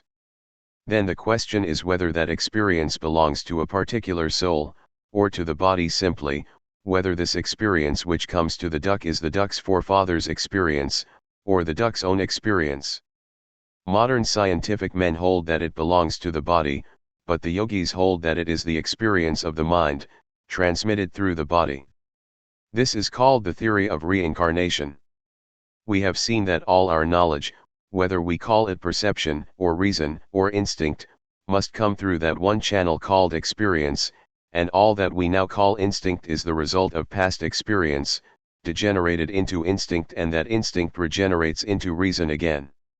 So on throughout the universe, and upon this has been built one of the chief arguments for reincarnation in India. The recurring experiences of various fears, in course of time, produce this clinging to life. That is why the child is instinctively afraid, because the past experience of pain is there in it. Even in the most learned men, who know that this body will go, and who say never mind, we have had hundreds of bodies, the soul cannot die even in them, with all their intellectual convictions, we still find this clinging on to life. Why is this clinging to life? We have seen that it has become instinctive. In the psychological language of the yogis it has become a samskara. The samskaras, fine and hidden, are sleeping in the chit. All this past experience of death, all that which we call instinct, is experience become subconscious. It lives in the chit, and is not inactive, but is working underneath. The chitvrittis, the mind waves, which are gross, we can appreciate and feel, they can be more easily controlled, but what about the finer instincts? How can they be controlled? When I am angry, my whole mind becomes a huge wave of anger. I feel it, see it, handle it, can easily manipulate it, can fight with it, but I shall not succeed perfectly in the fight until I can get down below to its causes. A man says something very harsh to me, and I begin to feel that I am getting heated, and he goes on till I am perfectly angry and forget myself, identify myself with anger. When he first began to abuse me, I thought, I am going to be angry. Anger was one thing, and I was another, but when I became angry, I was anger. These feelings have to be controlled in the germ, the root, in their fine forms, before even we have become conscious that they are acting on us. With the vast majority of mankind, the fine states of these passions are not even known, the states in which they emerge from subconsciousness. When a bubble is rising from the bottom of the lake, we do not see it, nor even when it is nearly come to the surface, it is only when it bursts and makes a ripple that we know it is there. We shall only be successful in grappling with the waves when we can get hold of them in their fine causes, and until you can get hold of them, and subdue them before they become gross, there is no hope of conquering any passion perfectly. To control our passions we have to control them at their very roots, then alone shall we be able to burn out their very seeds. As fried seeds thrown into the ground will never come up, so these passions will never arise. 10. The fine samskaras are to be conquered by resolving them into their causal state. Samskaras are the subtle impressions that manifest themselves into gross forms later on. How are these fine samskaras to be controlled? By resolving the effect into its cause. When the chit, which is an effect, is resolved into its cause, asmita or egoism, then only, the fine impressions die along with it. Meditation cannot destroy these. 11. By meditation, their gross modifications are to be rejected. Meditation is one of the great means of controlling the rising of these waves. By meditation you can make the mind subdue these waves, and if you go on practicing meditation for days and months and years, until it has become a habit, until it will come in spite of yourself, anger and hatred will be controlled and checked. 12. The receptacle of works has its root in these pain-bearing obstructions, and their experience is in this visible life, or in the unseen life. By the receptacle of works is meant the sum total of samskaras. Whatever work we do, the mind is thrown into a wave, and after the work is finished, we think the wave is gone. No. It has only become fine, but it is still there. When we try to remember the work, it comes up again and becomes a wave. So it was there, if not, there would not have been memory. Thus every action, every thought, good or bad, just goes down and becomes fine, and is there stored up. Both happy and unhappy thoughts are called pain-bearing obstructions, because according to the yogis, they, in the long run, bring pain. All happiness which comes from the senses will, eventually, bring pain. All enjoyment will make us thirst for more, and that brings pain as its result. There is no limit to man's desires, he goes on desiring, and when he comes to a point where desire cannot be fulfilled, the result is pain. Therefore the yogis regard the sum total of the impressions, good or evil, as pain-bearing obstructions. They obstruct the way to freedom of the soul. It is the same with the samskaras, the fine roots of all our works. They are the causes which will again bring effects, either in this life, or in the lives to come. In exceptional cases when these samskaras are very strong, they bear fruit quickly. Exceptional acts of wickedness, or of goodness, bring their fruits even in this life. The yogis hold that men who are able to acquire a tremendous power of good samskaras do not have to die, but, even in this life, can change their bodies into God bodies. There are several such cases mentioned by the yogis in their books. These men change the very material of their bodies, they rearrange the molecules in such fashion that they have no more sickness, and what we call death does not come to them. Why should not this be? The physiological meaning of food is assimilation of energy from the sun. The energy has reached the plant is eaten by an animal, and the animal by man. The science of it is that we take so much energy from the sun, and make it part of ourselves. That being the case, why should there be only one way of assimilating energy? The plant's way is not the same as ours, the earth's process of assimilating energy differs from our own.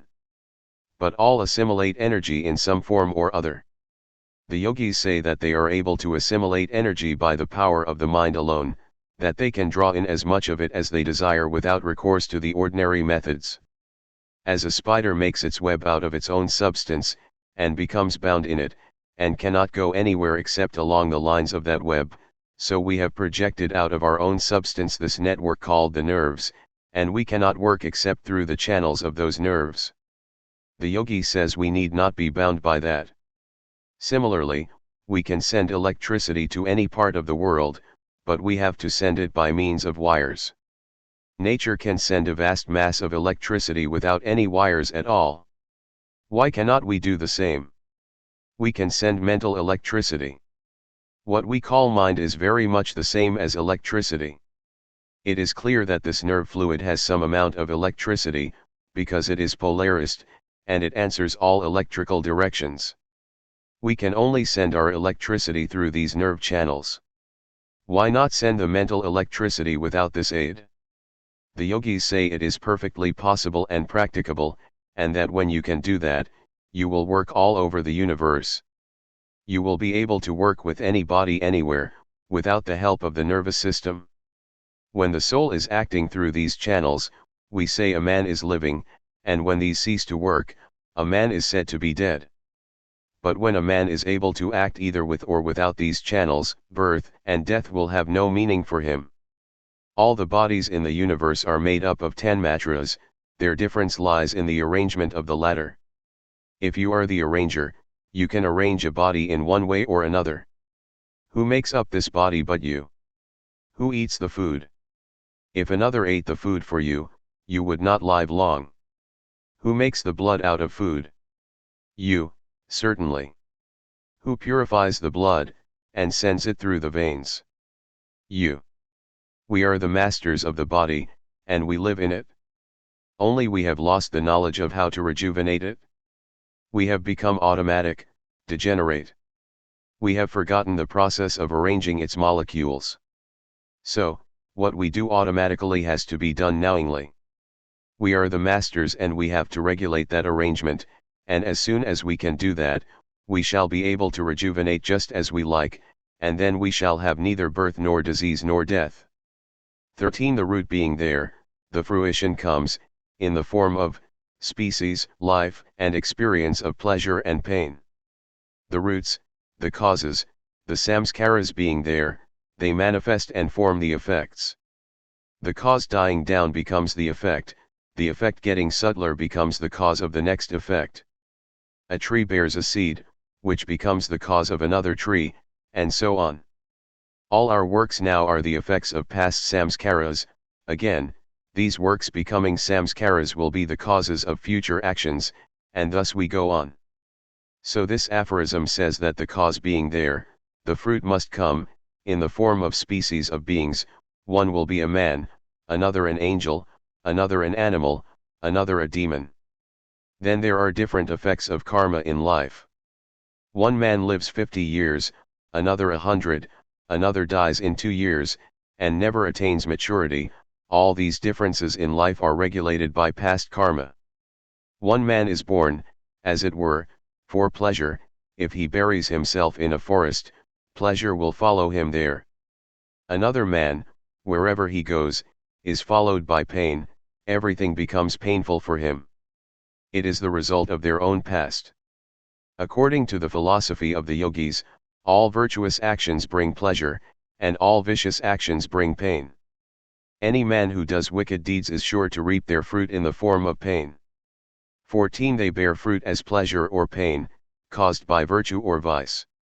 15. To the discriminating, all is, as it were, painful on account of everything bringing pain, either as consequence, or as anticipation of loss of happiness, or as fresh craving arising from impressions of happiness, and also as counteraction of qualities. The yogis say that the man who has discriminating powers, the man of good sense, sees through all that are called pleasure and pain, and knows that they come to all, and that one follows and melts into the other.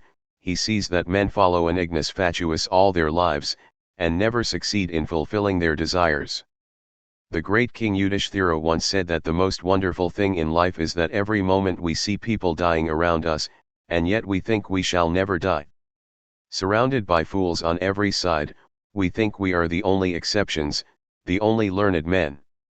Surrounded by all sorts of experiences of fickleness, we think our love is the only lasting love.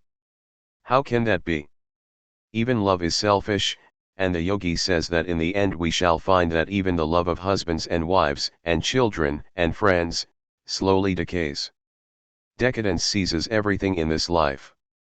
It is only when everything, even love, fails, that, with a flash, man finds out how vain, how dreamlike is this world. Then he catches a glimpse of vairagya, renunciation, catches a glimpse of the beyond. It is only by giving up this world that the other comes, never through holding on to this one. Never yet was there a great soul who had not to reject sense pleasures and enjoyments to acquire his greatness. The cause of misery is the clash between the different forces of nature, one dragging one way, and another dragging another, rendering permanent happiness impossible. 16. The misery which is not yet come is to be avoided. Some karma we have worked out already, some we are working out now in the present, and some are waiting to bear fruit in the future. The first kind is past and gone. The second we will have to work out, and it is only that which is waiting to bear fruit in the future that we can conquer and control, towards which end all our forces should be directed. This is what Patanjali means when he says that samskaras are to be controlled by resolving them into their causal state, 2L0. 17. The cause of that which is to be avoided is the junction of the seer and the seen. Who is the seer? The self of man, the Purusha. What is the seen? The whole of nature beginning with the mind, down to gross matter. All pleasure and pain arise from the junction between this Purusha and the mind. The Purusha, you must remember, according to this philosophy, is pure. When joined to nature, it appears to feel pleasure or pain by reflection. 18. The experienced is composed of elements and organs, is of the nature of illumination, action, and inertia, and is for the purpose of experience and release, of the experiencer. The experienced, that is nature, is composed of elements and organs, the elements, gross and fine, which compose the whole of nature, and the organs of the senses, mind, etc. And is of the nature of illumination, sattva, action, rajas, and inertia, tamas. What is the purpose of the whole of nature? That the Purusha may gain experience. The Purusha has, as it were, forgotten its mighty, godly nature. There is a story that the king of the gods, Indra, once became a pig, wallowing in mire. He had a she-pig and a lot of baby pigs, and was very happy. Then some gods saw his plight, and came to him, and told him, "You are the king of the gods, you have all the gods under your command. Why are you here?" But Indra said, "Never mind, I am all right here, I do not care for heaven, while I have this sow and these little pigs." The poor gods were at their wits' end. After a time they decided to slay all the pigs one after another. When all were dead, Indra began to weep and mourn. Then the gods ripped his pig body open and he came out of it, and began to laugh, when he realized what a hideous dream he had had, he, the king of the gods, to have become a pig, and to think that that pig life was the only life. Not only so, but to have wanted the whole universe to come into the pig life.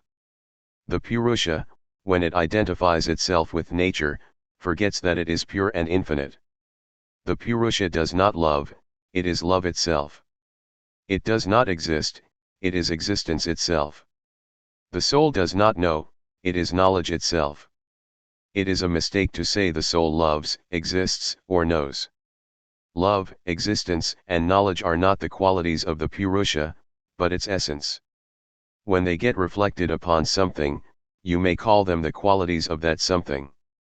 They are not the qualities but the essence of the Purusha, the great Atman, the infinite being, without birth or death, established in its own glory. It appears to have become so degenerate that if you approach to tell it, "You are not a pig," it begins to squeal and bite.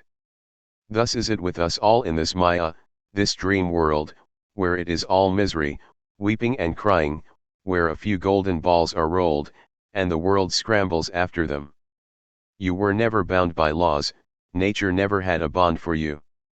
That is what the yogi tells you. Have patience to learn it. And the yogi shows how, by junction with nature, and identifying itself with the mind and the world, the Purusha thinks itself miserable. Then the yogi goes on to show you that the way out is through experience. You have to get all this experience, but finish it quickly. We have placed ourselves in this net, and will have to get out. We have got ourselves caught in the trap, and we will have to work out our freedom. So get this experience of husbands, and wives, and friends, and little loves. You will get through them safely if you never forget what you really are. Never forget this is only a momentary state, and that we have to pass through it. Experience is the one great teacher, experience of pleasure and pain, but no, it is only experience. It leads, step by step, to that state where all things become small, and the Purusha so great that the whole universe seems as a drop in the ocean and falls off by its own nothingness. We have to go through different experiences, but let us never forget the ideal. 19. The states of the qualities are the defined, the undefined, the indicated only, and the signless. The system of yoga is built entirely on the philosophy of the Sankhyas, as I told you before, and here again I shall remind you of the cosmology of the Sankhya philosophy. According to the Sankhyas, nature is both the material and the efficient cause of the universe. In nature there are three sorts of materials, the sattva, the rajas, and the tamas. The tamas material is all that is dark, all that is ignorant and heavy. The rajas is activity. The sattva is calmness, light. Nature, before creation, is called by them avyakta, undefined, or indiscrete, that is, in which there is no distinction of form or name, a state in which these three materials are held in perfect balance. Then the balance is disturbed, the three materials begin to mingle in various fashions, and the result is the universe. In every man, also, these three materials exist. When the sattva material prevails, knowledge comes, when rajas, activity, and when tamas, darkness, lassitude, idleness, and ignorance. According to the Sankhya theory, the highest manifestation of nature, consisting of the three materials, is what they call Maha or intelligence, universal intelligence, of which each human intellect is a part. In the Sankhya psychology there is a sharp distinction between manas, the mind function, and the function of the buddhi, intellect. The mind function is simply to collect and carry impressions and present them to the buddhi, the individual Maha, which determines upon it. Out of Maha comes egoism, out of which again come the fine materials. The fine materials combine and become the gross materials outside the external universe. The claim of the Sankhya philosophy is that beginning with the intellect down to a block of stone, all is the product of one substance, different only as finer to grosser states of existence. The finer is the cause, and the grosser is the effect. According to the Sankhya philosophy, beyond the whole of nature is the Purusha, which is not material at all. Purusha is not at all similar to anything else, either buddhi, or mind, or the 10 matras, or the gross materials. It is not akin to any one of these, it is entirely separate, entirely different in its nature, and from this they argue that the Purusha must be immortal, because it is not the result of combination. That which is not the result of combination cannot die. The Purushas or souls are infinite in number. Now we shall understand the aphorism that the states of the qualities are defined, undefined, indicated only, and signis. By the defined are meant the gross elements, which we can sense. By the undefined are meant the very fine materials, the 10 matras, which cannot be sensed by ordinary men. If you practice yoga, however, says Patanjali, after a while your perceptions will become so fine that you will actually see the 10 matras. For instance, you have heard how every man has a certain light about him, every living being emits a certain light, and this, he says, can be seen by the yogi. We do not all see it, but we all throw out these 10 matras, just as a flower continuously sends out fine particles which enable us to smell it. Every day of our lives we throw out a mass of good or evil, and everywhere we go the atmosphere is full of these materials. That is how there came to the human mind, unconsciously, the idea of building temples and churches. Why should man build churches in which to worship God? Why not worship Him anywhere? Even if he did not know the reason, man found that the place where people worshipped God became full of good 10 matras.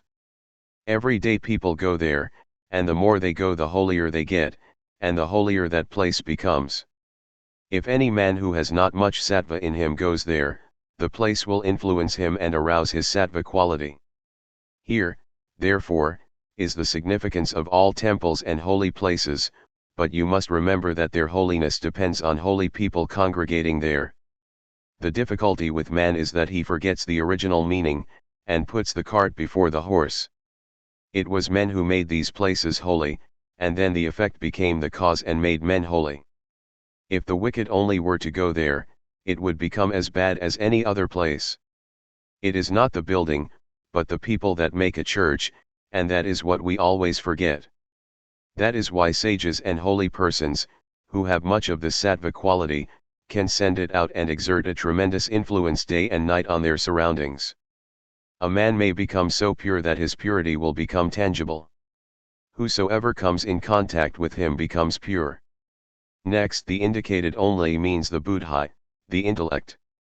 The indicated only is the first manifestation of nature, from it all other manifestations proceed. The last is the signless. There seems to be a great difference between modern science and all religions at this point. Every religion has the idea that the universe comes out of intelligence. The theory of God, taking it in its psychological significance, apart from all ideas of personality, is that intelligence is first in the order of creation, and that out of intelligence comes what we call gross matter. Modern philosophers say that intelligence is the last to come. They say that unintelligent things slowly evolve into animals, and from animals into men. They claim that instead of everything coming out of intelligence, intelligence itself is the last to come. Both the religious and the scientific statements, though seeming directly opposed to each other, are true. Take an infinite series, AB, etc. The question is which is first, A or B. If you take the series as AB, you will say that A is first, but if you take it as BA, you will say that B is first. It depends upon the way we look at it. Intelligence undergoes modification and becomes the gross matter, this again merges into intelligence, and thus the process goes on. The Sankhyas, and other religionists, put intelligence first, and the series becomes intelligence, then matter. The scientific man puts his finger on matter, and says matter, then intelligence. They both indicate the same chain. Indian philosophy, however, goes beyond both intelligence and matter, and finds a Purusha, or self, which is beyond intelligence, of which intelligence is but the borrowed light. 20 The seer is intelligence only, and though pure, sees through the coloring of the intellect. This is, again, Sankhya philosophy. We have seen from the same philosophy that from the lowest form up to intelligence all is nature, beyond nature are Purushas, souls, which have no qualities. Then how does the soul appear to be happy or unhappy? By reflection. If a red flower is put near a piece of pure crystal, the crystal appears to be red. Similarly, the appearances of happiness or unhappiness of the soul are but reflections. The soul itself has no coloring. The soul is separate from nature. Nature is one thing, soul another, eternally separate. The Sankhya say that intelligence is a compound, that it grows and wanes, that it changes, just as the body changes, and that its nature is nearly the same as that of the body. As a fingernail is to the body, so is body to intelligence. The nail is a part of the body, but it can be pared off hundreds of times, and the body will still last.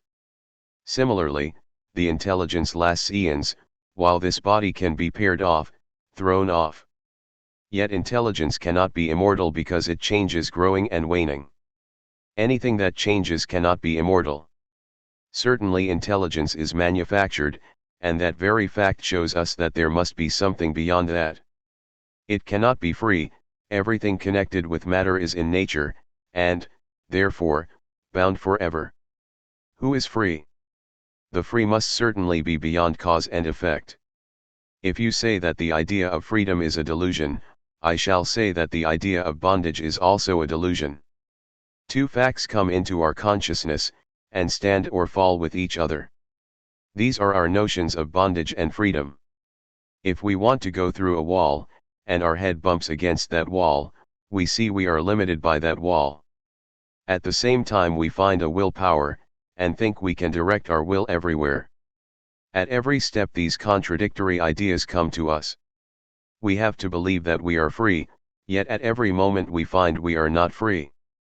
If one idea is a delusion, the other is also a delusion, and if one is true, the other also is true, because both stand upon the same basis consciousness.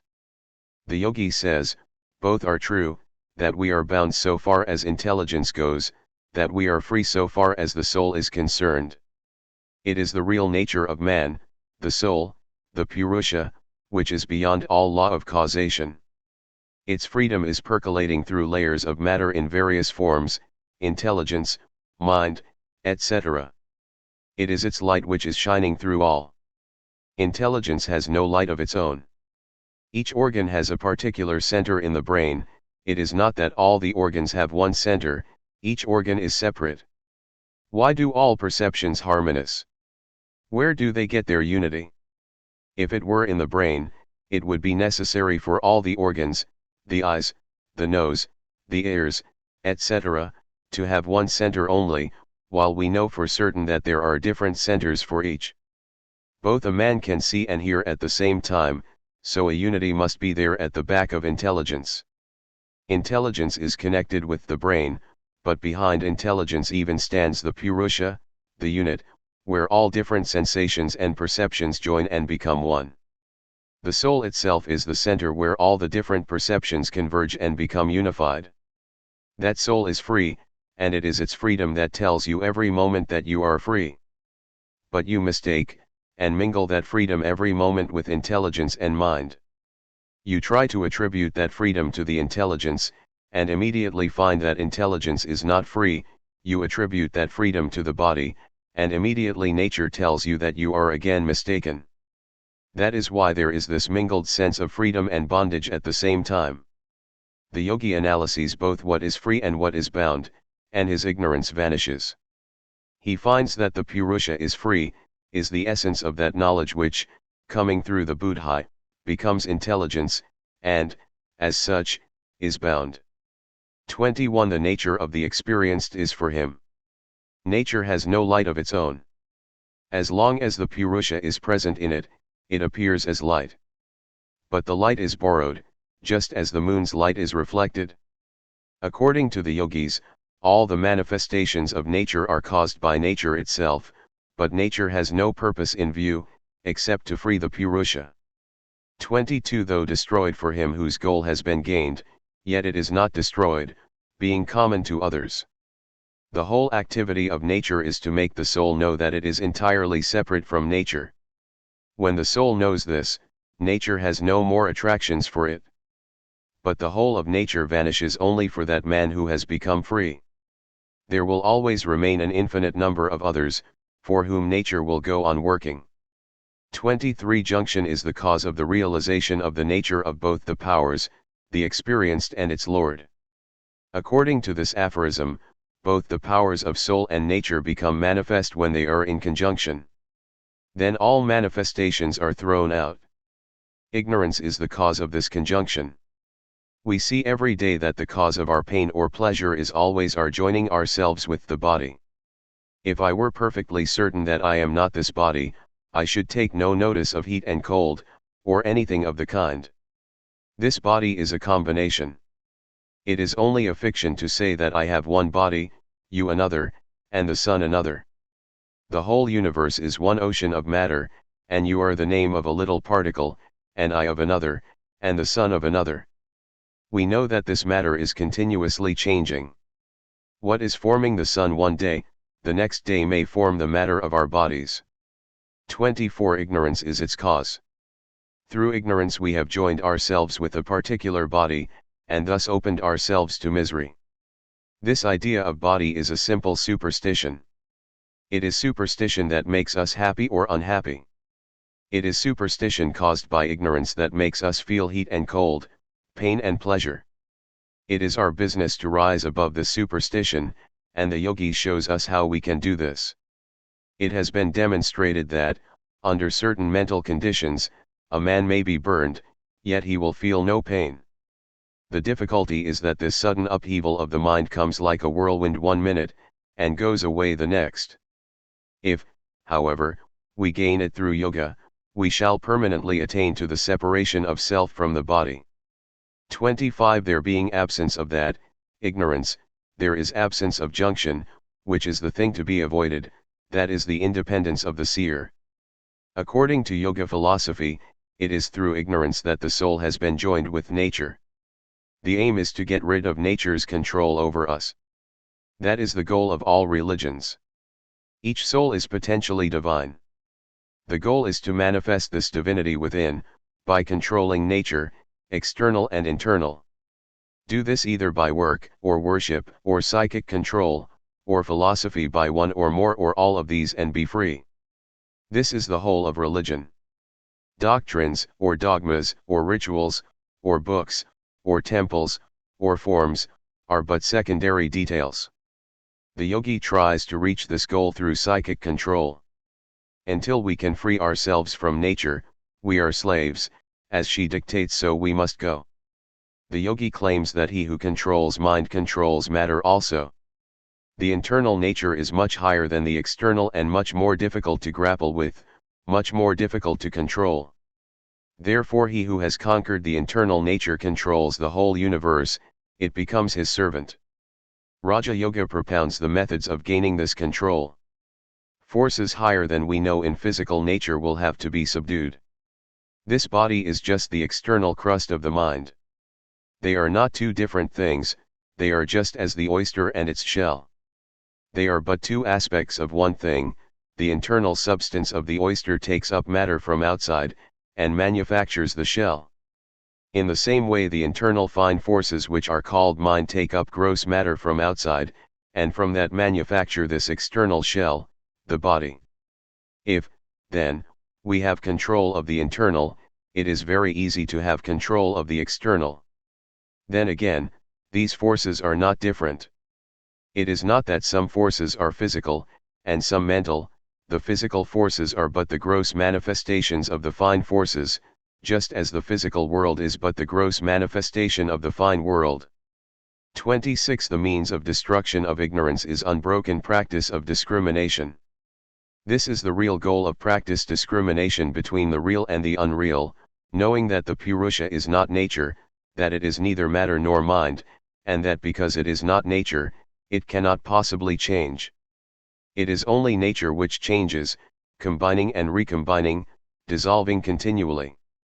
When through constant practice we begin to discriminate, ignorance will vanish, and the Purusha will begin to shine in its real nature: omniscient, omnipotent, omnipresent. 27. His knowledge is of the sevenfold highest ground.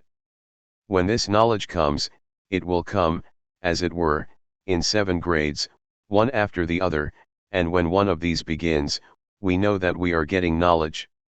The first to appear will be that we have known what is to be known. The mind will cease to be dissatisfied. While we are aware of thirsting after knowledge, we begin to seek here and there, wherever we think we can get some truth, and failing to find it we become dissatisfied and seek in a fresh direction. All search is vain, until we begin to perceive that knowledge is within ourselves, that no one can help us, that we must help ourselves. When we begin to practice the power of discrimination, the first sign that we are getting near truth will be that that dissatisfied state will vanish. We shall feel quite sure that we have found the truth, and that it cannot be anything else but the truth. Then we may know that the sun is rising, that the morning is breaking for us, and taking courage, we must persevere until the goal is reached. The second grade will be the absence of all pains. It will be impossible for anything in the universe, external or internal, to give us pain. The third will be the attainment of full knowledge. Omniscience will be ours. The fourth will be the attainment of the end of all duty through discrimination. Next will come what is called freedom of the chitta. We shall realize that all difficulties and struggles, all vacillations of the mind, have fallen down, just as a stone rolls from the mountain top into the valley and never comes up again. The next will be that the chitta itself will realize that it melts away into its causes whenever we so desire. Lastly, we shall find that we are established in ourself, that we have been alone throughout the universe, neither body nor mind was ever related, much less joined, to us. They were working their own way, and we, through ignorance, joined ourselves to them. But we have been alone, omnipotent, omnipresent, ever blessed. Our own self was so pure and perfect that we required none else. We required none else to make us happy, for we are happiness itself. We shall find that this knowledge does not depend on anything else. Throughout the universe there can be nothing that will not become effulgent before our knowledge. This will be the last state, and the yogi will become peaceful and calm, never to feel any more pain, never to be again deluded, never to be touched by misery. He will know he is ever blessed, ever perfect, almighty. 28. By the practice of the different parts of yoga the impurities being destroyed, knowledge becomes effulgent up to discrimination. Now comes the practical knowledge. What we have just been speaking about is much higher. It is away above our heads, but it is the ideal. It is first necessary to obtain physical and mental control. Then the realization will become steady in that ideal. The ideal being known, what remains is to practice the method of reaching it.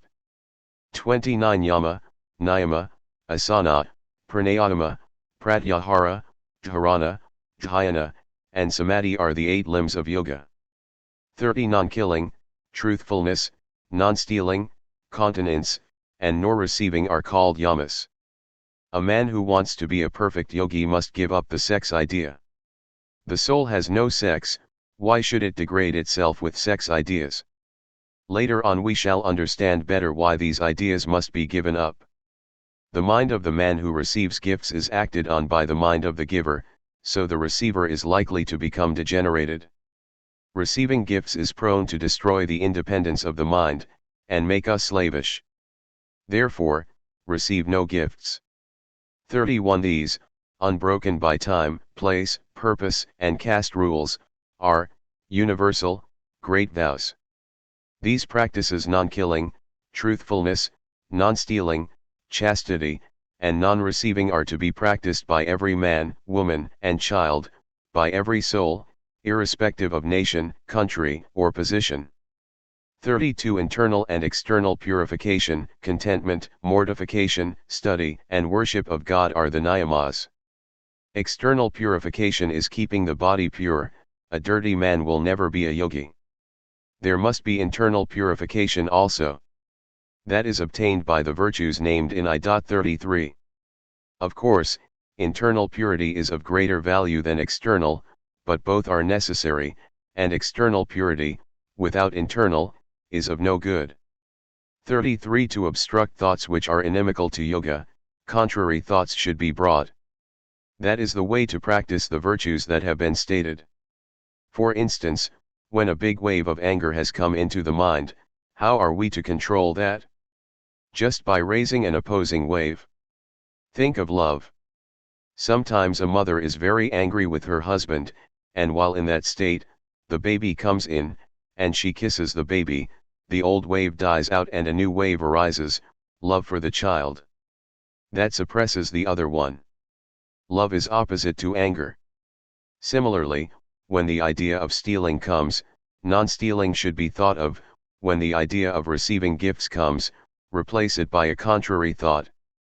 34 The obstructions to yoga are killing, falsehood, etc., whether committed, caused, or approved, either through avarice or anger or ignorance, whether slight, middling, or great, and they result in infinite ignorance and misery. This is the method of thinking the contrary. If I tell a lie, or cause another to tell one, or approve of another doing so, it is equally sinful. If it is a very mild lie, still it is a lie. Every vicious thought will rebound, every thought of hatred which you may have thought, in a cave even, is stored up, and will one day come back to you with tremendous power in the form of some misery here. If you project hatred and jealousy, they will rebound on you with compound interest. No power can avert them. When once you have put them in motion, you will have to bear them. Remembering this will prevent you from doing wicked things. 35 Non-killing being established, in his presence all enmities cease, in others.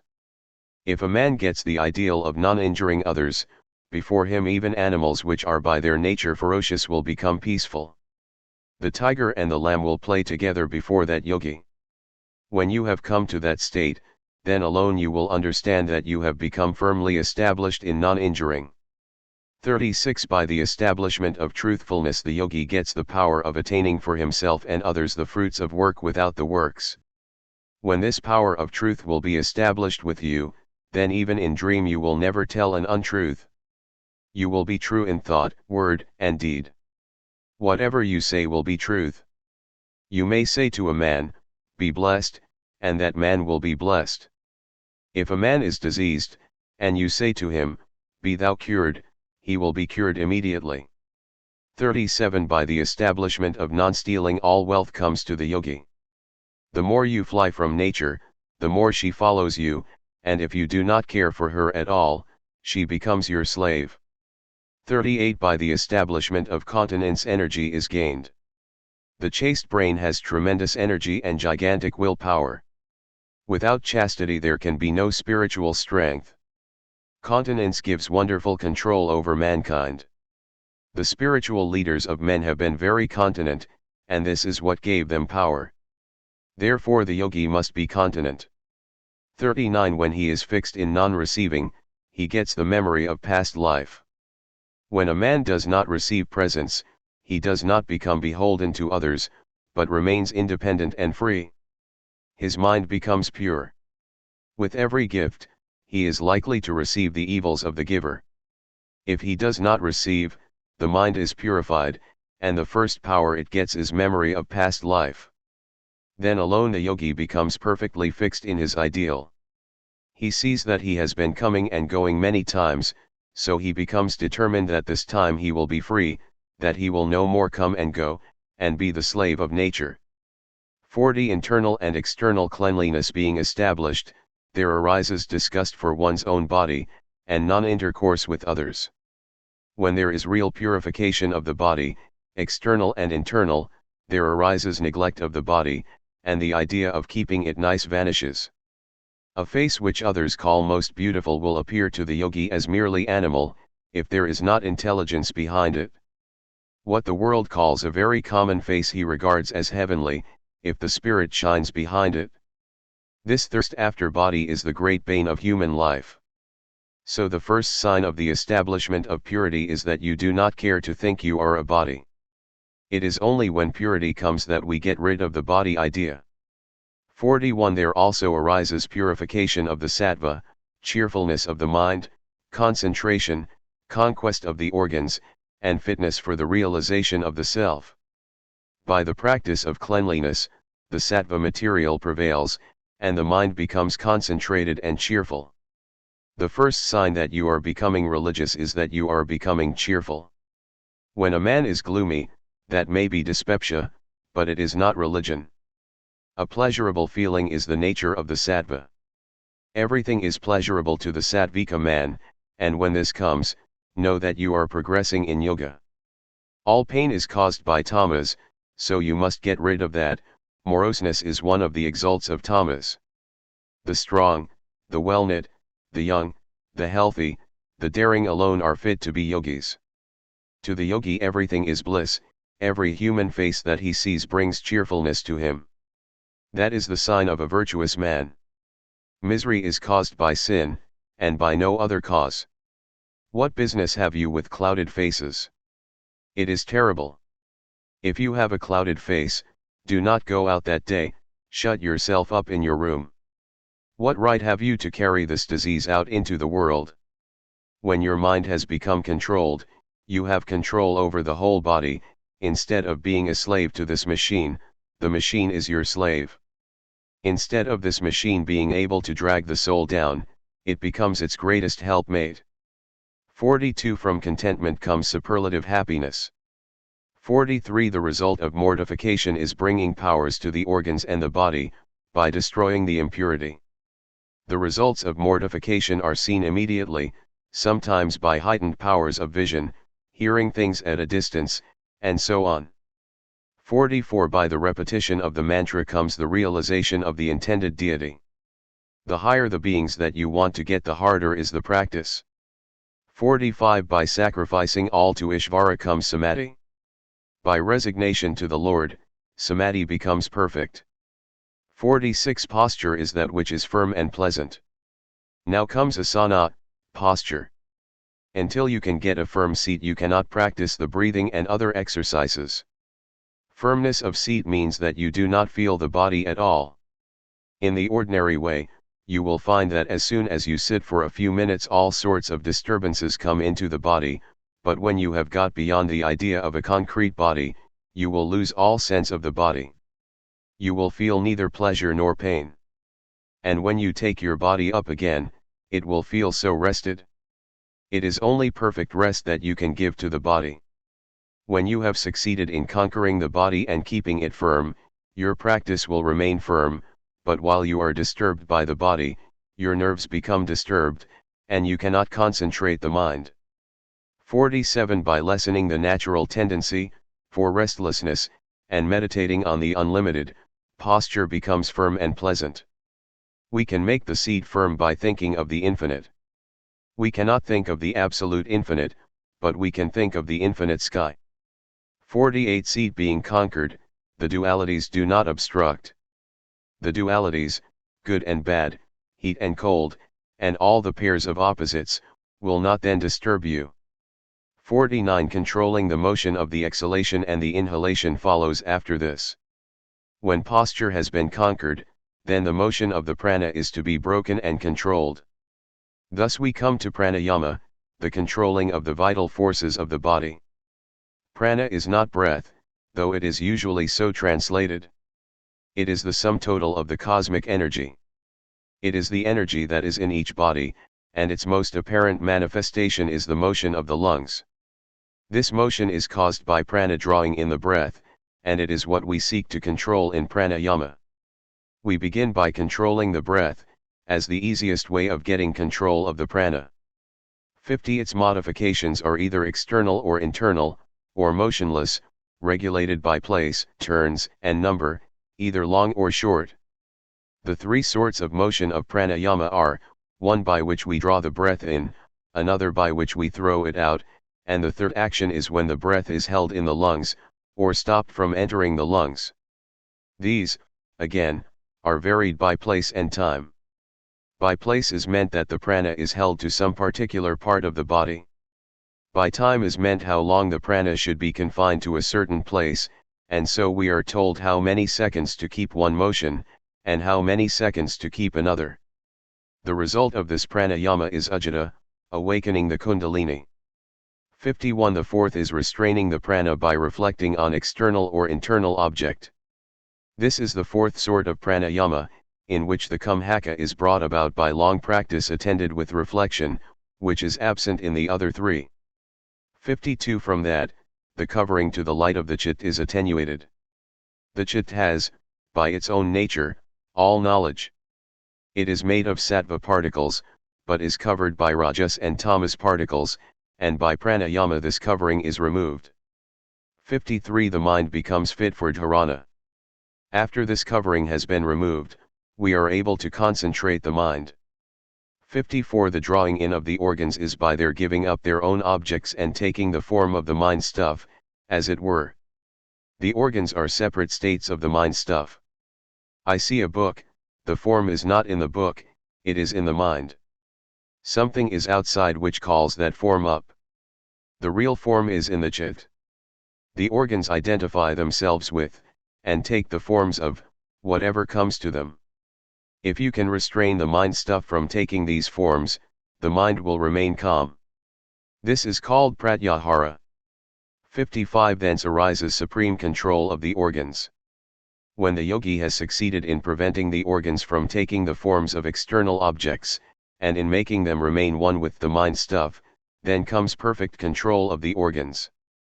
When the organs are perfectly under control, every muscle and nerve will be under control, because the organs are the centers of all the sensations, and of all actions. These organs are divided into organs of work and organs of sensation. When the organs are controlled, the yogi can control all feeling and doing, the whole of the body comes under his control. Then alone one begins to feel joy in being born, then one can truthfully say, "Blessed am I that I was born." When that control of the organs is obtained, we feel how wonderful this body really is. Patanjali's Yoga Aphorisms. Chapter 3. Powers. We have now come to the chapter in which the yoga powers are described. 1. Dharana is holding the mind onto some particular object. Dharana, concentration, is when the mind holds onto some object, either in the body, or outside the body, and keeps itself in that state. 2. An unbroken flow of knowledge in that object is dhyana. The mind tries to think of one object, to hold itself to one particular spot, as the top of the head, the heart, etc., and if the mind succeeds in receiving the sensations only through that part of the body, and through no other part, that would be dharana, and when the mind succeeds in keeping itself in that state for some time, it is called dhyana, mediation. 3. When that, giving up all forms, reflects only the meaning, it is samadhi. That comes when in meditation the form or the external part is given up. Suppose I were meditating on a book, and that I have gradually succeeded in concentrating the mind on it, and perceiving only the internal sensations, the meaning, unexpressed in any form. That state of dhyana is called samadhi. 4. These, 3, when practiced, in regard to one object is samayama. When a man can direct his mind to any particular object and fix it there, and then keep it there for a long time, separating the object from the internal part, this is samayama, or dharana, dhyana, and samadhi, one following the other, and making one. The form of the thing has vanished, and only its meaning remains in the mind. 5. By the conquest of that comes light of knowledge. When one has succeeded in making the samayama, all powers come under his control. This is the great instrument of the yogi. The objects of knowledge are infinite, and they are divided into the gross, grosser, grossest, and the fine, finer, finest, and so on. This samayama should be first applied to gross things, and when you begin to get knowledge of this gross, slowly, by stages, it should be brought to finer things. 6. That should be employed in stages. This is a note of warning not to attempt to go too fast. 7. These 3 are more internal than those that precede. Before these we had the pratyahara, the pranayama, the asana, the yama and niyama. They are external parts of the 3 dharana, dhyana, and samadhi. When a man has attained to them, he may attain to omniscience and omnipotence, but that would not be salvation. These 3 would not make the mind nirvikalpa, changeless, but would leave the seeds for getting bodies again. Only when the seeds are, as the yogi says, fried, do they lose the possibility of producing further plants. These powers cannot fry the seed. 8. But even they are external to the seedless, samadhi. Compared with that seedless samadhi, therefore, even these are external. We have not yet reached the real samadhi, the highest, but a lower stage, in which this universe still exists as we see it, and in which are all these powers. 9. By the suppression of the disturbed impressions of the mind, and by the rise of impressions of control, the mind, which persists in that moment of control, is said to attain the controlling modifications. That is to say, in this first state of samadhi the modifications of the mind have been controlled, but not perfectly, because if they were, there would be no modifications. If there is a modification which impels the mind to rush out through the senses, and the yogi tries to control it, that very control itself will be a modification. One wave will be checked by another wave, so it will not be real samadhi in which all the waves subside, as control itself will be a wave. Yet this lower samadhi is very much nearer to the higher samadhi than when the mind comes bubbling out. 10. Its flow becomes steady by habit. The flow of this continuous control of the mind becomes steady when practiced day after day, and the mind obtains the faculty of constant concentration. 11. Taking in all sorts of objects, and concentrating upon one object, these 2 powers being destroyed and manifested respectively, the chit gets the modification called samadhi. The mind takes up various objects, runs into all sorts of things. That is the lower state. There is a higher state of the mind, when it takes up one object and excludes all others, of which samadhi is the result. 12. The one-pointedness of the chit is when the impression that is past and that which is present are similar. How are we to know that the mind has become concentrated? Because the idea of time will vanish. The more time passes unnoticed, the more concentrated we are. In common life we see that when we are interested in a book we do not note the time at all, and when we leave the book, we are often surprised to find how many hours have passed. All time will have the tendency to come and stand in the one present. So the definition is given, when the past and present come and stand in one, the mind is said to be concentrated. 1. 13. By this is explained the threefold transformation of form, time, and state, in fine or gross matter and in the organs. By the threefold changes in the mind stuff as to form, time and state are explained the corresponding changes in gross and subtle matter and in the organs. Suppose there is a lump of gold. It is transformed into a bracelet and again into an earring. These are changes as to form. The same phenomena looked at from the standpoint of time give us change as to time. Again, the bracelet or the earring may be bright or dull, thick or thin, and so on. This is change as to state. Now referring to the aphorisms 9, L1, and 12, the mind stuff is changing into vritis. This is change as to form. That it passes through past, present and future moments of time is change as to time. That the impressions vary as to intensity within one particular period, say, present, is change as to state. The concentrations taught in the preceding aphorisms were to give the yogi a voluntary control over the transformations of his mind stuff, which alone will enable him to make the same ayama named in 3. 4. 14. That which is acted upon by transformations, either past, present, or yet to be manifested is the qualified. That is to say, the qualified is the substance which is being acted upon by time and by the samskaras, and getting changed and being manifested always. 15. The succession of changes is the cause of manifold evolution. 16. By making samayama on the three sorts of changes comes the knowledge of past and future. We must not lose sight of the first definition of samayama. When the mind has attained to that state when it identifies itself with the internal impression of the object, leaving the external, and when, by long practice, that is retained by the mind and the mind can get into that state in a moment, that is samayama.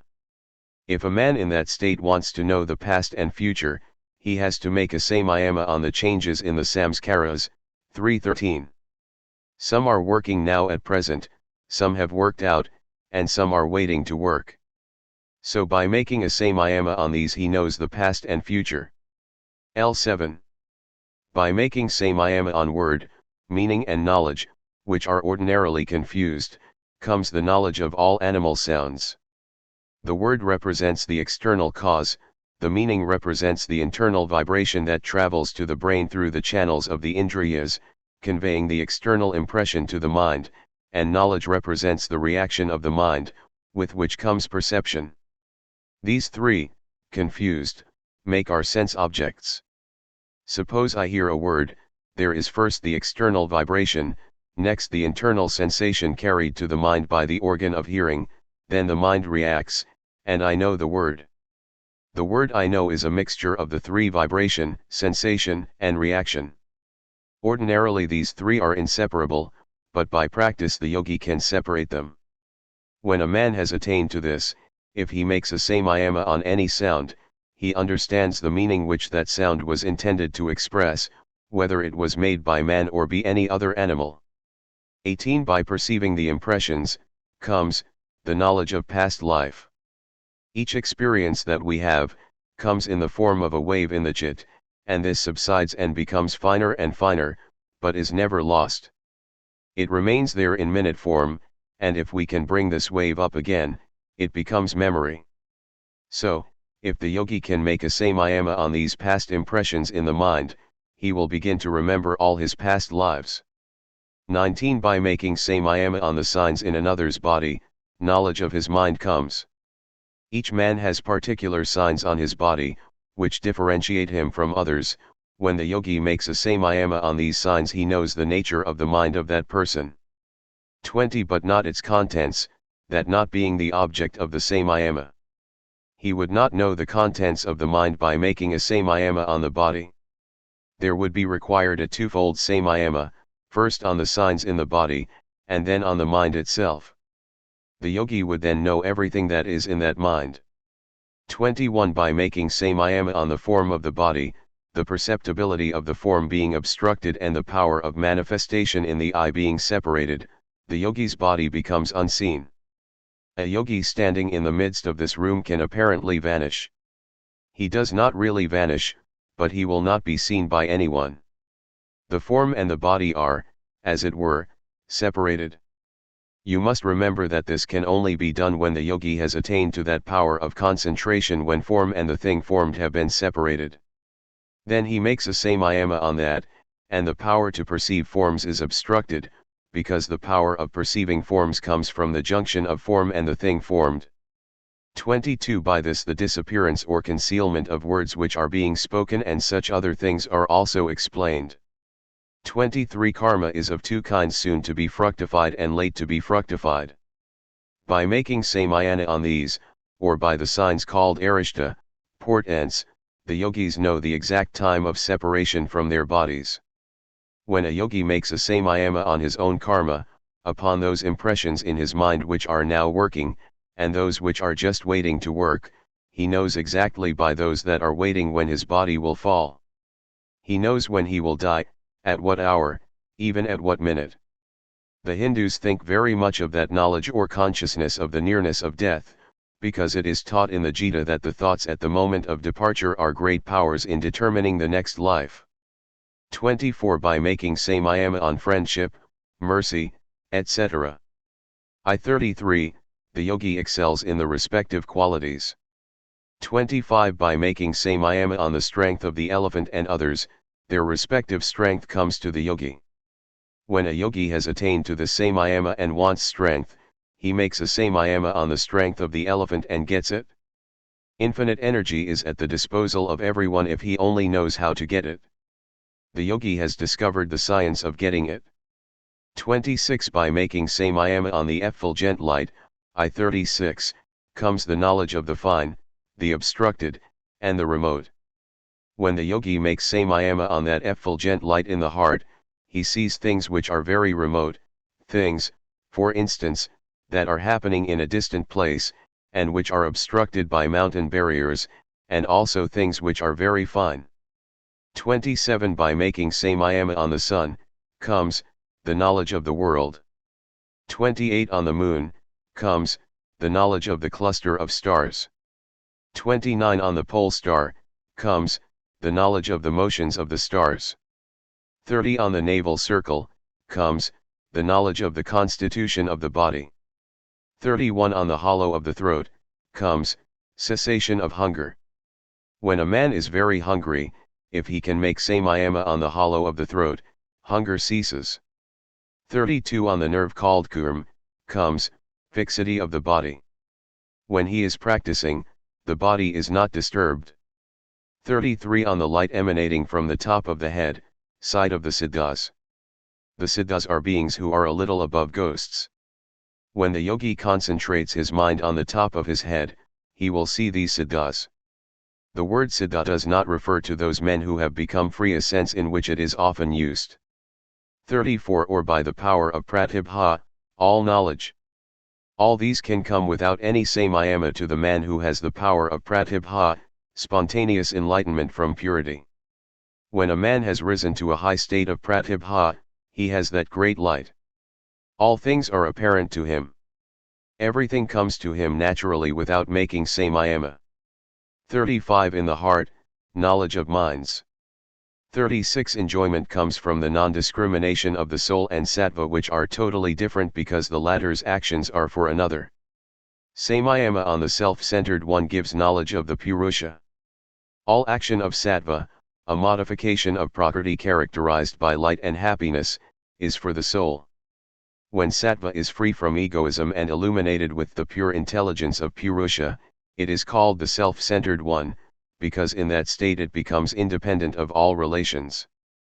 37 From that arises the knowledge belonging to pratibha and, supernatural, hearing, touching, seeing, tasting and smelling. 38 These are obstacles to samadhi, but they are powers in the worldly state. To the yogi, knowledge of the enjoyments of the world comes by the junction of the Purusha and the mind. If he wants to make samayama on the knowledge that they are two different things, nature and soul, he gets knowledge of the Purusha. From that arises discrimination. When he has got that discrimination, he gets the pratibha, the light of supreme genius. These powers, however, are obstructions to the attainment of the highest goal, the knowledge of the pure self, and freedom. These are, as it were, to be met in the way, and if the yogi rejects them, he attains the highest. If he is tempted to acquire these, his further progress is barred. 39 When the cause of bondage of the chitta has become loosened, the yogi, by his knowledge of its channels of activity, the nerves, enters another's body.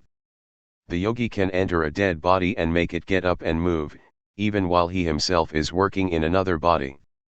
Or he can enter a living body and hold that man's mind and organs in check, and for the time being act through the body of that man. That is done by the yogi coming to this discrimination of Purusha and nature. If he wants to enter another's body, he makes a samayama on that body and enters it, because, not only is his soul omnipresent, but his mind also, as the yogi teaches.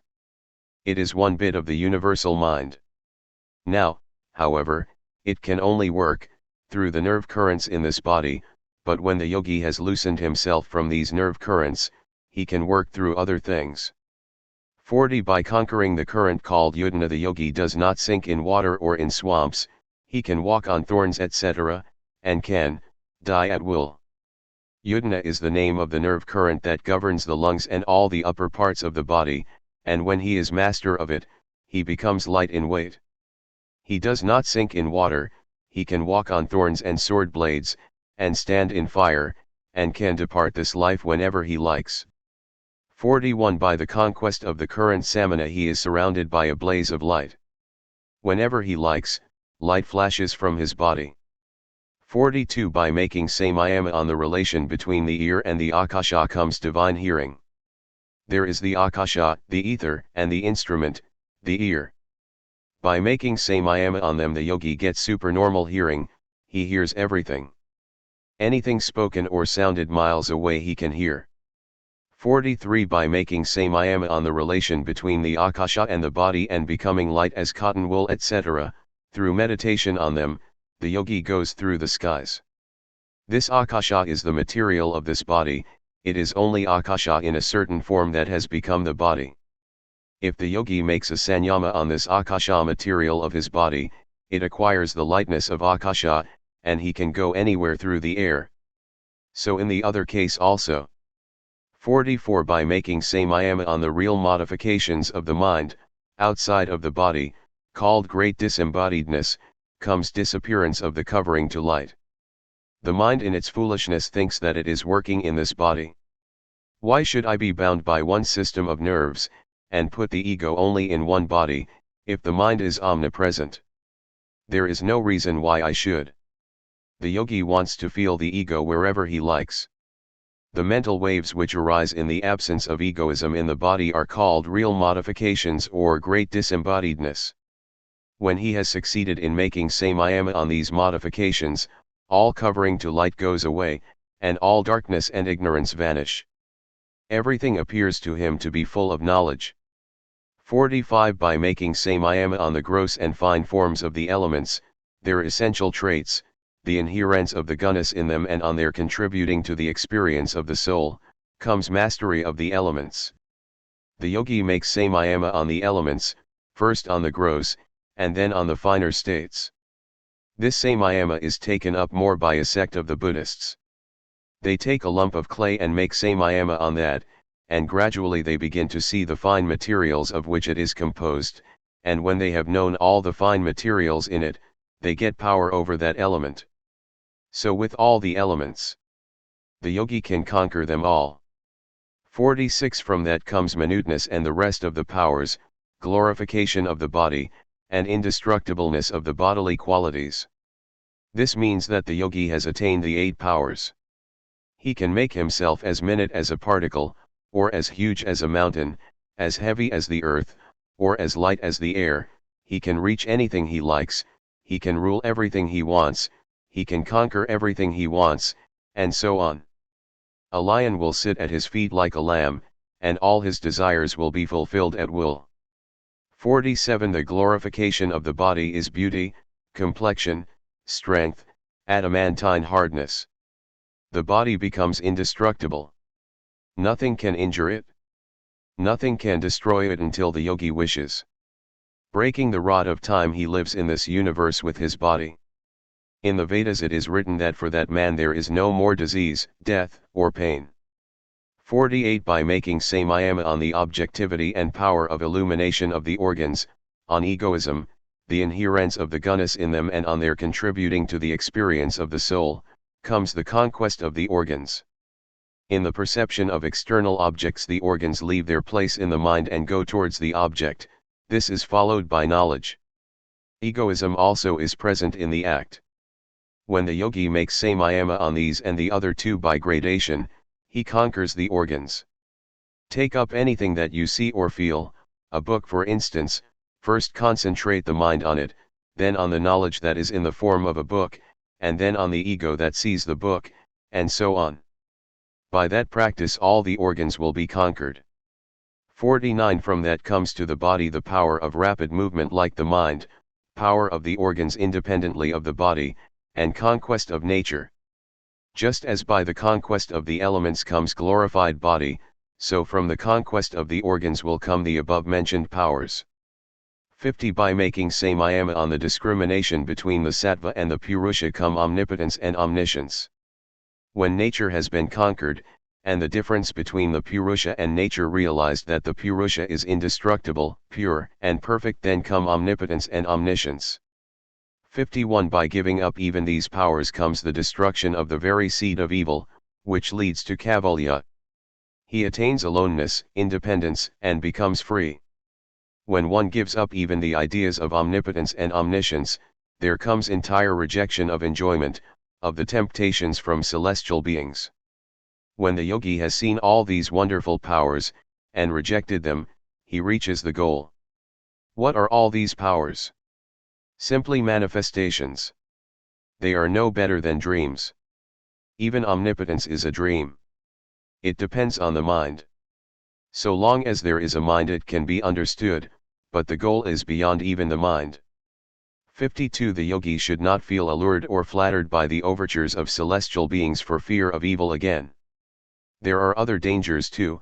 Gods and other beings come to tempt the yogi. They do not want anyone to be perfectly free. They are jealous, just as we are, and worse than us sometimes. They are very much afraid of losing their places. Those yogis who do not reach perfection die and become gods. Leaving the direct road they go into one of the side streets, and get these powers.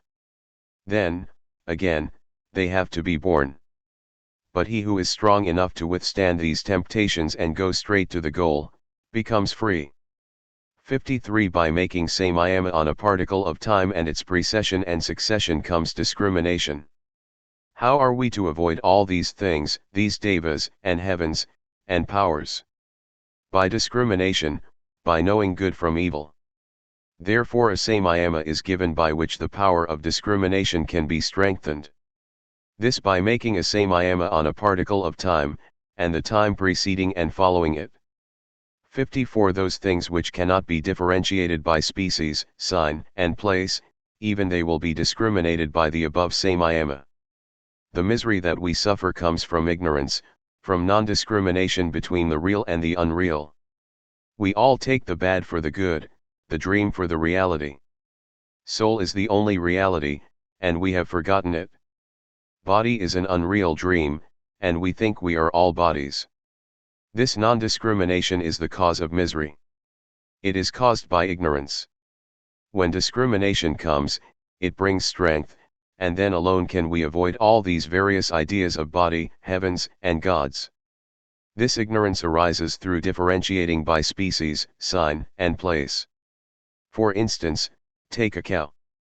The cow is differentiated from the dog by species. Even with the cows alone, how do we make the distinction between one cow and another? By signs. If two objects are exactly similar, they can be distinguished if they are in different places. When objects are so mixed up that even these differential will not help us, the power of discrimination acquired by the above-mentioned practice will give us the ability to distinguish them. The highest philosophy of the yogi is based upon this fact, that the Purusha is pure and perfect, and is the only simple that exists in this universe. The body and mind are compounds, and yet we are ever identifying ourselves with them. This is the great mistake, that the distinction has been lost.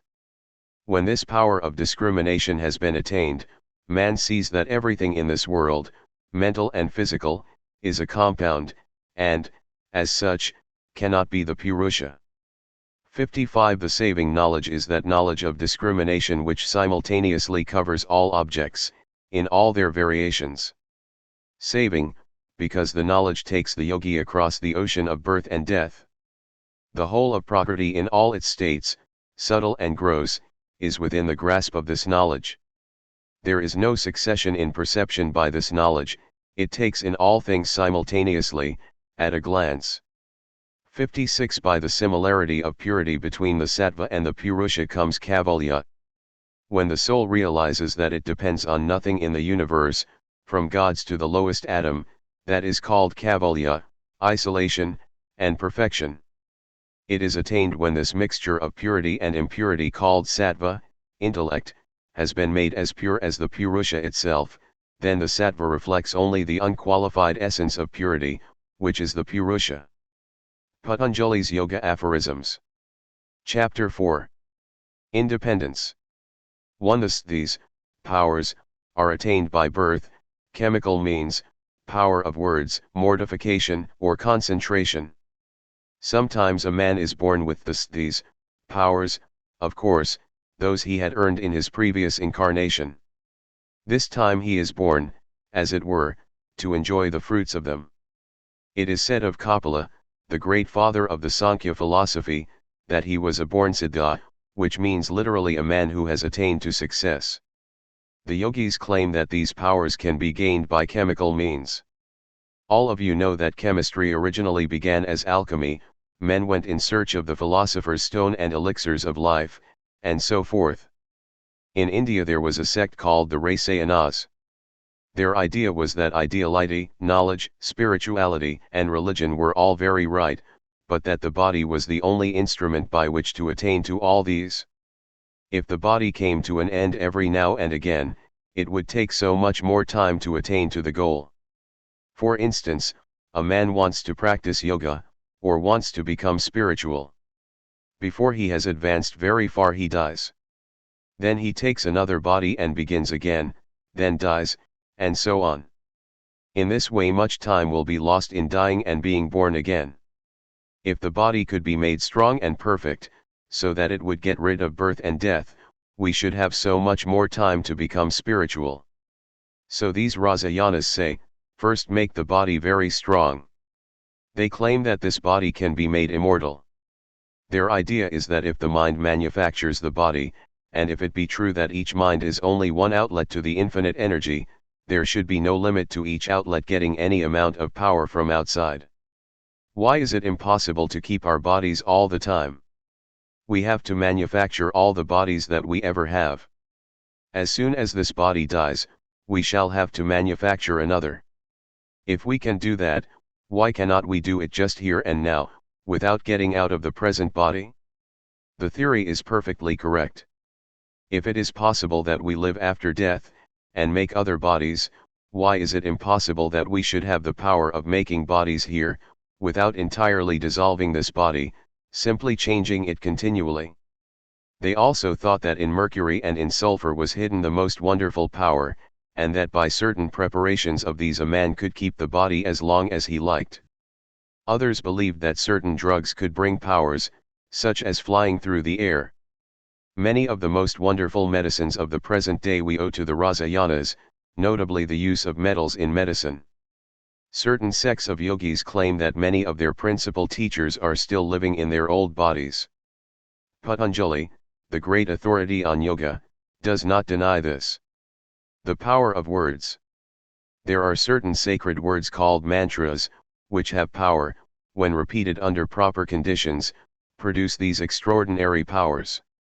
We are living in the midst of such a mass of miracles, day and night, that we do not think anything of them. There is no limit to man's power, the power of words and the power of mind. Mortification. You find that in every religion mortification and asceticisms have been practiced. In these religious conceptions the Hindus always go to the extremes. You will find men with their hands up all their lives, until their hands wither and die. Men keep standing, day and night, until their feet swell, and if they live, the legs become so stiff in this position that they can no more bend them, but have to stand all their lives.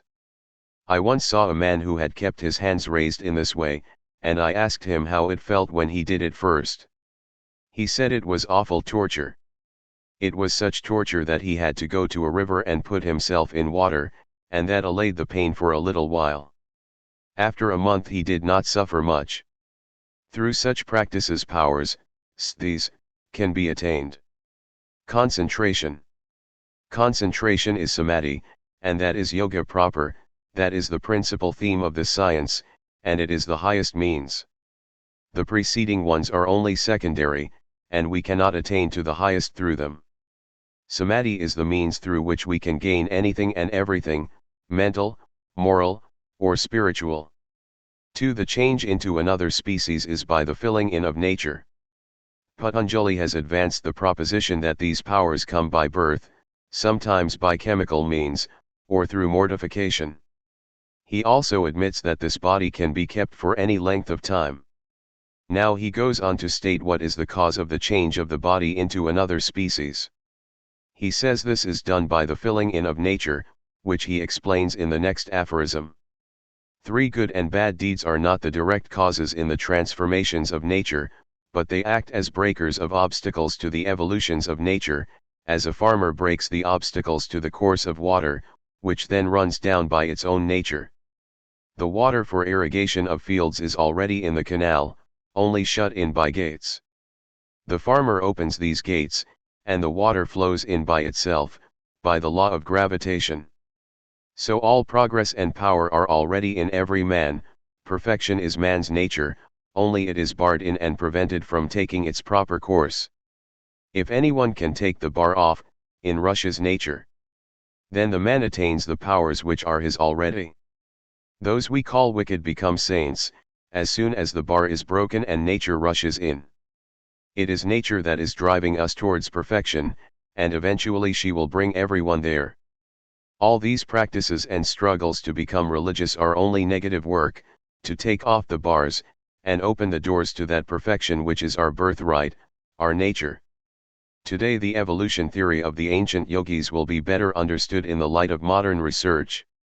And yet the theory of the yogis is a better explanation.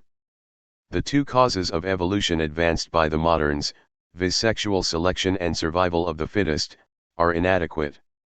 Suppose human knowledge to have advanced so much as to eliminate competition, both from the function of acquiring physical sustenance and of acquiring a mate.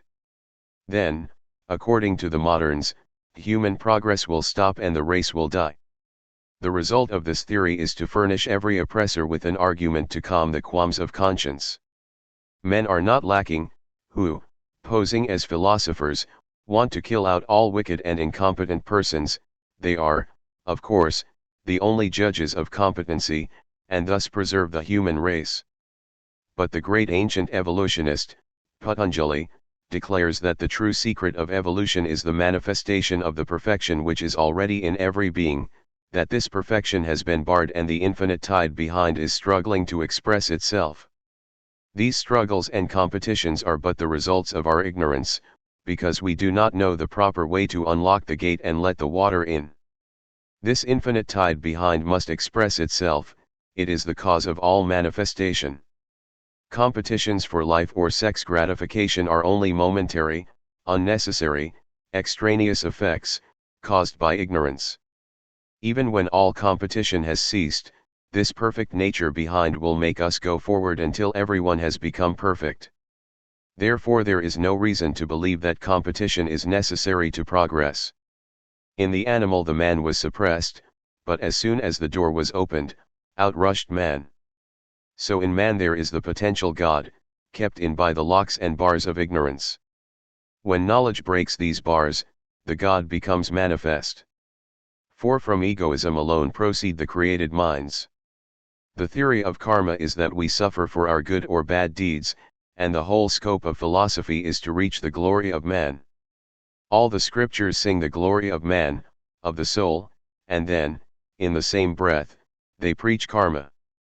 A good deed brings such a result, and a bad deed such another, but if the soul can be acted upon by a good or a bad deed, the soul amounts to nothing. Bad deeds put a bar to the manifestation of the nature of the Purusha, good deeds take the obstacles off, and the glory of the Purusha becomes manifest. The Purusha itself is never changed. Whatever you do never destroys your own glory, your own nature, because the soul cannot be acted upon by anything, only a veil is spread before it, hiding its perfection. With a view to exhausting their karma quickly, yogis create kaya-viha, or groups of bodies, in which to work it out. For all these bodies they create minds from egoism. These are called created minds, in contradistinction to their original minds. 5. Though the activities of the different created minds are various, the one original mind is the controller of them all. These different minds, which act in these different bodies are called made minds, and the bodies, made bodies, that is, manufactured bodies and minds. Matter and mind are like two inexhaustible storehouses. When you become a yogi, you learn the secret of their control. It was yours all the time, but you had forgotten it. When you become a yogi, you recollect it. Then you can do anything with it, manipulate it in every way you like. The material out of which a manufactured mind is created is the very same material which is used for the macrocosm. It is not that mind is one thing and matter another, they are different aspects of the same thing. Asmita, egoism, is the material, the fine state of existence out of which these made minds and made bodies of the yogi are manufactured. Therefore, when the yogi has found the secret of these energies of nature, he can manufacture any number of bodies or minds out of the substance known as egoism.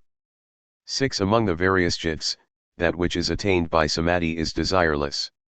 Among all the various minds that we see in various men, only that mind which has attained to samadhi, perfect concentration, is the highest. A man who has attained certain powers through medicines, or through words, or through mortifications, still has desires, but that man who has attained to samadhi through concentration is alone free from all desires. 7. Works are neither black nor white for the yogis, for others they are threefold: black, white, and mixed. When the yogi has attained perfection, his actions, and the karma produced by those actions, do not bind him, because he did not desire them. He just works on, he works to do good, and he does good, but does not care for the result, and it will not come to him. But, for ordinary men, who have not attained to the highest state, works are of three kinds: black, evil actions; white, good actions; and mixed.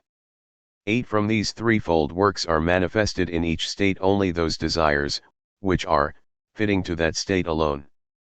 The others are held in abeyance for the time being.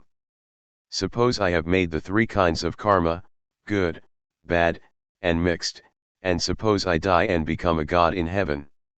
The desires in a god body are not the same as the desires in a human body. The god body neither eats nor drinks. What becomes of my past unworked karmas which produce as their effect the desire to eat and drink? Where would these karmas go when I become a god? The answer is that desires can only manifest themselves in proper environments. Only those desires will come out for which the environment is fitted, the rest will remain stored up. In this life we have many godly desires, many human desires, many animal desires. If I take a god body, only the good desires will come up, because for them the environments are suitable. And if I take an animal body, only the animal desires will come up, and the good desires will wait. What does this show? That by means of environment we can check these desires. Only that karma which is suited to and fitted for the environments will come out. This shows that the power of environment is the great check to control even karma itself. 9. There is consecutiveness in desires, even though separated by species, space, and time, there being identification of memory and impressions. Experiences becoming fine become impressions, impressions revivified become memory. The word memory here includes unconscious coordination of past experiences, reduced to impressions, with present conscious action. In each body, the group of impressions acquired in a similar body only becomes the cause of action in that body. The experiences of a dissimilar body are held in abeyance. Each body acts as if it were a descendant of a series of bodies of that species only, thus, consecutiveness of desires is not to be broken. L0. Thirst for happiness being eternal, desires are without beginning. All experience is preceded by desire for happiness. There was no beginning of experience, as each fresh experience is built upon the tendency generated by past experience, therefore desire is without beginning. 11. Being held together by cause, effect, support, and objects, in the absence of these is its absence. Desires are held together by cause and effect, the causes are the pain-bearing obstructions, 2-3, and actions, 4-7, and the effects are species, life, and experience of pleasure and pain, 2-13. Ed. If a desire has been raised, it does not die without producing its effect. Then, again, the mind stuff is the great storehouse, the support of all past desires reduced to samskara form, until they have worked themselves out, they will not die. Moreover, so long as the senses receive the external objects, fresh desires will arise. If it be possible to get rid of the cause, effect, support, and objects of desire, then alone it will vanish. 12. The past and future exist in their own nature, qualities having different ways. The idea is that existence never comes out of non-existence. The past and future, though not existing in a manifested form, yet exist in a fine form. 13. They are manifested or fine, being of the nature of the gunas. The gunas are the three substances, sattva, rajas, and tamas, whose gross state is the sensible universe. Past and future arise from the different modes of manifestation of these gunas. 14. The unity in things is from the unity in changes. Though there are three substances, their changes being coordinated, all objects have their unity. 15. Since perception and desire vary with regard to the same object, mind and object are of different nature. That is, there is an objective world independent of our minds. This is a refutation of Buddhistic idealism. Since different people look at the same thing differently, it cannot be a mere imagination of any particular individual. There is an additional aphorism here in some editions. The object cannot be said to be dependent on a single mind. There being no proof of its existence, it would then become non-existent. If the perception of an object were the only criterion of its existence, then when the mind is absorbed in anything or is in samadhi, it would not be perceived by anybody and might as well be said to be non-existent. This is an undesirable conclusion. Ed. 16. Things are known on unknown to the mind, being dependent on the coloring which they give to the mind. 17. The states of the mind are always known, because the Lord of the mind, the Purusha, is unchangeable. The whole gist of this theory is that the universe is both mental and material. Both of these are in a continuous state of flux. What is this book? It is a combination of molecules in constant change.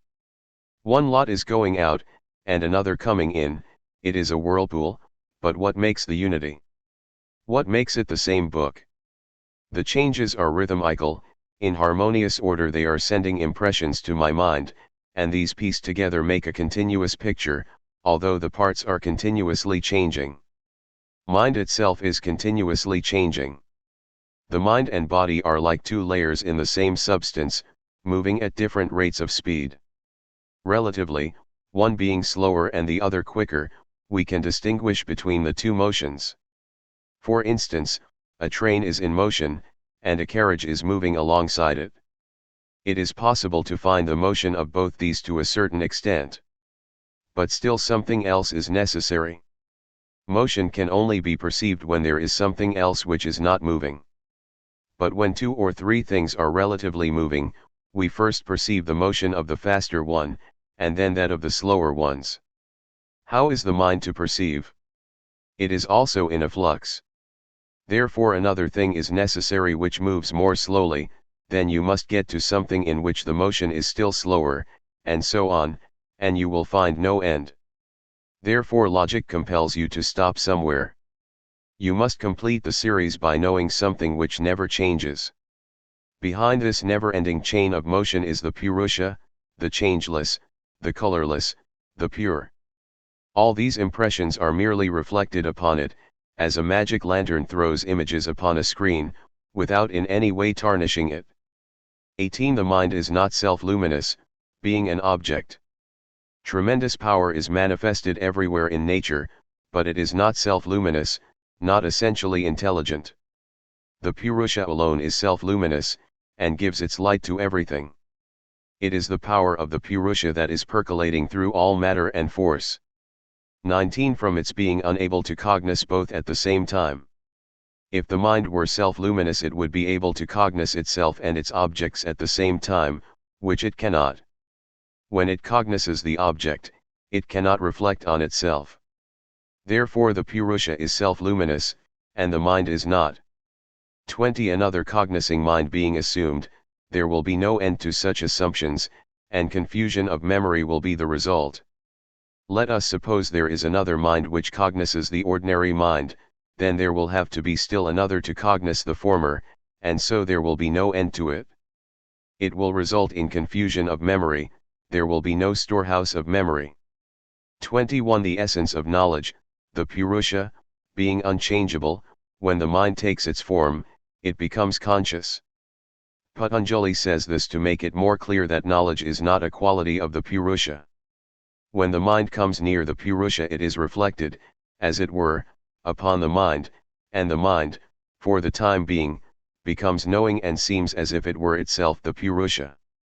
22. Colored by the seer and the seen, the mind is able to understand everything. On one side of the mind the external world, the seen, is being reflected, and on the other, the seer is being reflected. Thus comes the power of all knowledge to the mind.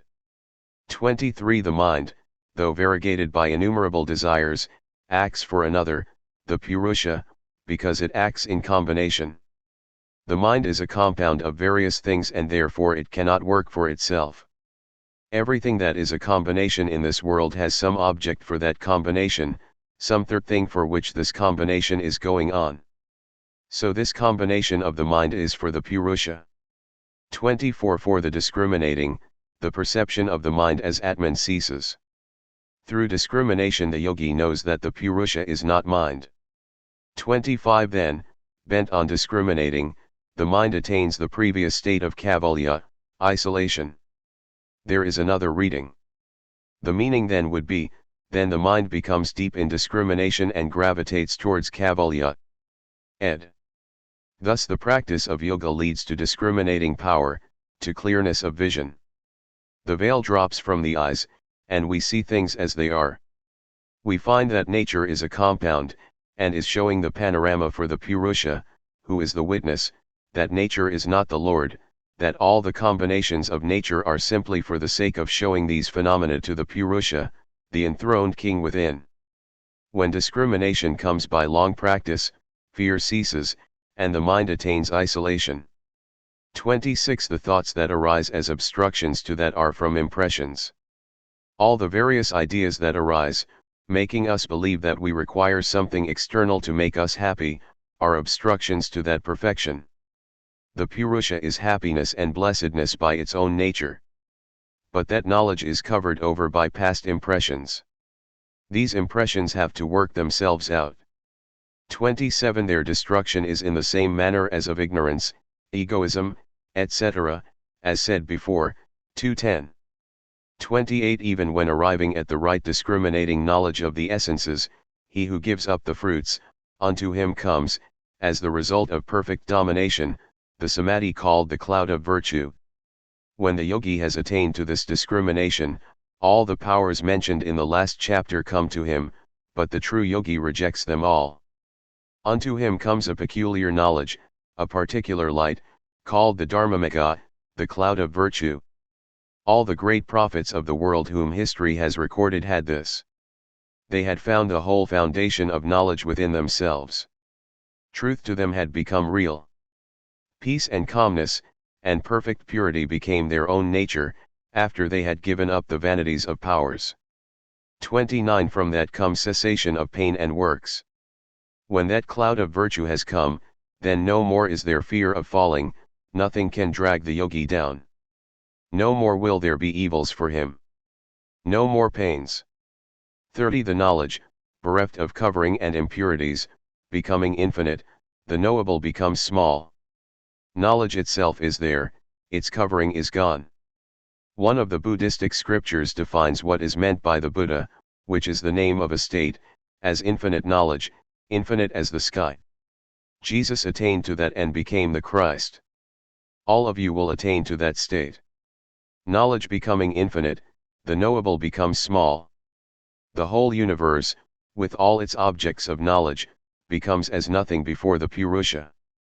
The ordinary man thinks himself very small, because to him the knowable seems to be infinite. 31. Then are finished the successive transformations of the qualities, they having attained the end. Then all these various transformations of the qualities, which change from species to species, cease forever.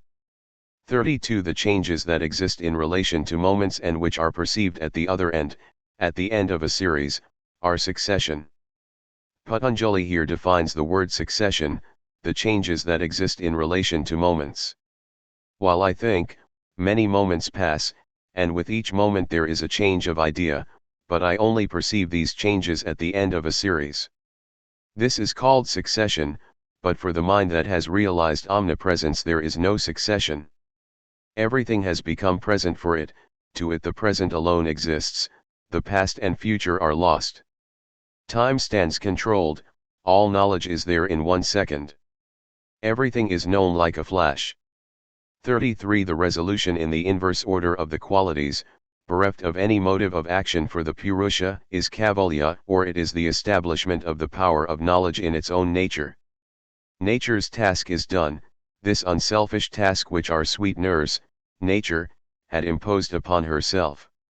She gently took the self-forgetting soul by the hand, as it were, and showed him all the experiences in the universe, all manifestations, bringing him higher and higher through various bodies, till his lost glory came back, and he remembered his own nature.